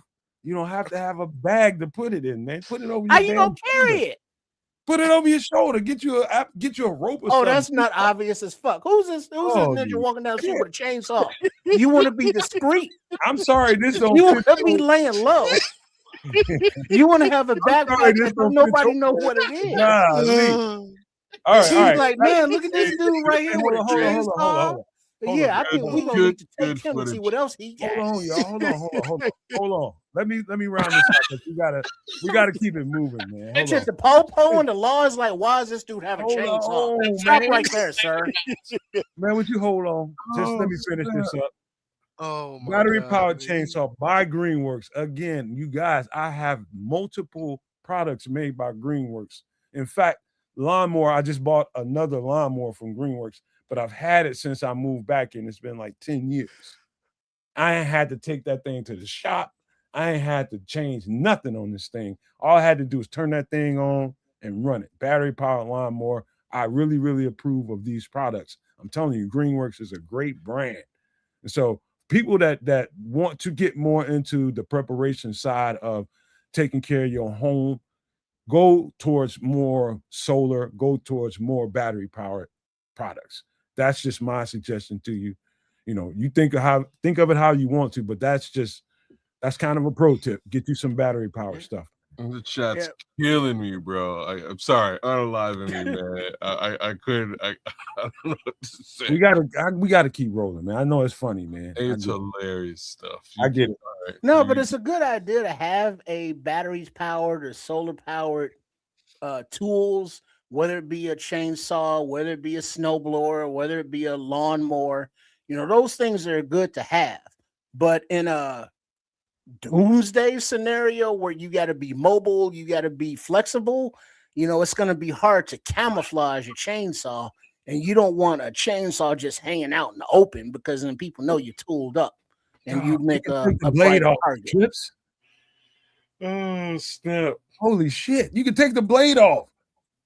Well, but I mean, so now you got a blade in your go bag, and you don't think that's going to cut something up? That blade is only weighing ounces, bro. And the blade is weighing ounces, but you got the motor, you got the chargers, you got the solar panels. All of that shit weighs something. I'm almost scared to go to. How much is all this weigh together? Just how much does this weigh? To this Bob Lazar story, and you guys that came here for What is that. that? 20 pounds right there on the screen? I know my guys. I know my guys, and they're already too silly as it is. So we're not gonna do that. Extra We're gonna change? save that until next week. Trips. Hold We're on. gonna save Bob Lazar till next week. We're gonna save Bob Lazar to next week because I did all the homework and everything. All right. Okay. You ain't gonna act right now. You know you ain't. Well, for sure, I'm gonna crack jokes. Like that's just what I ain't do. got time for that, man. He's a degenerate gambler. Of course he is. All right, we're gonna do this, man. This is what we're gonna do. We're gonna slide into something else. And then let me switch it up. And you guys that came for the Bob Lazar story, you know I'm gonna come through, man. It's just a matter of time. We're gonna get it right. Tonight ain't the night. I can tell by my guys, man. I can tell about before. Not good tonight. Bro, I can think. I'm gonna act a fucking donkey and I'm gonna get mad. And y'all play GTA 5, man? I got something better for him, y'all. Chef Trips Donkeys of the Week. I'm gonna show it for you. I'm gonna show you right now. I got something better for him. We're gonna get into the movies. Oh, okay.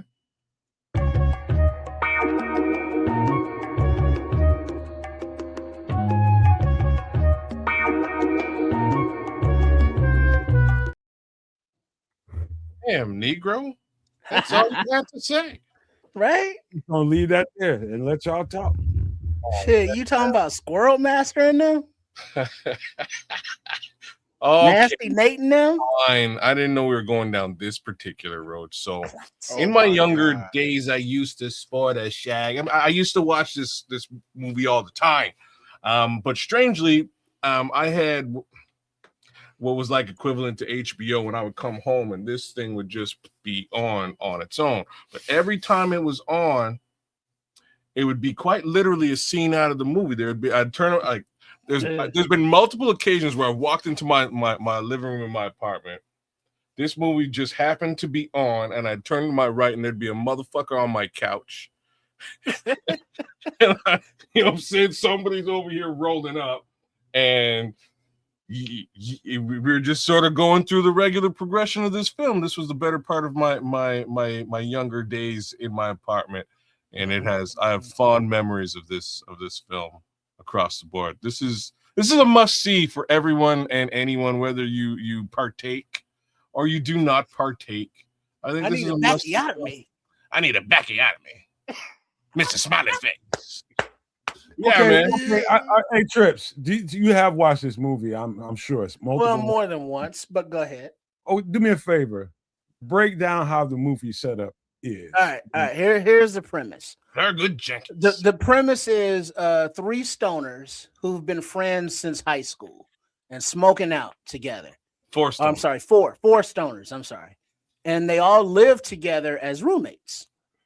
And they all have jobs, hourly wage, menial positions. But one dude is an actual citizen. He's a school teacher, nursery school teacher. But he gets caught up into some shit that he didn't do, and he gets arrested. And the premise is his other three buddies are trying to come up with money to get lawyers and bail and all that stuff. So their idea is to, hey, let's sell weed. Wait a second. And then it takes off from there. Maybe we should sell weed. I'm sorry, because like in the movie, the three guys who are left over they go back to the apartment and they're like, yo, we should probably smoke some weed and come up with an idea on how we can get the money to save Kenny, who's now in jail for feeding a police horse too much candy until it unfortunately because the horse was diabetic. It's a police horse. So and the so horse I'm sorry, he unalived the police force, and now he's in jail. And there's somebody named Nasty Nate that's threatening his booty. You don't have a picture of Nasty? Like you actually do have a picture. You need to pull up the Nasty. I ain't got it ready, man. Really? And so Nasty Nate is threatening Kenny's booty hole, and Kenny befriends someone in the joint named Squirrel Master. But Squirrel Master, who keeps Nasty Nate at bay, is getting out on parole. So there's a clock on this. Trip? Huh? The Squirrel Master is Tommy Chong, which makes it even better. Tommy Chong is famous for being in weed movies, aka Cheech and Chong. So the best part is somehow Squirrel Mask is in jail, and he befriends Kenny, and he's called the Squirrel Master because he quite literally has a squirrel. You see, he's got a pet literal squirrel. He's got a little pet squirrel that lives in his shirt in jail, and he like sticks up for Kenny and kind of, he's gonna fight Nasty Nate at some points, but that doesn't quite happen.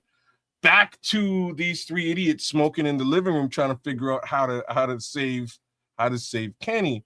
So they go hit the bong, and they have like 3 bongs, and they have to decide which one to smoke. One is Wesley Pipes. That's the only one I remember. What was the other 2 bongs? Anyway, they all had names. There's names for these bongs. So they hit the bong, but each time they hit the bong, like one of the 3 of them is like, you know what, man? We should probably sell weed to get Kenny out of jail. Like each one of them kind of come to this realization. Meanwhile, we should sell weed. We should sell weed, maybe. So turns out that Thurgood Jenkins, the star of our film, works at this lab, pharmaceutical lab, and it turns out that somehow, like, he's a janitor, and that's what he's wearing, his janitor uniform. He goes to work the next day trying to still figure out how to save Kenny. And he's scientist. Hello, scientist. And he's sweeping the floor. And the scientist is like, hey, look, I need you to go down to this spot in the building and go grab something for me and bring it upstairs. Run an errand for me. It's so like Thurgood Jenkins is like, perfect. Here, sweep this fucking floor. And he gives him he's like, yeah, whatever. Hey, can I throw 2 cents in here, man? Because this movie in particular, when I found out about it, I got it. And I'm gonna tell you, man, you work in the social services field, and the work that I did in my professional career for a long time, I'm gonna tell you right now. I'm a former stoner. I used to partake in it regularly every day when I got off work. Smoke weed. And it wasn't legal at the time. And guess what? I ain't give no F's about that. I just needed some relief from what I just roll up, fool. And I'm telling you right now, this movie saved me and made me a better person the next day I came to work every single time I watched it. I'm telling you. It just made life a whole lot rosier, and I just worked every day so I can get home and get to the bud. Mr. Nice Guy. I worked my butt off. Don't worry about me, Nomad. We have to figure out a plan to save Kenny. Which is one of my favorite parts of this film, man. There's a dude on the couch, and he's just sleeping on the couch. Nobody knows who the dude is. He was there at a party, and he's been there ever since, just out cold on the couch. And at one point, he finally gets up, and he goes to the washroom, and he takes like the longest piss ever. He's just in there, and there's just water dripping, right? Oh, fucking waterfall. Man, my boy pissing, and like finally everybody's like, oh shit, this dude got up. Like, hey dude, like, are you leaving? You know what I mean? Like, are you gonna leave? You've been here for 6 months. And he's like, hey, Thurgood, don't worry about me, man. Right. Let's focus on Kenny. Because he knew what was going on. We need to sell the weed and save Kenny. It was great. Hold on, kids. Yeah. He was asleep the entire time on the couch while they were coming through with their plans. He woke up to take a leak and was like, here's what y'all need to do. Hey, yo, that part of the movie was totally some white people shit. Like, I don't know. No, man, no. Like, I had him on my couch in real life after that. But hold on, kids. After he told him, what did he do later? What did he do right after that? I don't know what happened to the dude. He turned over and went back to fucking sleep. That's what he did. You know what I mean? That's what the fuck he did. Went right back to the couch, man. It was. So what's his name in real life? We gotta let the dude hit this. The dude. What's his name in real life? Oh, you guys. Because he's a very dry comedian. very God, nonchalant. super dry humor, like the way that he And so he was like, "Yeah, let me hit that." Then he hit it. Then he was like, "Yeah, that's nice, whatever." And then he went back to fucking sleep. rolled right back up to sleep, man. These well- guys' whole lives were about not Steven. I think you're right. These guys. Steven- Hey, did y'all realize these guys' whole lives were about getting to the next bag of bud? They're stoners, I was that too, but in reverse. weed aficionados. I was that in reverse, man. Stephen Wright. Stephen Wright. He's like bald on the top. Yeah, he's just very, hey, how like you an afro doing? almost at the. Because when he talks like he's really high. He's got a very melodramatic. Stephen Wright, huh? There you go, Mr. Mayhem. Thank I'm you. talking about the guy, right? Yeah. That's the dude on the couch. The guy on the couch. Guy on the couch. I never would have knew that. Yeah, he's a comedian. Check him out. He's funny. He's actually got some decent stand up, to be honest with you. Hey, but dude, kids. Yeah. I wonder. Did you ever suck dick for weed? Yay, man. God damn. but yo, so this filter for once in your life.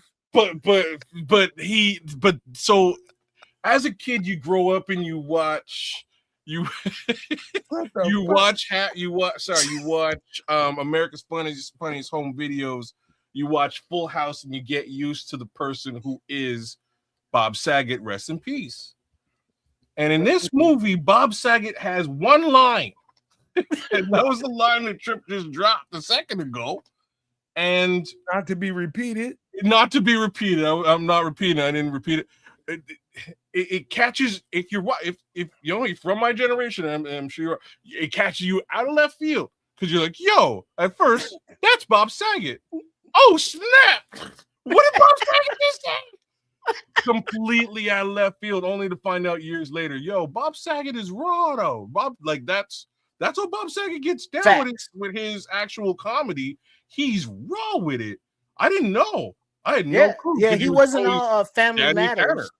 Tanner. He was grimy. Bob Saget was grimy AF. Hey, R.I.P. to Bob Saget, man. He passed away a few years back, man.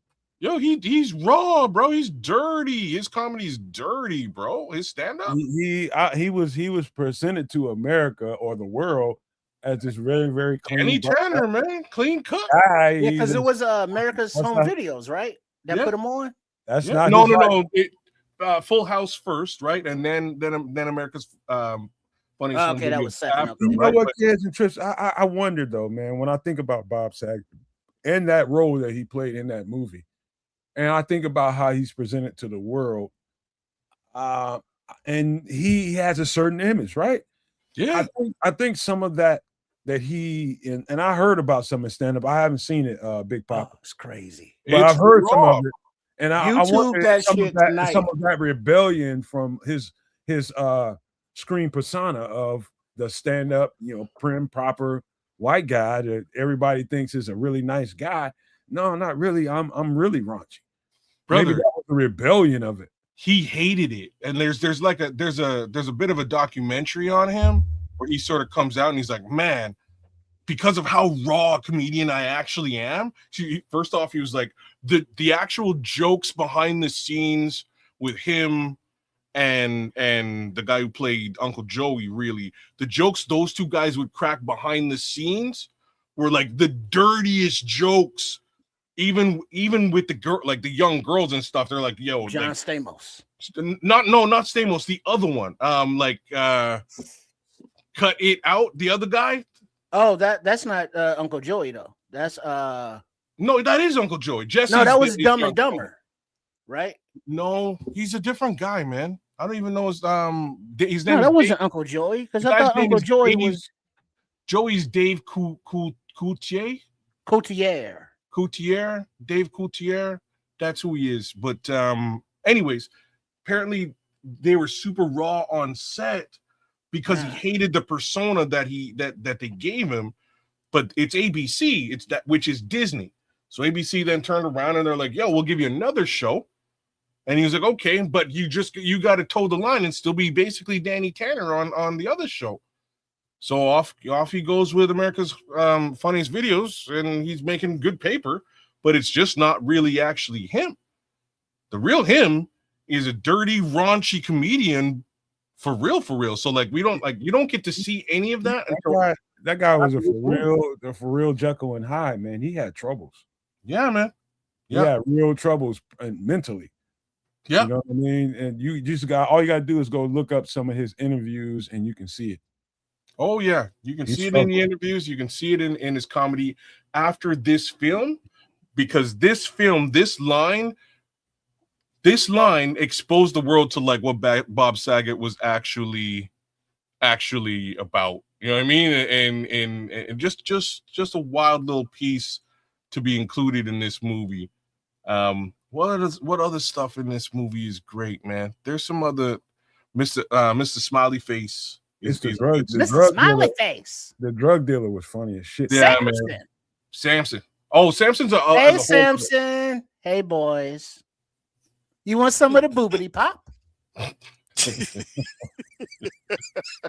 What's his name? What's his real name in real life? I don't know who that gentleman is. Yeah, because he was in a lot of stuff. What the hell's his name, chat? Y'all know whether you're on the Nomad Network. Clarence Williams 3, bro. Clarence Williams the third. It's that's Candyman. No? He just recently passed. No, that wasn't Candyman. No, that's not Candyman. Oh, snaps! Clarence Williams the third is from. I most know him. I most know him from Hoodlum. Well, no, hold on, because Clarence Williams the third was a role actor who was in a lot of shit. But I'm trying to pull up his IMDb now.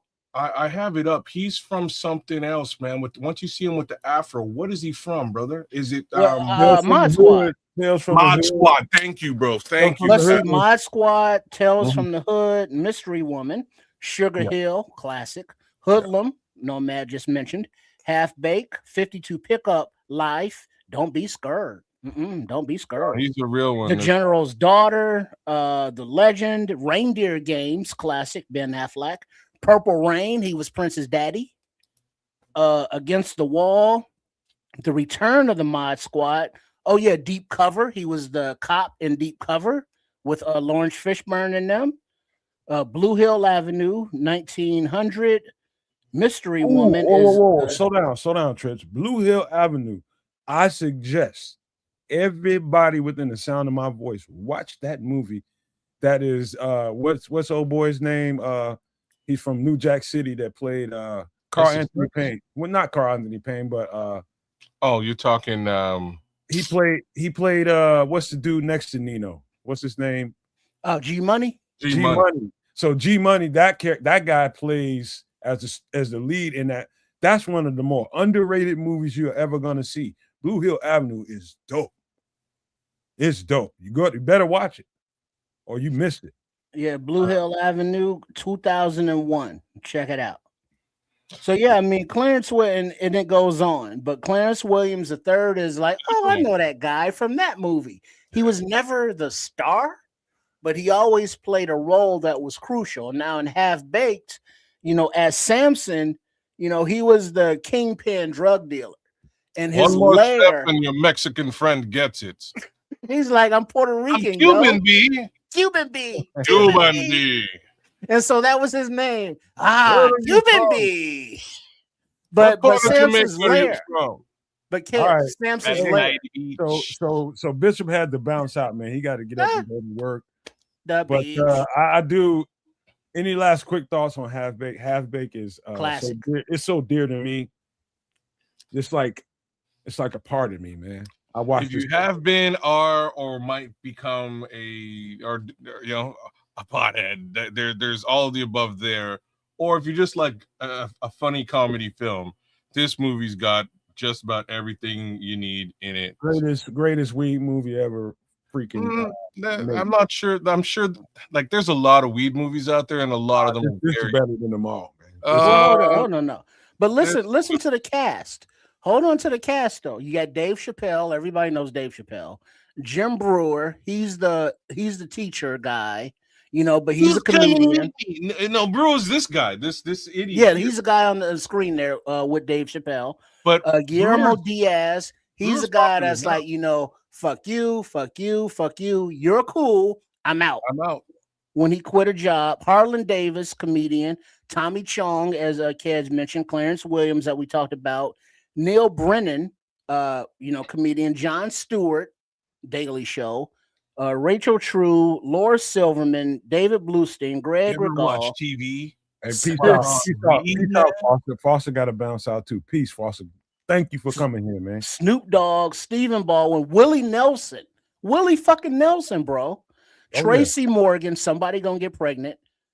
Kevin Duvernay. I mean, the list goes on, but so many comedians and young actors at the time did just quick bits on this. And it's just a classic movie that is just slept on. Yeah, you watch it enough times where what Trip just said at the end there, you'll start to notice some of those little spots in there. You'll notice some of those little quick bits he's talking about. He's like, every time I watch it, I'm just like, damn, he's in there. You can't miss it because most of these guys come in like a little vignette that he does in the middle of the movie, and it has to sort of do with different types of potheads. So he brings in Jon Stewart, he's one type. He brings in Janine Garoppolo, she's a different type. He brings in I don't know, like there's a list of guys. There's one guy who like makes bongs out of whatever. He's a mechanic and he's underneath the car, and his brother comes over to him and he's like, hey, he's like, bring me this, bring me that, bring me this. I got this weed. I have no papers. Like, this movie was out. Kez, this movie was out for years before I found out about it. Really? I mean, years. Wow. I'm talking about a long time, and then I found out about it, and people were just telling me about it, and it was like, what? Whoa, and I'm a smoker at the time, you know what I'm saying? So I was like, and dude, it's like it changed me, man. I ain't gonna even lie to you, man, but in another kind of way. But let me get to this next thing, but this is gonna require a deeper conversation. This is a conversation me and Kez have had multiple times, but this is gonna it's gonna change your brain right quick, but you're gonna have a lot of thoughts about this. Oh, anybody that wants to talk. It's a different thing. What are we looking at? The Matrix. Can I start here? Sure. I am of the curious mindset. I am of a great amount of my mind is very, I'm looking for things. I'm very curious, man. So knowledge you don't have to hit me upside the head with a bag of nickels. No, I'm seeking you. You don't have to hit me. And I've got an active imagination. And so when you have those two things going on in a cocktail as a human being, a movie like this is another one that I found out way later. Okay, so I was just going to ask you, when were you introduced to this movie? Because long time after this came out. There's reason why I would ask. So I watched this movie in the theater. More importantly, the lead up to this film was probably the best marketing spin that I've ever experienced in my life. So under normal rules and shit. Yeah. So under normal pretenses, you're gonna go to a movie. You're in a movie. You see the crash bang boom big theatrical trailer, and that's cool. I'm gonna go watch this movie. The theatrical trailer for this movie was literally, what is the Matrix? 4 words, and just that background that you might be familiar with now with just stuff dropping. Black background, green characters dropping down the screen. What is the Matrix? So I'm in the theater watching, I think at the time, it was probably the first Star Wars, I believe, was around the time, first episode 1, if you will. And I'm watching, and this trailer comes in. And I'm like, I don't know. What is it? What is the Matrix? Y'all ain't showing me nothing. Cool. So this builds actual like angst and You know, I kind of want to know what the Matrix is. You didn't show me anything. I'm interested, as opposed to what you normally got with any other trailer. So I go into this movie kind of blind, without any idea as to what this movie's going to be about, as opposed to most folks who watch it later on and have heard some kind of things about this movie. For me in the theater, I'm like, yo, this might be one of the dopest films I've ever watched. And as it ensues, it's a story about a guy who's a hacker. That's how the story sort of starts out. He's a hacker. Wait a minute. Let me be clear. This is the dopest movie I've ever watched. Really? Ever? Ever. Because it ain't just because of the sci-fi that's happening in there. Mr. Mayhem, I agree. I'm talking about the storyline. You're talking about how it's just mentioned the guy was a hacker and how he was approached. It's got all kinds of Mr. Anders. So basically, the movie is telling you in a nutshell that everybody is living in a simulation, and at this point in his life, he had to choose whether you wanted to remain in a simulation and act like everything is hunky-dory and your life goes back to whatever it was before I met you, or you can follow this white rabbit with your curiosity and your imagination and let it take you where it's going to take you. And he finds out the entire universe. That's what he learned, how the universe works actually. And what you are going through day to day is actually a bunch of bullshit. And the movie takes you through all these twists and turns on how people go about trying to maintain this fictional reality. And what do you do with all that knowledge that you know? Are you going to function, or are you going to lose your mind? And it's a lot of real life that comes with this. Well, but my question to everybody, you know, not only just Nomad and kids, but to all the Nomaniacs. Now, let me get it straight first. Mm-hmm. The blue pill is the one that you take to remain in the Matrix. The red pill is the one you take to wake up, right? Yes. Which pill are you taking? Blue pill or red pill? If you had the choice right now, if somebody stepped up to you tomorrow and was like, hey, blue pill, red pill, truth or stay here, which one are you taking? Depends if I'm Neo or not, right? And that's or it depends on if you're somebody important. It depends. What pill are you taking? I just answered I'm going to get a bit deeper into my answer, though. Follow me, right? So the movie is cool in that respect, that they give you what it looks like on both sides. Now, those other folks who are kicking it with, like, this group here, right? This group here that you're seeing in front of you, the rest of the rebels, all of them have taken the red pill, right? With them taking that red pill, they might look cool in leather and shit, but they're kind of ass out. They eat crap, they eat slop for dinner. They're ass out. They're in a relatively effed up situation across the board. And the dude on the far left with the mustache kind of figures it, you know what I mean? He kind of figures it out midway through. And he's like, yo, like, I'm sick of eating shit here and living like a scrub, battling and fighting against the entire system. There's 7 of us here, grand total. I don't care whether Neo's a special guy or not. We don't know if he's special. I don't care. I just want to eat a steak. Like, I want a steak again. I want to bang chicks. I guess I can bang chicks, but right now there's only one chick. I want to bang hot chicks. You know what I mean? Who's trying to help to save the day, but like, if I go back, maybe I can find a, you know what I mean? So he winds up taking the blue pill and going back. Again, this guy he's not going to be Neo. He ain't saving the day. He's going to have one. You know what I mean? He's not the one. He's not necessarily going to have. Guess what guy I would be. Well, you can't just choose so obviously that means I'm going to make an assumption that Nomad's taking a red pill. He's taking a red pill, but he's either going to be Morpheus or Neo. But that puts you in a leadership and awesome role, and that's cool. I just don't know if that's actually, you know what I mean? You wouldn't know if that's actually who you would be after taking that red pill. You might just be a peon. Well, let me Like read the what dude Scrolls is that's saying. driving a ship, the light skinned brother. Let me hear Scrolls' comment up because I There you love his comment here. He says The Matrix is the only film to actually make me question everything. To this day, people still wonder if we're in the Matrix.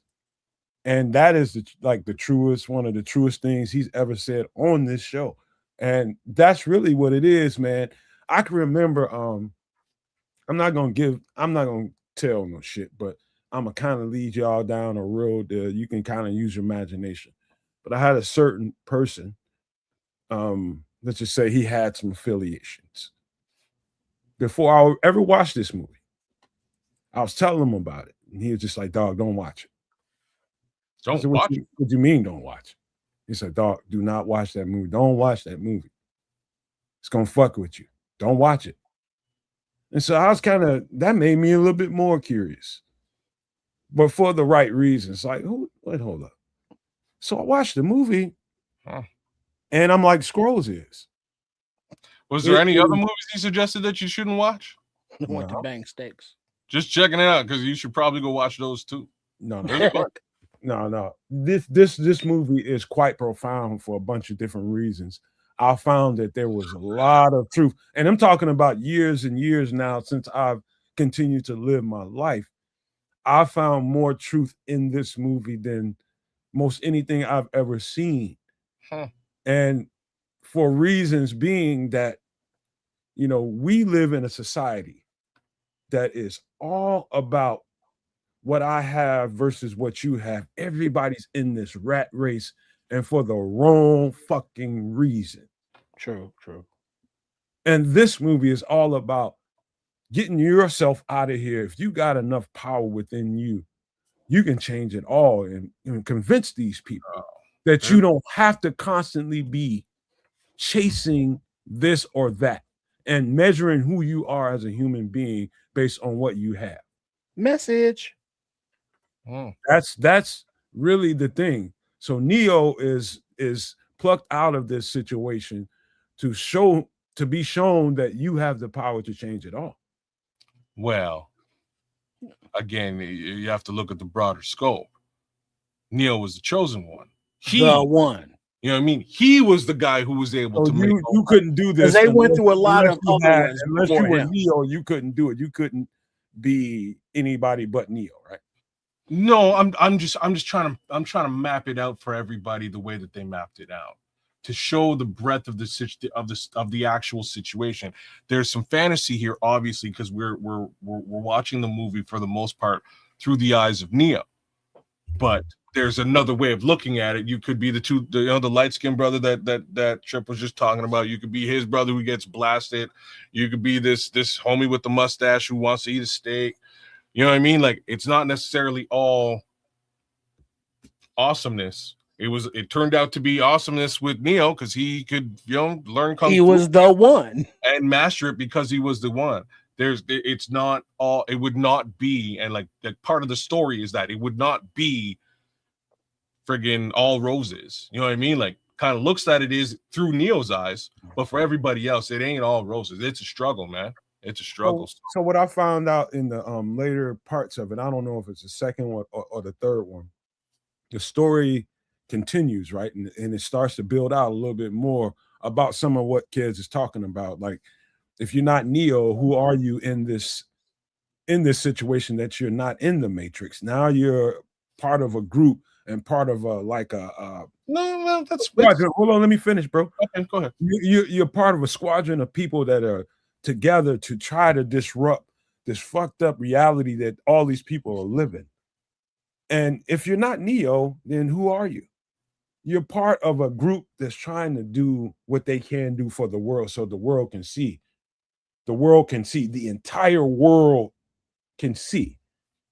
I want in on that. I'm not worried about my role in it. I just want in on it. It's about the type of person you are. Everybody can't be a fucking chief.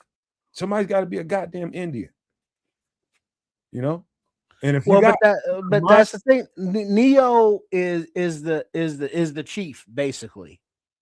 the Indians, like Cueto was talking about Cypher, he would have taken the blue pill because Cypher wanted to be important. He wanted to be an actor, rich, wealthy. And if you are living that lifestyle in this realm, in this existence, do you want to take a red pill? Like, no. But if you're eating shit sandwiches every day for dinner, if you're that lucky, of course you're gonna probably take the red pill. But Cypher, the guy on the left on the screen here with the mustache and the glasses, his real name is Joe Pantoliano. He has been in more movies than you even understand. He's never been the actor, the main character, but he's always been in the support role. I wonder has he ever won anything for supporting roles?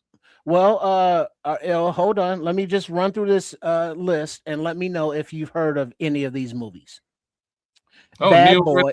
There he is. There you go. Bad Neil. Boys, The Goonies, The Sopranos, Holiday Touchdown, The Matrix, Baby's Day Out, Memento, The Fugitive, Bound, Bad Boys for Life, Midnight Run, Bad Boys 2, U.S. Marshals, Risky Business, Bad Boys Ride or Die, ba ba ba ba ba la bamba, The Santa Stakeout, Eddie and the Cruisers, Percy Jackson and the Olympians, Feast of the Seven Fishers, Wedding Days, From the Vine, The Final Four, All of the Other, Running Scared, classic, Chi-Town, The Bears, Empire of the Sun, Daredevil, Deadly Impact, Racing Stripes, Violent Night 2, The Adventures of Pluto Nash, Hide and Seek, Cats and Dogs, Unknown, Ready to Rumble, Canvas,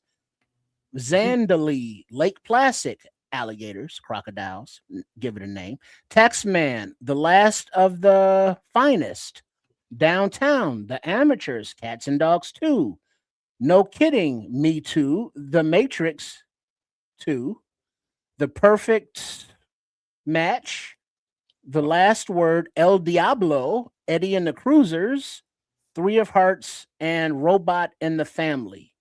All right, This fucking guy. That's a long ass list, man.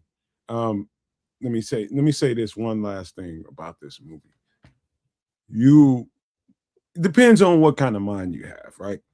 I think this movie hits the individual in different ways. So as an individual, as kids as an individual, as Trips as an individual, how their minds react to the information given in this movie is different. Just like everybody in the chat, it's going to hit you in a different way, depending on what kind of mind you have. Me, I'm just going to speak for myself. This definitely hit me in a profound way because of the storyline and what you can do to help as an individual and what you can do to help as a group. I'm one of them people, I'm not worried about how much I can eat. I can eat all the fuck I want because I've got everything I need to eat and eat well. Got talent, I got gifts, I got charm, I got everything I need to excel and do very well in this world. But that's not my most important intent. My most important intent is trying to figure out a way so that everybody can. And so that's the way I reacted to this movie. So that's why I would be a red pill. Well, again, that's the way the movie is framed is very specific to to put you in the shoes of the lead character, right? They put you in the shoes of Neo, and you want to be Neo. Everybody wants to be Neo, and that's awesome. But the reason why I sort of pointed out the Cypher piece was to explain that they show you the other side of this too, which is very deep of them from a writing perspective. They could really have just stuck blinders on, go Neo, you're the superhero, you're the chosen one. But they went as far as sort of saying, hey, there's another side to this. Sometimes it's shitty. And that might lead you to want to put those blinders on and eat steak. So I just wanted to sort of give the world that other side to this. I love this movie.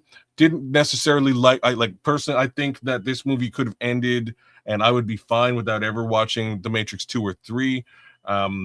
Matrix 2 to me is just, it's one of the greatest action scenes of all time, but it's not a good film. Matrix 3, good film because they figure a way to sort of loop this all together and end it as a grander story. Man, they put Jada Pinkett Smith in that shit. I was done. You were out? I was out. You're like out. She was horrible.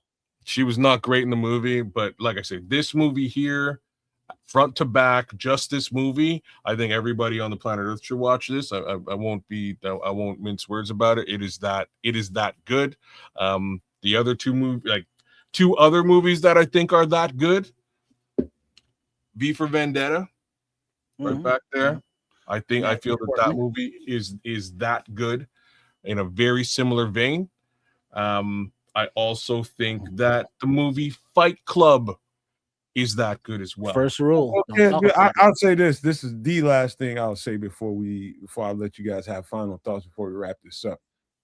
But when you're talking about profound impact on somebody, you have your sci-fi nerds out there. Well, I don't want to call them nerds, people that really, really get into that world. Lord of War. And then you got like, for another generation, maybe the people behind us or before us, you had Star Wars was a movie that there's just like, that's the epitome, right?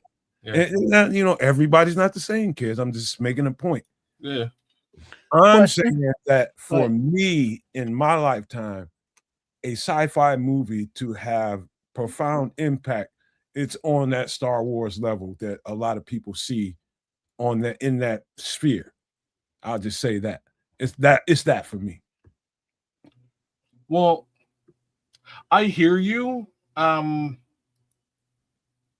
reason why I was like, Star Wars, Star Wars just isn't like, Star Wars isn't trying to show you something. It is just a fantastic story. I mean, but I'm just talking about in the hierarchy of these kinds of flicks. I hear you. I hear what you were doing, and you're really putting it into, the reality that you're not necessarily like a sci-fi guy, right? Is more or less what you're saying. In the realm of sci-fi, for you, this is the tippy top, and I wouldn't argue with that. There's one more movie I would put in that sort of realm, and it's the Terminator series as well. Kids, truth be told, the Matrix, while I believe that the blue pill, red pill, that's a whole discussion. The ones and the zeros, a whole digital thing. Agent Smith, enforcing the law, getting tired of that bullshit after a while. But the thing that is more realistic and is more scary to me, quote unquote, AI and the Terminator. And the things that AI and they have it doing within our actual government right the fuck now, right the fuck today. The Sentinels, bro, that's real. Like those for me, those four movies together are so important to where we are in human history in North America today, right? It's so important. This sort of shows you, what if everything you knew is bullshit in a nutshell. True. Terminator says, beware of AI, here's what can happen. True. Right? So that's basically Terminator. Fight Club doubles down on is everything actually bullshit? And if it is, that was actually crazy. How do you combat against it? And the way that this guy combats against it is a complete other thing. Well, hold on, kids. Time out there, right there, pause. I understand where you're going with the Fight Club. Yeah. And I know that we're not quite down this road yet, but I see it as more the Purge. Okay, I see what I can understand where you're going with the Purge. Fight Club is just more of it's two things. It's more of the rebellious state that you might get into before the Purge would happen, right? Hold on, because I think Trips lives and prepares for the Purge. I think he what? I think that's who Trips is. You think Trips is the purge? Ready I to think Trips is living his life every day. No, me. See, me. I'm a lover, not a fire. Now, Coach Tripping. Coach Tripping over there at Sports Chicago Style. Make sure you are subscribed. Yeah, he is living for the apocalypse kind of thing. Yeah, he's ready, man. He'll beat you over the head with just a random art. And then we'll know how to boil you to get the salt out. Oh Lord. Ooh-wee. But yeah, like I say, Fight Club's it's a bit of a different story. People think it's just a movie about people fighting. It's not. It's actually a very, very interesting story about many other things. The first one being letting bullshit slide and focusing on real things that are important in your life. And that is the moral of that film. But this one here, if you're talking about, and it's super overlooked, most people don't really think about it.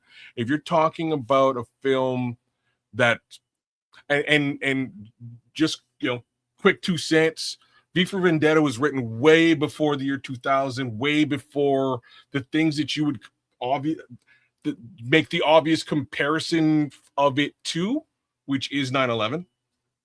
Point blank and easily stated. This book was written well before 9/11 happened.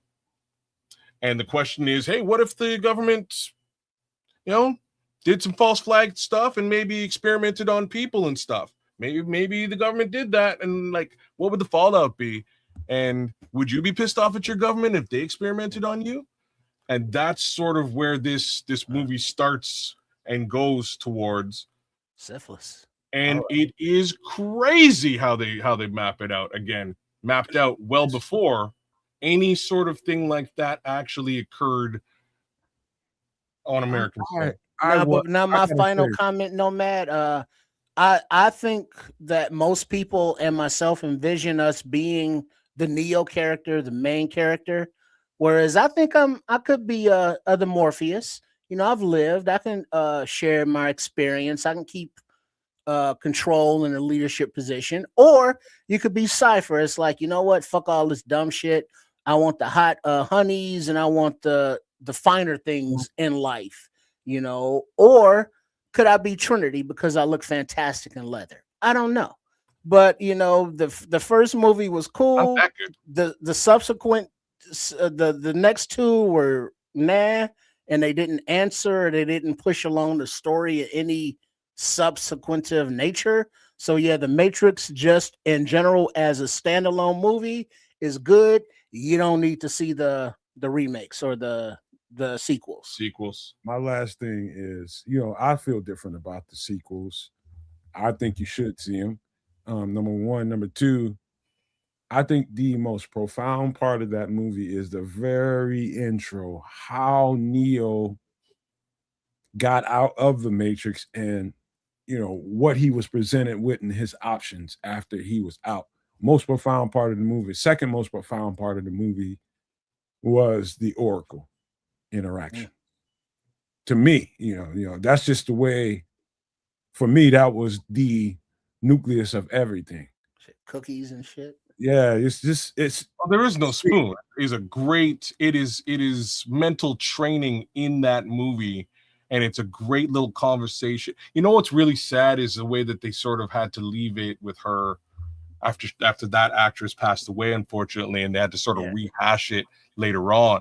It didn't hit quite as powerful. It wasn't as powerful as it was in the first film. That's because the first actress was so profound. She was really good at what she did. She was the Oracle. Yeah, she conveyed it very, very well. And like I say, this film by itself, front to back, amazing. As far as Fight Club is concerned, get over the Brad Pitt thing.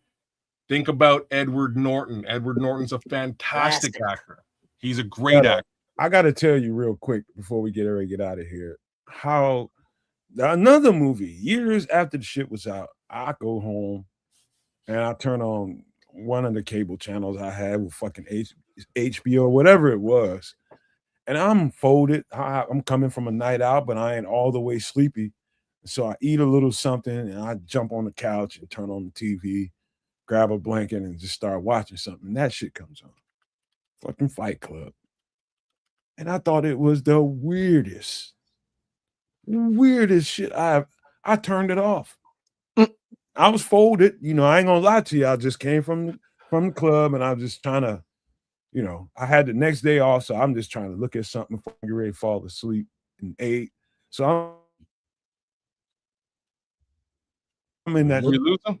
and didn't even there you look and didn't even think to watch it again until like 4 or 5 years later.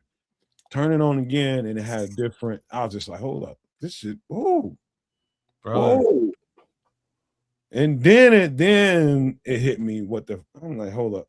And still today, I probably need to watch that thing a little bit more. Huh?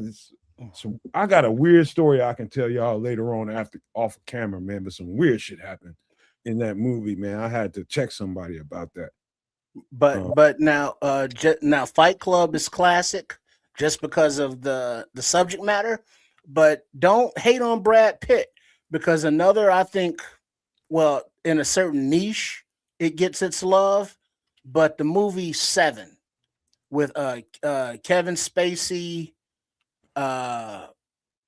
with Brad Pitt, with what's black man's name? With I the think it's Morgan Freeman. No, Morgan Freeman. You know, that is a classic movie right there. What's the girl? The wife. oh, She's damn. famous now too. You caught me on the wife. I don't like but that a lot of movie. young up and comers. I'll tell you a slept on ass movie, and it's a Denzel Washington movie. It's a subject that I've had to tussle with kids a little bit about. It's called Deja Vu. Should watch that. It's just because I don't dream. That's all. But that Gwyneth Paltrow. has a lot more to do Thank with the you, movie Half Baked than anything else. Yeah. In any event, all Gwyneth Paltrow. All of these movies are super solid. I haven't. Yeah, the Running Man remake just came out. Quatu. I don't know if I can do it because I couldn't do it because the first one is too like it's it's ingrained in my heart. I love that movie.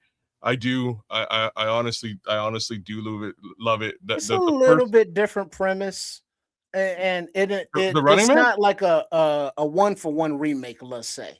I had a feeling it couldn't be. And the reason that I'm saying that is because the premise of that film is the same premise as the Hunger Games, if you really think about it. Right. All right. So they had to sort of maybe slide a little bit in a different direction.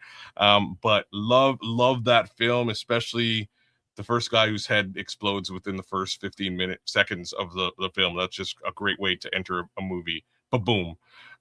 Anyhow, Schwarzenegger Well, film. but what's my man's name in the Running Man remake? The young guy, what's his name? The lead character. He's a up and coming actor. He's a good personality, and he carries a movie well. You know, he's a good actor, and I like his movies. What's his name, kids? Glenn Powell? Glenn Powell or Clayton Powell? Glenn Powell. Glenn Powell.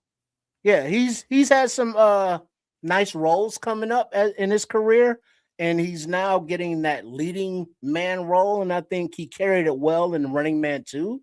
Now, granted, it's a remake, and many aren't fans of those, but for what it was, with the little different premise and what he did in it, I enjoyed his role, his character, his acting. All right. One last thing before we get out of here. I think you're talking about profound impacts on people. I think this is the next most profound movie that's going to really, really impact people, and it's coming out soon. Disclosure. This is the original. Spielberg? Oh, shit. Yeah, this is the original promo for it, and this was just a basic promo for it. And I think they've called it Disclosure now. I think they've added to the name or the title of the movie. And Spielberg has made these movies, profound movies about aliens throughout his career. He's 70-something years old now, and I think this is going to be his genie. I think this is going to be his swan song when it comes to these things. This is a movie you better make sure you go and see. In retrospect, I'm not sure if I like any of his films looking backwards.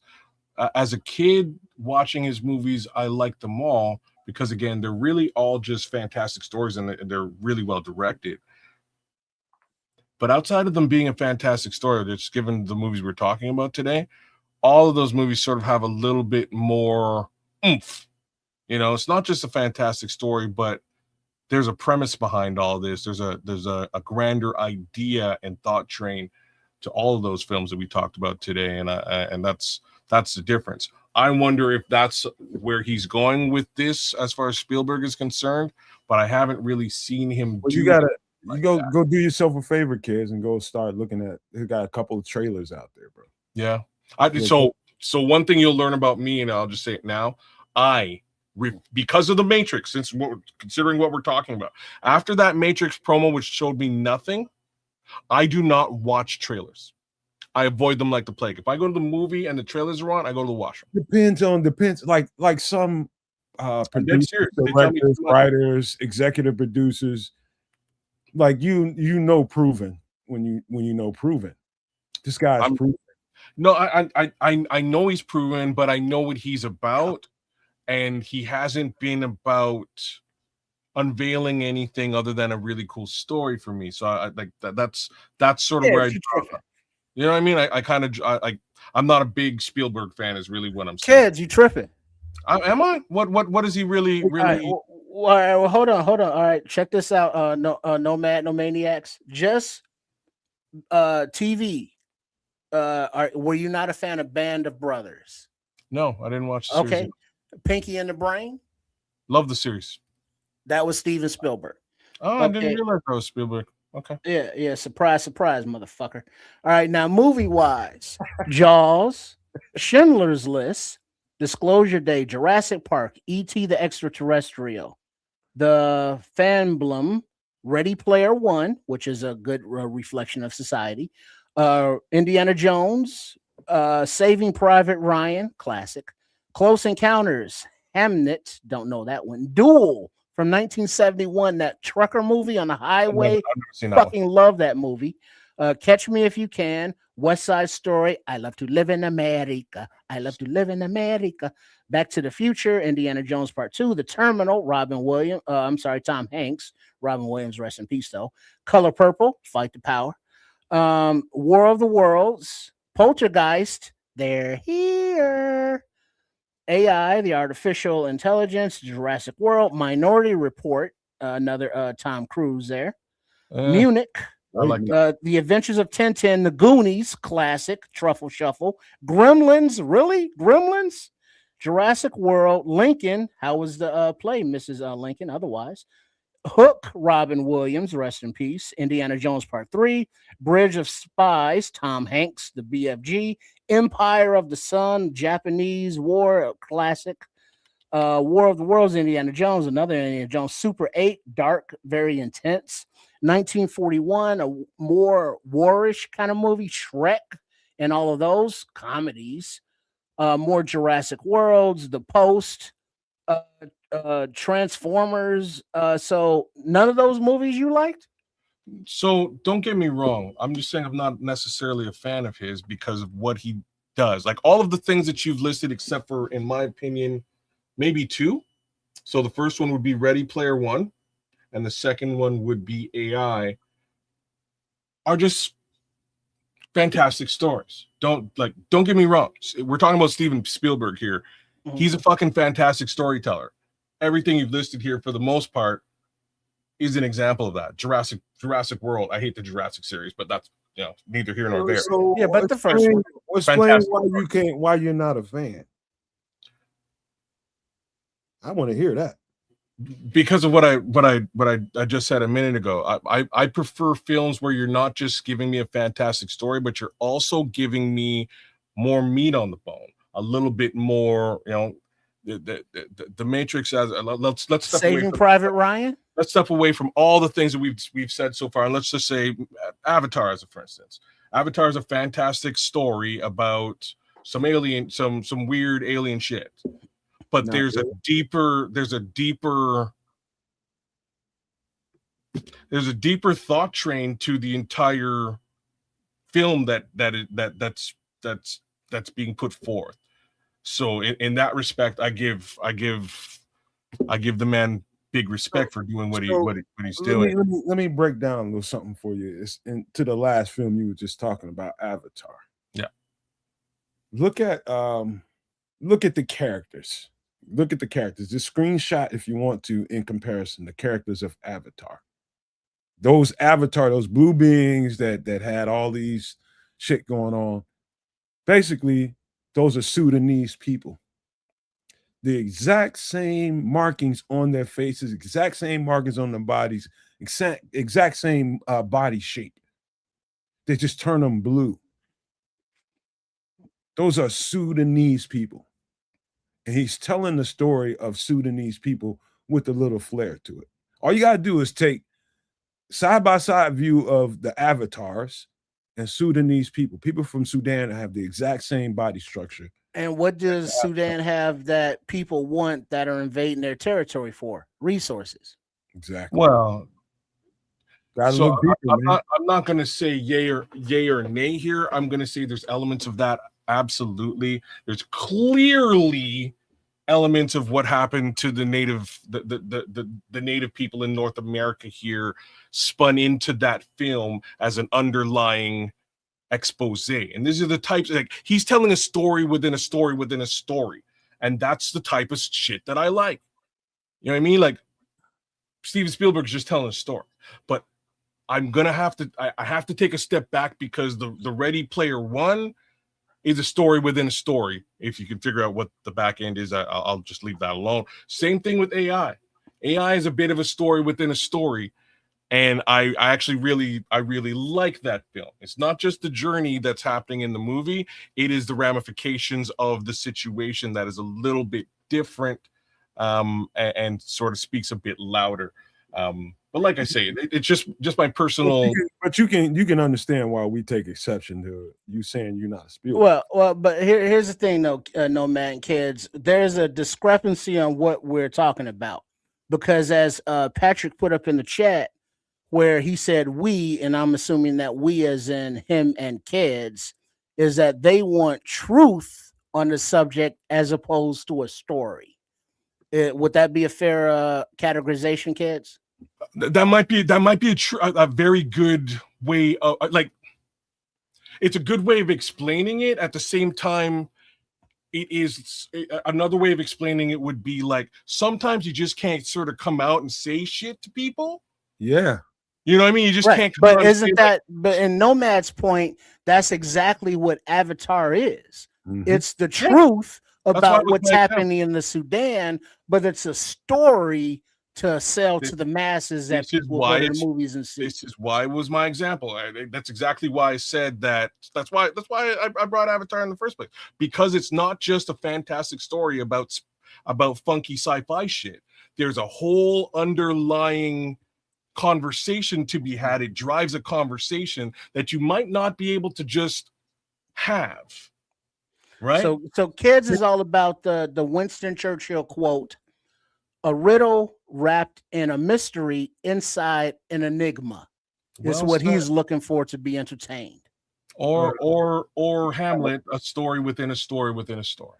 You gotta let me tell you something, man. A lot of movies like this, and a lot of movies like a lot of stuff that Trips mentioned, in particular Avatar, it's a story of a story.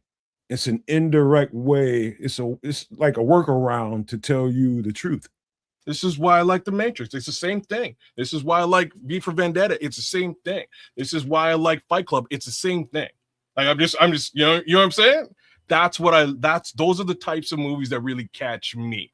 They're really showing me something that I didn't necessarily come to the theater to see, but I get you. You know what I mean? Like, I get you. I get you, bro. You're telling me something a little bit more than just, there's an extraterrestrial and he lives with these kids and he rides. I'll tell you what, man. My girlfriend is off tomorrow, and she's being generous to me right now, letting me be. Well, what you need to do is have her sit down and put her feet in your lap, and you rub them while we give our pleasantries. Nobody listen to you and your nasty ass. Ain't nobody doing none of that, man. But listen, man, I just want to say, man, this also was fun tonight, man. Every level of the show. And I just knew for the people that came here for the Bob Lazar story, we will cover it next week.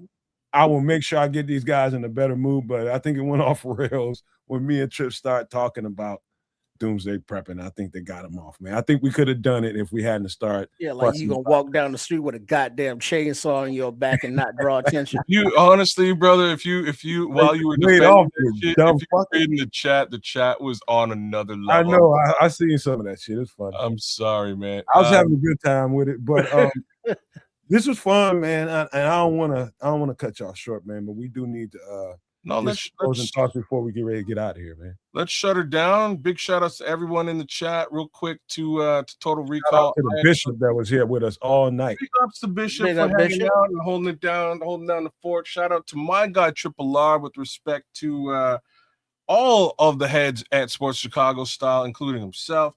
Big ups to me. And give me a like, share, subscribe over at Kids of Canuck, and do the same thing for Nomad. Quatu, I love Total Recall too, but for different reasons. It's a hilarious movie for me, and Benny is one of my favorite characters of all time. I love Benny. Benny cracks me up. He's just lying about his kids, and I'm not sure. You know what I mean? And I'm not sure if anybody really clues into it until at the end. 8 kids. Like, how many kids you got, Benny? Oh shit, I ain't got no kids. I ain't got not one. Anyways, love the movie. I most of the Schwarzenegger films I'm a big fan of because of Terminator 2, and that's kind of how it goes.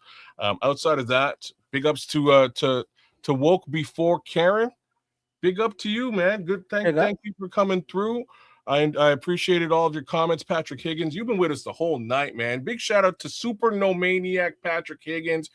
Love that. White G, White Ghost, what it do? What up, shout out to who else is out there? Mr. Mayhem's been here for the better part of the night. AC Adam, Foster Covers for coming through is always hilarious. Motherfucking Foster. His comment cracked me up, man. It was a great comment. All I could think of was before Karen that just got in here, man. Shout out to you, my guy. Yeah, well, yeah, man. Big ups. Coming back, man. It's all kinds of cool that happens on these shows. Big Papa 312. We had, like I said, we had Rams fans, Detroit Lions fans, Eagles fans, 49ers fans. We had the whole but no Rams fans because ain't none. Oh, damn. Ouch. Unless they live in St. Louis, but they left, so I did catch one. No, there was one Rams fan from the Philippines, which was I was like, I don't know what's going on. How did that happen? But okay, how did that even occur? But no, my bad. The one from the Philippines was Bill's Mafia. Like I'm saying, we had the whole playoffs up in here today, which is wild. Big shout outs to all you guys. As far as Foster Covers is concerned, all I could think of was Grand Theft Auto 5, Trevor. How you get introduced to Trevor. If you played this game and you know the Trevor introduction, that was exactly what popped into my mind with Foster Cover's comment. Take that for what it's worth. I'll explain it on next week's show. By the way, it might not be on next week's show. I'm out of town. I got to wine and dine and do big things next week. So worst come to worst, I will see you the week after. But odds are this show will probably still be on when I get back to my hotel. And if it is, I'll jump in and I'll give a little what for. But I might be on that. I might be on that sauce. So that being said, big ups to everyone in the chat. No Maniacs, Super No Maniacs, and not. To end things off, we're gonna whoop some Ram ass this weekend. Let me rephrase that. We're gonna Ram ass this weekend. And no Diddy. What it's worth. The main thing. That's what's going down. That's what's going down. All right, so I'm looking forward not only to a Bears victory, but to a little sauced up with an expense account kids whining and dining clients coming on talking. Hello. That's what I'm talking about. And speaking of sauced up, let me give you the closing review real quick. My eyes heavy, but not from tiredness, because I have a giddy feeling about me, and it's like everything is just want to giggle and laugh. And this is what I killed out of the bottle. Not so bad. You know what I mean? You know, and I did a water back, so I feel killed. Unalived bottle of water back, and I had some ice cubes in it. So it's a very nice. Hello. Okay, this is an adult kind of sipping on a little something. You feeling just right, but still functional. Still able to do your thing. But it's like, oh yeah, I've been sipping. So it's like, yeah, I give the Crown Black 2 thumbs up. Amen to that. Amen to that, man. Listen, I got to just start right off the top and say, for the people that came for the Bob Lazar story, one more time, I promise you we will do that next week. We will get it done next week. And it's a lot of people that know, and I got to give Scrolls a credit. I think he's the one that put it on the mind. Even though I knew about Bob Lazar, I thought I did. Scrolls brought it up months ago. I think he brought it up, and it made me write it down as some things to get to on the list. And I thought I knew some things that I really didn't know nothing, man. I really did not. I really did not. And so that story within itself, there's a couple of documentaries out there that would do you guys some good to look at. Check those out, man. Check out Bob Lazar. S4 is one of the documentaries, and the one that he did in 1988 or 1989. Please check those documentaries out. But I want to say this before we get out of here, man. It's a great time doing this show. And we gotta mute Trips because he's drunk as shit, and we got to get ready to close the show.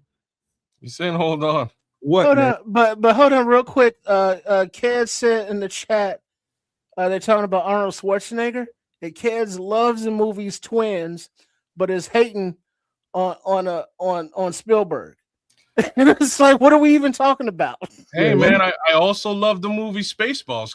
Hey bro, you don't even realize it's fucking hilarious. The minute you said that, you self-owned. No, you self-owned. You owned yourself when you said that. Come on, I'm not like as a kid. I love Spielberg movies. I tried to let it play out, but Trips wouldn't. Well, he wasn't gonna let it go. He was just like, man, what? Yeah, fuck that. I'm not a big Spielberg guy. I'm not running to the movie theater to go watch a Spielberg movie at this age. Like, what's he doing for me? See, woke before Karen is with me, man. That's all I need. I need one MF out there, and it's woke before Karen. Spielberg has made movies for every level of society. Yeah. I would say that again. He's made movies for every level of society. So Pinky in the fucking brain. Look, I like that as well. Like I'm saying, I like his movies. I ain't running to the theater to go watch it though. Like I like Pinky in the Brain. I like Back to the Future. I liked E.T. when I was 6. But I like The Matrix way more. I like. Let me ask you this though, kids, real quick.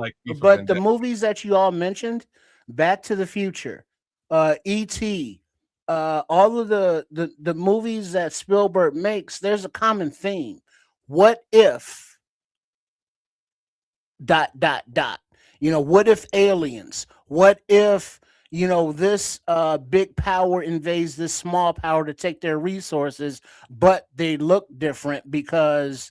I mean, that's part of being a filmmaker. That's a good, like, Mr. Ma'am, that's a good, like I'm saying, there's he makes good films and he tells fantastic stories. The stories under normal pretenses don't have that additional underlying theme that I look for in films. And this is all I'm saying. How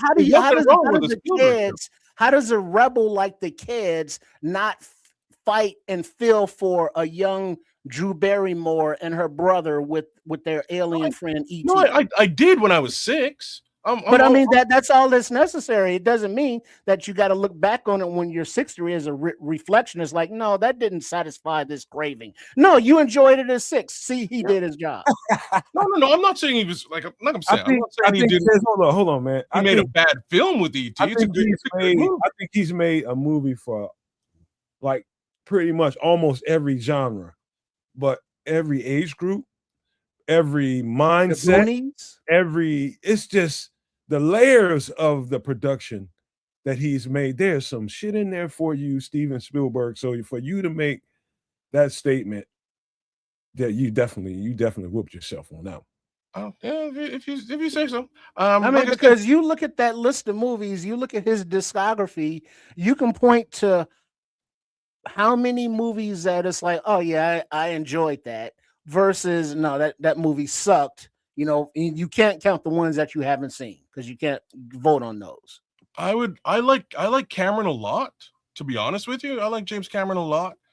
I like, this is just to answer the folks in the chat there who are asking.